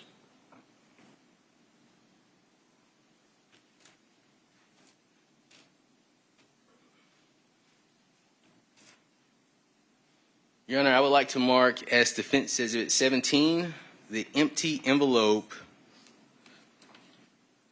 that would have contained the hair from the left hand of Miss Tara Baker. Any objection, Mr. Yeoman-Chili? No objection, Judge. All right, I will admit it in the same manner as before, without objection.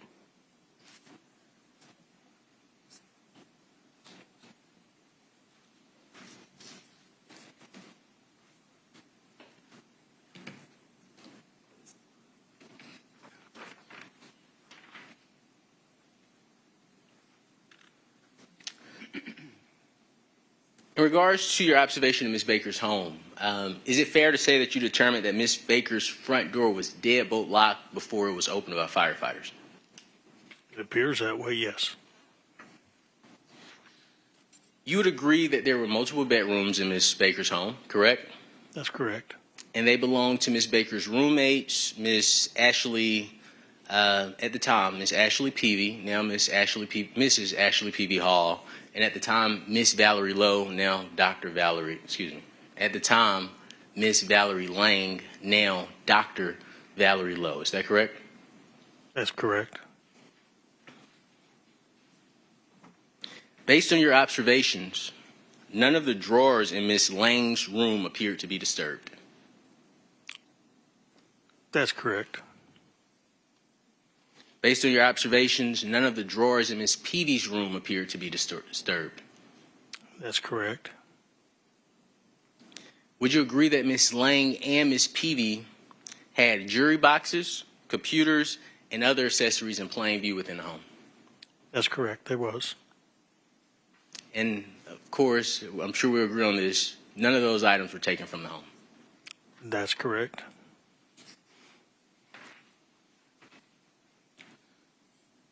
You also had the opportunity to walk through the living room and the common area of the homes. Is that correct? I did, yes. Would you agree with the statement that nothing was stolen, that nothing appeared to be stolen from the living room or common area of the home? I can't say that with any certainty since I don't live there and don't know what is actually there, but there were items still present. Do you recall writing a report dated January 21st, 2001? I do. You have a copy of that report up there with you? I do, yes. Okay. Can you turn to page 3 of 11?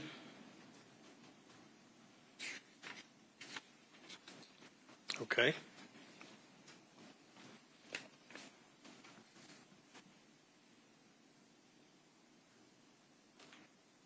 Can you read the 4th sentence? And the first sentence ends in burglaries. So the first sentence you'll see is commonly removed in burglaries.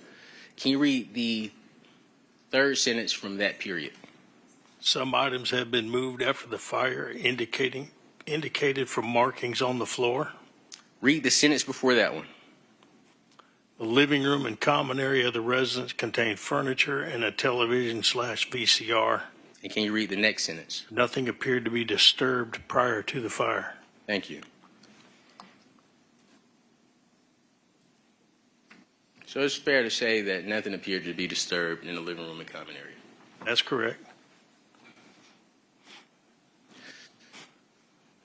Now, you also then had opportunity, and I believe I provided you with an exhibit, the state provided you with an exhibit as well, but we can agree that you had an opportunity to examine the window in the kitchen area, right? Yes, sir, I did. Now, you would agree that the blinds were down on both the window on the door as well as the window in the dining area? Yes, sir, they were. Thank you. And I believe you discussed this with the state, but during your examination of the home, you learned that several items had wipe marks. Is that right? The door area, the front door near the peephole, and other areas, white marks probably from just general cleaning throughout the course of that door being there. I can't say when the white marks occurred, but there were marks there that were picked up when I put fingerprint powder to those surfaces. So is it fair to say that we don't know if the white marks happened after Ms. Baker's murder, nor do we know if the white marks happened before Ms. Baker's murder? That would be correct, yes. And those white marks were present on the stove. Would you agree with that? I don't recall if there was any on the stove. Sure. Can you turn to page 9 of 11 of your January 21st, 2001 report, please?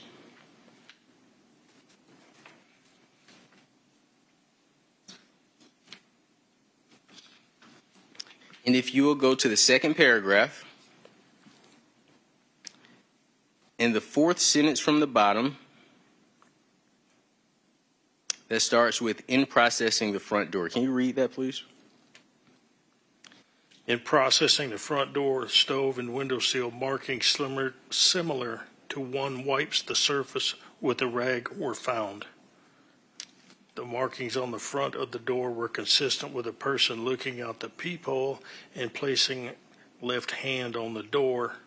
The white mark where the left hand would have been as well as along the door edge. White marks were also found on the window sill in the dining area. Thank you. Now, when Ms. Baker was found, you would agree that she was completely naked. That's correct. There were no clothes around her that were notated in your report. Is that right? That's correct. And a towel was not found near her body. That's correct.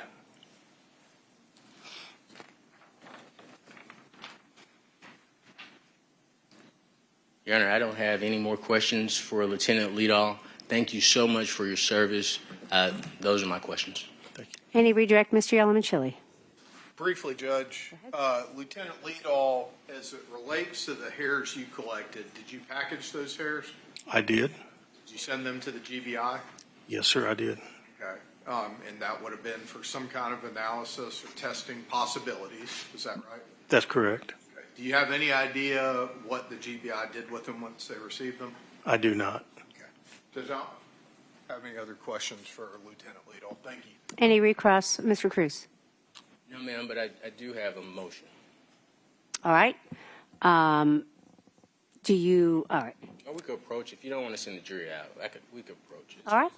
Okay, that's fine. I mean, I may do that anyway, but you come on up, that's fine. Yes, sir.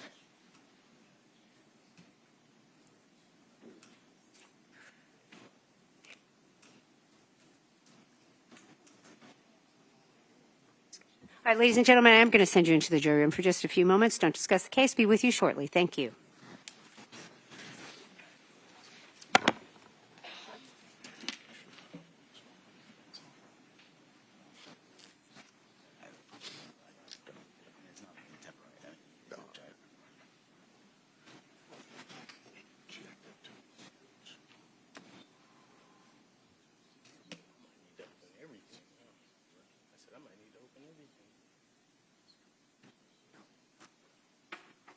You all may be seated. Thank you. All right, Mr. Cruz, your motion. Go ahead, sir. I would just like to renew my motion in regards to, and I'll say motion to limine, to admission of testimony that the oral swab B is a vaginal swab. The additional information that I'm providing to the court is consistent with our prior argument that regarding the collection of that swabbing and the markings of that swabbing, and what Dr. Falzone testified to in regards to the procedure as well as the supervision of making sure items are properly marked and properly identified. As the court saw, we just had, I believe it's 3 envelopes. One was supposed to contain, and was marked to contain, hair from Ms. Baker's hand, and we heard testimony from the Honorable Lieutenant Leadall that he collected it, he put it in the envelope. It is now missing. We also had a hair that was identified that was on Ms. Baker's butt that the Honorable Lieutenant Leadall stated that he put in the envelope. It is now missing. And we also heard about the hair, you also heard testimony about the hair that was on Ms. Baker's chest that the Honorable Lieutenant Leadall secured, packaged up. It is now missing. I would ask the Honorable Court to consider that in regards to our argument regarding the oral swabs. And 23 years later, the state is going to attempt to introduce testimony that these oral swabbings are now vaginal swabs. Thank you for hearing me out, Your Honor. Thank you. Mr. Bolden, Mr. Yellowman-Chili, any response?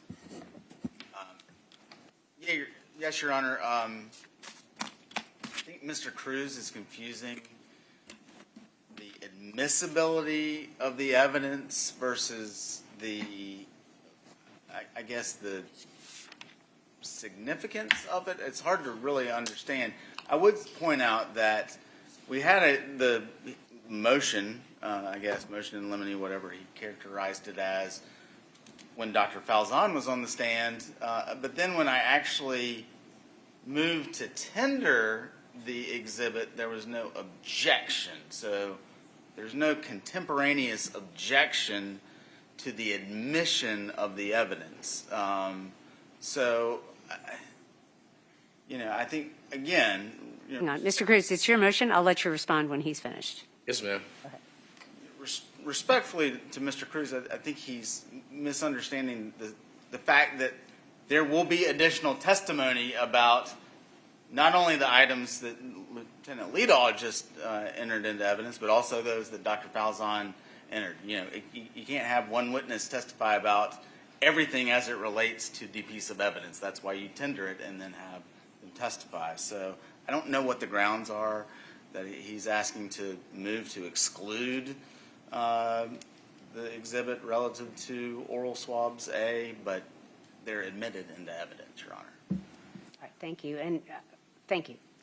If I may, Your Honor, as I mentioned when I learned about the swabbings today, this is a motion that I brought up as this issue came to my attention.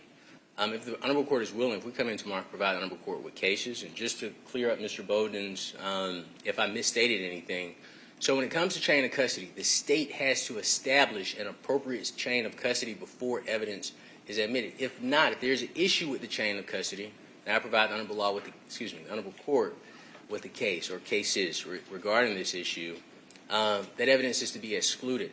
We have a chain of custody log, and one of the biggest issues with the chain of custody log is the same way those items were packaged here today. They're the same way on the chain of custody log. And I said, well, maybe because it was improperly marked, they just put it in this way. But actually seeing the packages ourselves, and I should have opened it. I didn't even think about opening it to see if something's actually in the box. I would just ask the Honorable Court to allow us to have a hearing. I'll present the case law pursuant to chain of custody. I'll be able to present the chain of custody report to the Honorable Court. And the Honorable Court has already heard the testimony from Lieutenant Liedall about what he collected and what's missing. And I think it would be appropriate, if the Honorable Court finds that it is appropriate, to allow us to present that issue to you in regards to suppression of any future testimony that is now attempting to relabel swabs that have been documented as oral for 23 years to now say they are vaginal swabs. Thank you. Thank you, Your Honor. All right, so I'm going to deny your motions, Mr. Cruz, and this is the reason for them. You are asking the court to kind of venture into the purview of the jury. There has, first of all, I agree with the state that the evidence you are complaining about with the doctor expert we had this morning was admitted into evidence. The issues that you're referring to right now with regard to any evidence that has been admitted with this witness goes to the weight of that evidence. And the argument you're making about about chain of custody is an argument that you are entitled to make to the jury if you choose to do that. But what you're arguing is the weight of the evidence. And so I'm going to deny your motion, Mr. Cruz. Yes, ma'am. All right. Thank you. One question for you, Your Honor. Yes. May I follow up with a couple of questions for Lieutenant Liedall, separate from our motion, but once the jury comes back out?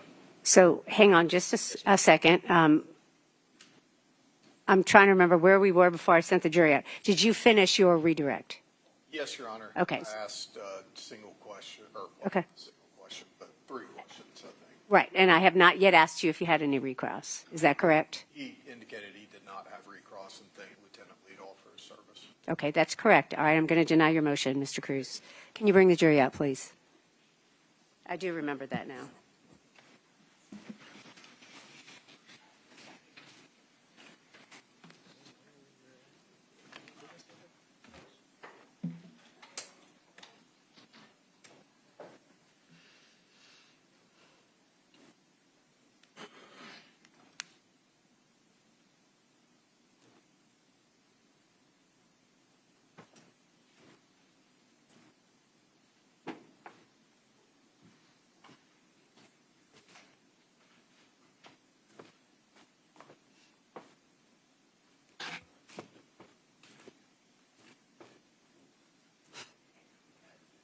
Musical chairs.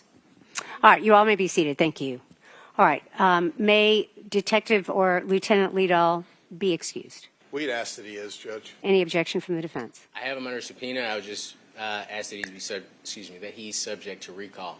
I spoke to Lieutenant Liedall. He explained to me his schedule. Okay. If the Honorable Court will allow, if we have an opportunity to call Lieutenant Liedall back, we would just ask if he would prefer that we allow him to do it via WebEx.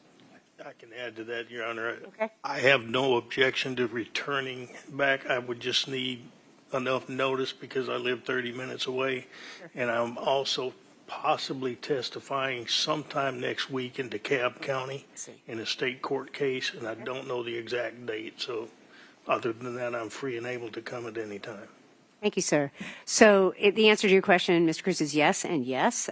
So Lieutenant Liddell, you are still on call. You are still under subpoena. And I'll let you work it out with your witness if you need to ask the court for permission for a video testimony. I've already told you that you can do that. And so I'll leave that to you to just let the court know whether that's necessary. Other than that, you are free to go, sir. Thank you, Your Honor. Okay, Your Honor, may I step out to obtain Yes. information? Yes. Thank you.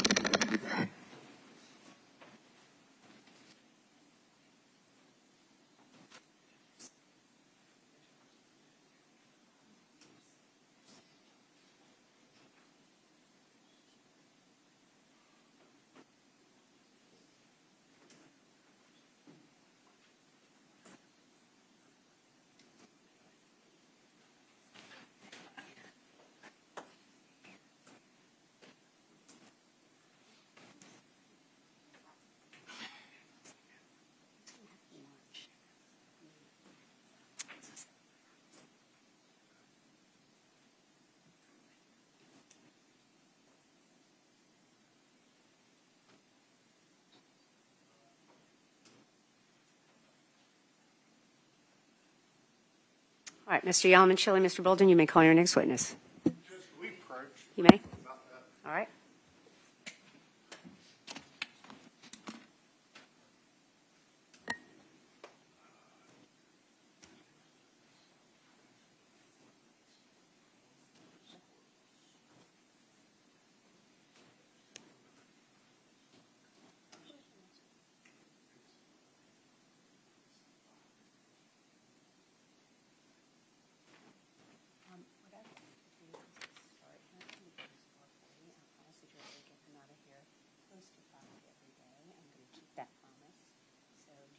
Problems with that when he's coming back? Is that very much? Okay. I think we'll do. And I think that makes sense. That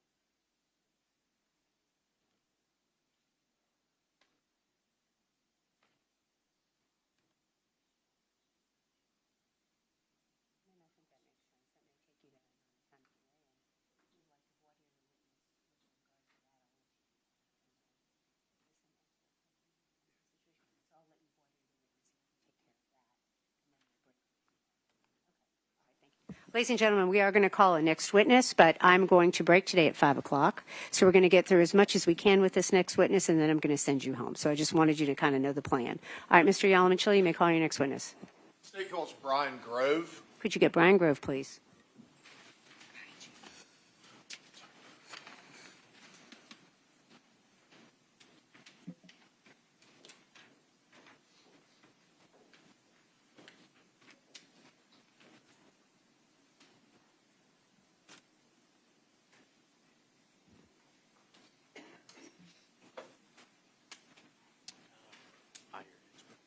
Sir, if you would, please raise your right hand and take an oath.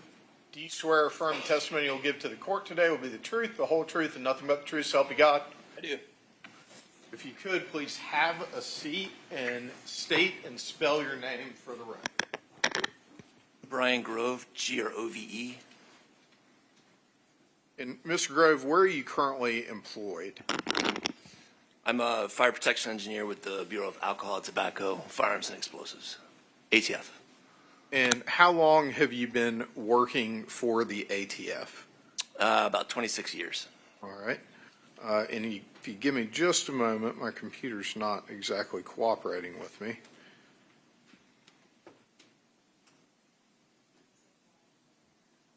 And I.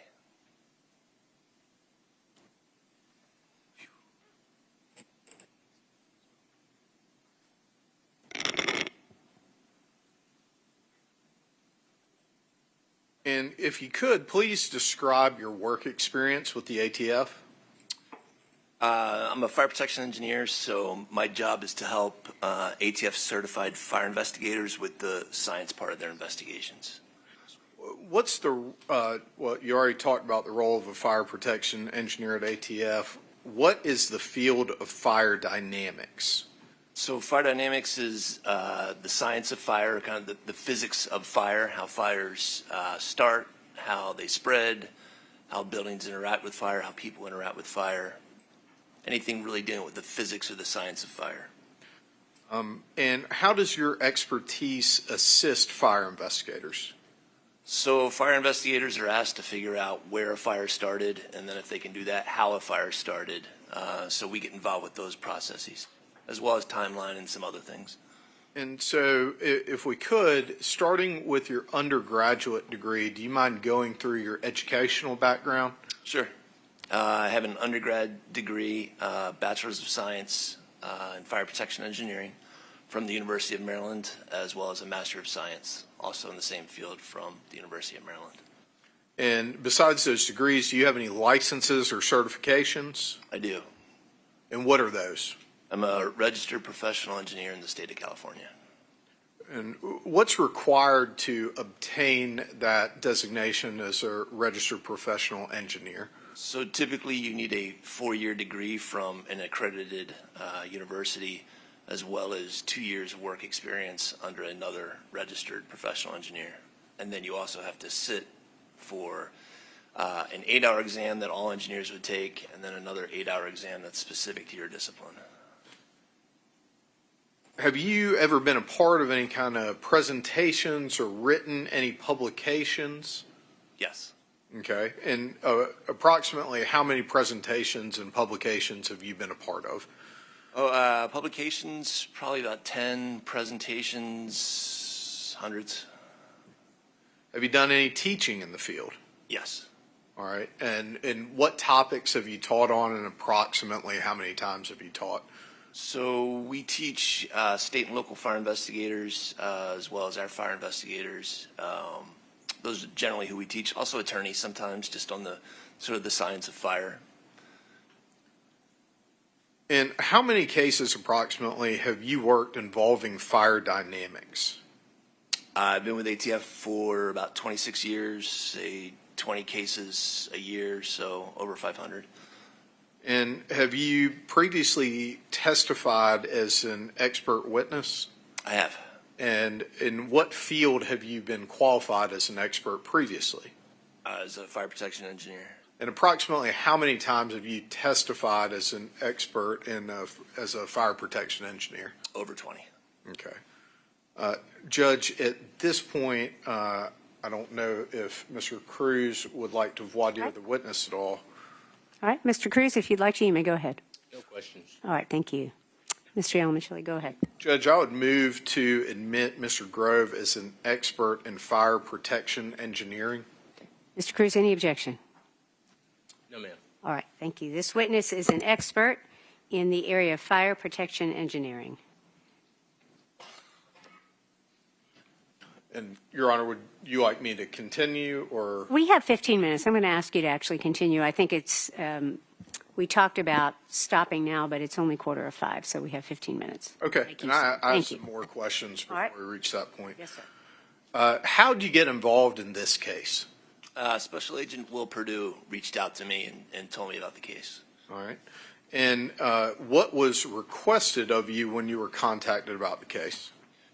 He gave me a brief overview of his knowledge of the case, sent me some photos of the scene, a couple of reports, a diagram, and then we talked about ways that maybe we could help with the timeline of the fire, as well as there was an issue of some burn material around the stove and whether or not it'd be possible to ignite textile materials on a stove.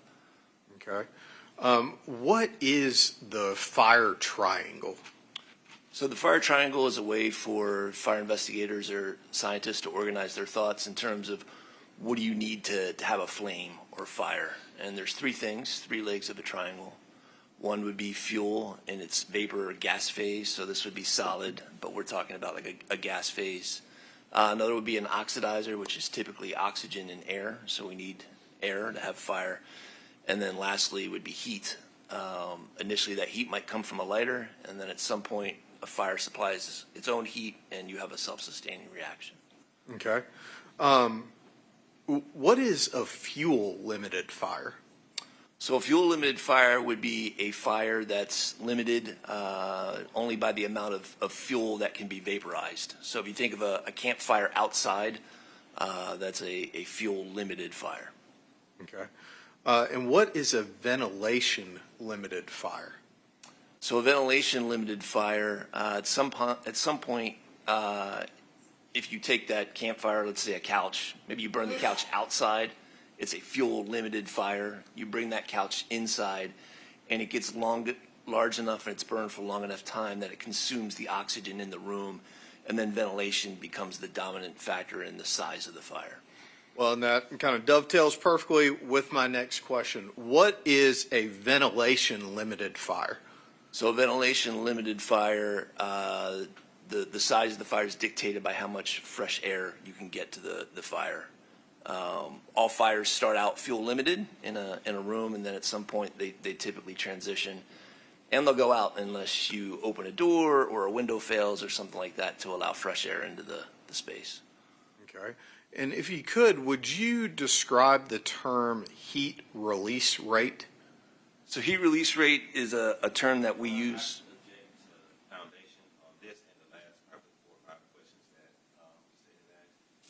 I'm sorry, your objection is to foundation? Yes, ma'am. And can you elaborate on that objection? Prior to his questions, the witness has not made any testimony about any term that he is. All right, thank you. Any response, Mr. Yalamanchili?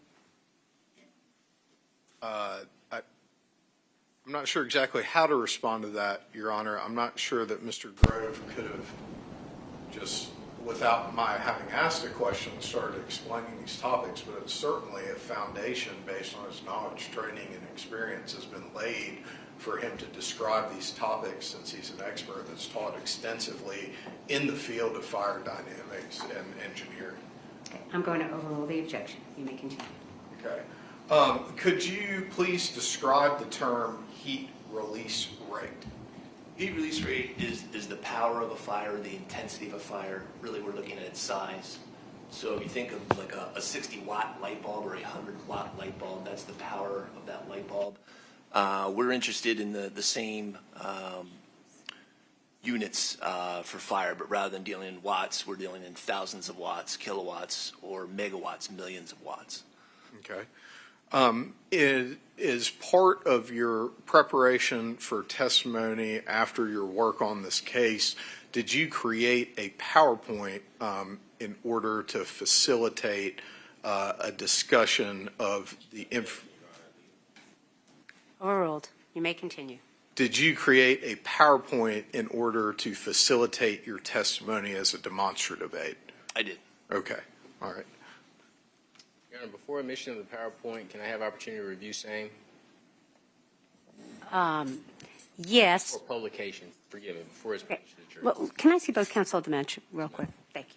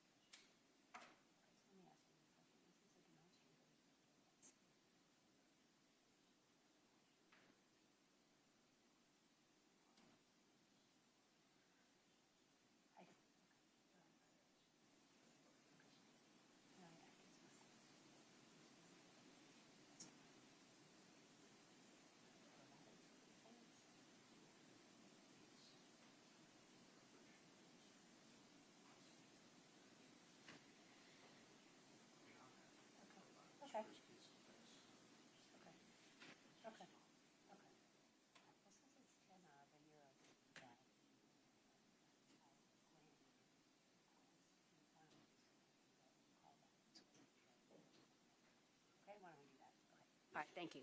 All right, ladies and gentlemen, we have decided this is actually a good stopping point, even though I was trying to make use of every single minute before 5 o'clock. I'm going to release you all to go home and come back tomorrow morning at 9 o'clock as scheduled. I want to tell you a few things. Obviously, the same instructions apply. I'm going to continue repeating those. It's important. Please don't discuss the case, of course, with anyone. Please don't do any research or go to any of the locations that you may have heard about. Don't go on the internet, of course, and do any independent research or study about anything you may have heard in court. I do want to talk a little bit about comings and goings of the courthouse. We haven't really talked about that. I really appreciate everybody wearing your juror badge. So certainly it is very important that when you get out of your car to come into the courthouse that you're wearing that. It's very important that everyone in the courthouse knows that you are a juror in a case and that no one can talk to you about the case. So it's very important to keep wearing those. Thank you very much. When you come in the morning for your 9 o'clock hour, please come directly to this courtroom, and we're going to have you go into the jury room. As there are snacks in there and drinks, and Mr. Terrell makes great coffee, and so there'll be coffee in there for you. But please come straight to the courtroom. Every day that you leave, you're going to be escorted on the elevator by a deputy. And so as soon as I release all of you, if you'll go out into the hallway, there will be a deputy there waiting to escort you to the elevator. Deputy will ride down with you, and then you can go to your cars. And that's kind of the process we're going to use. Does anybody have any questions or anything they need to tell the court before we go? Very good. Thank you for your service today. I'm going to release all of you. See you tomorrow morning at 9 o'clock. Thank you.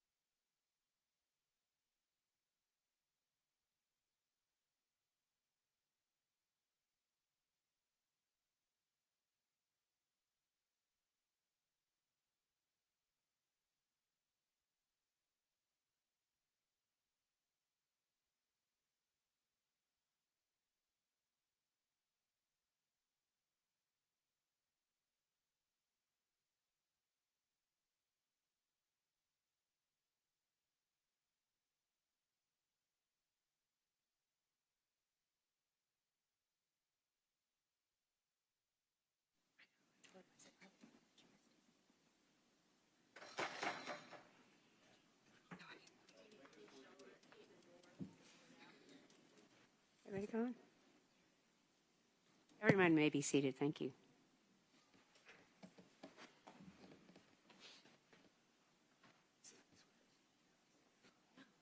Just going to wait for that door to shut. Thank you very much. All right.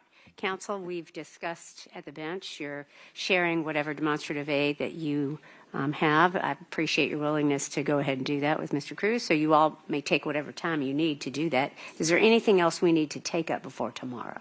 Yes, ma'am. Go ahead. We have a little bit of time after court. Since these exhibits are admitted into evidence, can me and Attorney Hill and the state, if they would like, open them to see if what they're labeled as is actually inside of those packages?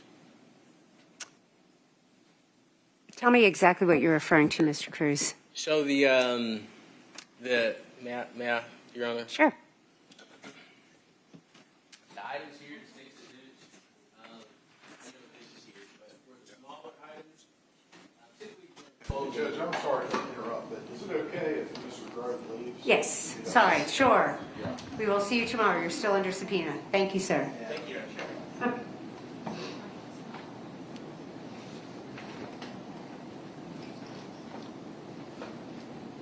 All right, go ahead, Mr. Cruz. I'm sorry. Oh, okay. No, that's fine. I mean, that's absolutely. So these items here, I'm just asking if we could just take time, since court is concluded today, just to open them up and see what's in them. Typically, we do it at closing. Typically, during closing, whatever exhibits are admitted, we'll open them. But in case I have any motions, Your Honor, is it okay if I spend time looking at these exhibits today, just opening them and making sure what they're labeled as and what they're identified as is actually in the package?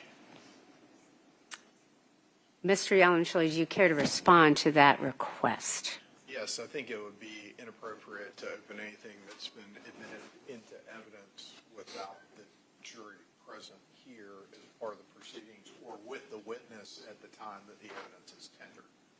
I mean, I think that's the law, Mr. Cruz.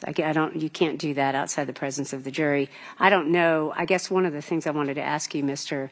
Yellow and Chili, these have been admitted into evidence, but are you, well, I'll just say it this way also. One of the reasons for the law to be the way it is the state is entitled, since they have the burden and they've admitted those items, to open, if they choose, those items with another witness. I have no idea whether the state is, planning on doing that or not, but that's one of the reasons for the rule. So I would say no to your question. All right. Anything else, Mr. Cruz? No, ma'am. I'll Okay. just look at the demand. All right. Mr. Yamachili, Mr. Bolden, anything else we need to take up before I release everybody? No, Your Honor. All right, very good. I will see you all tomorrow morning at 9 o'clock. And Mr. Cruz, Ms. Welch is going to come on up, and I'll have her speak with you about a place for you to store all your items. Thank you. All right. Thank you. Court is adjourned.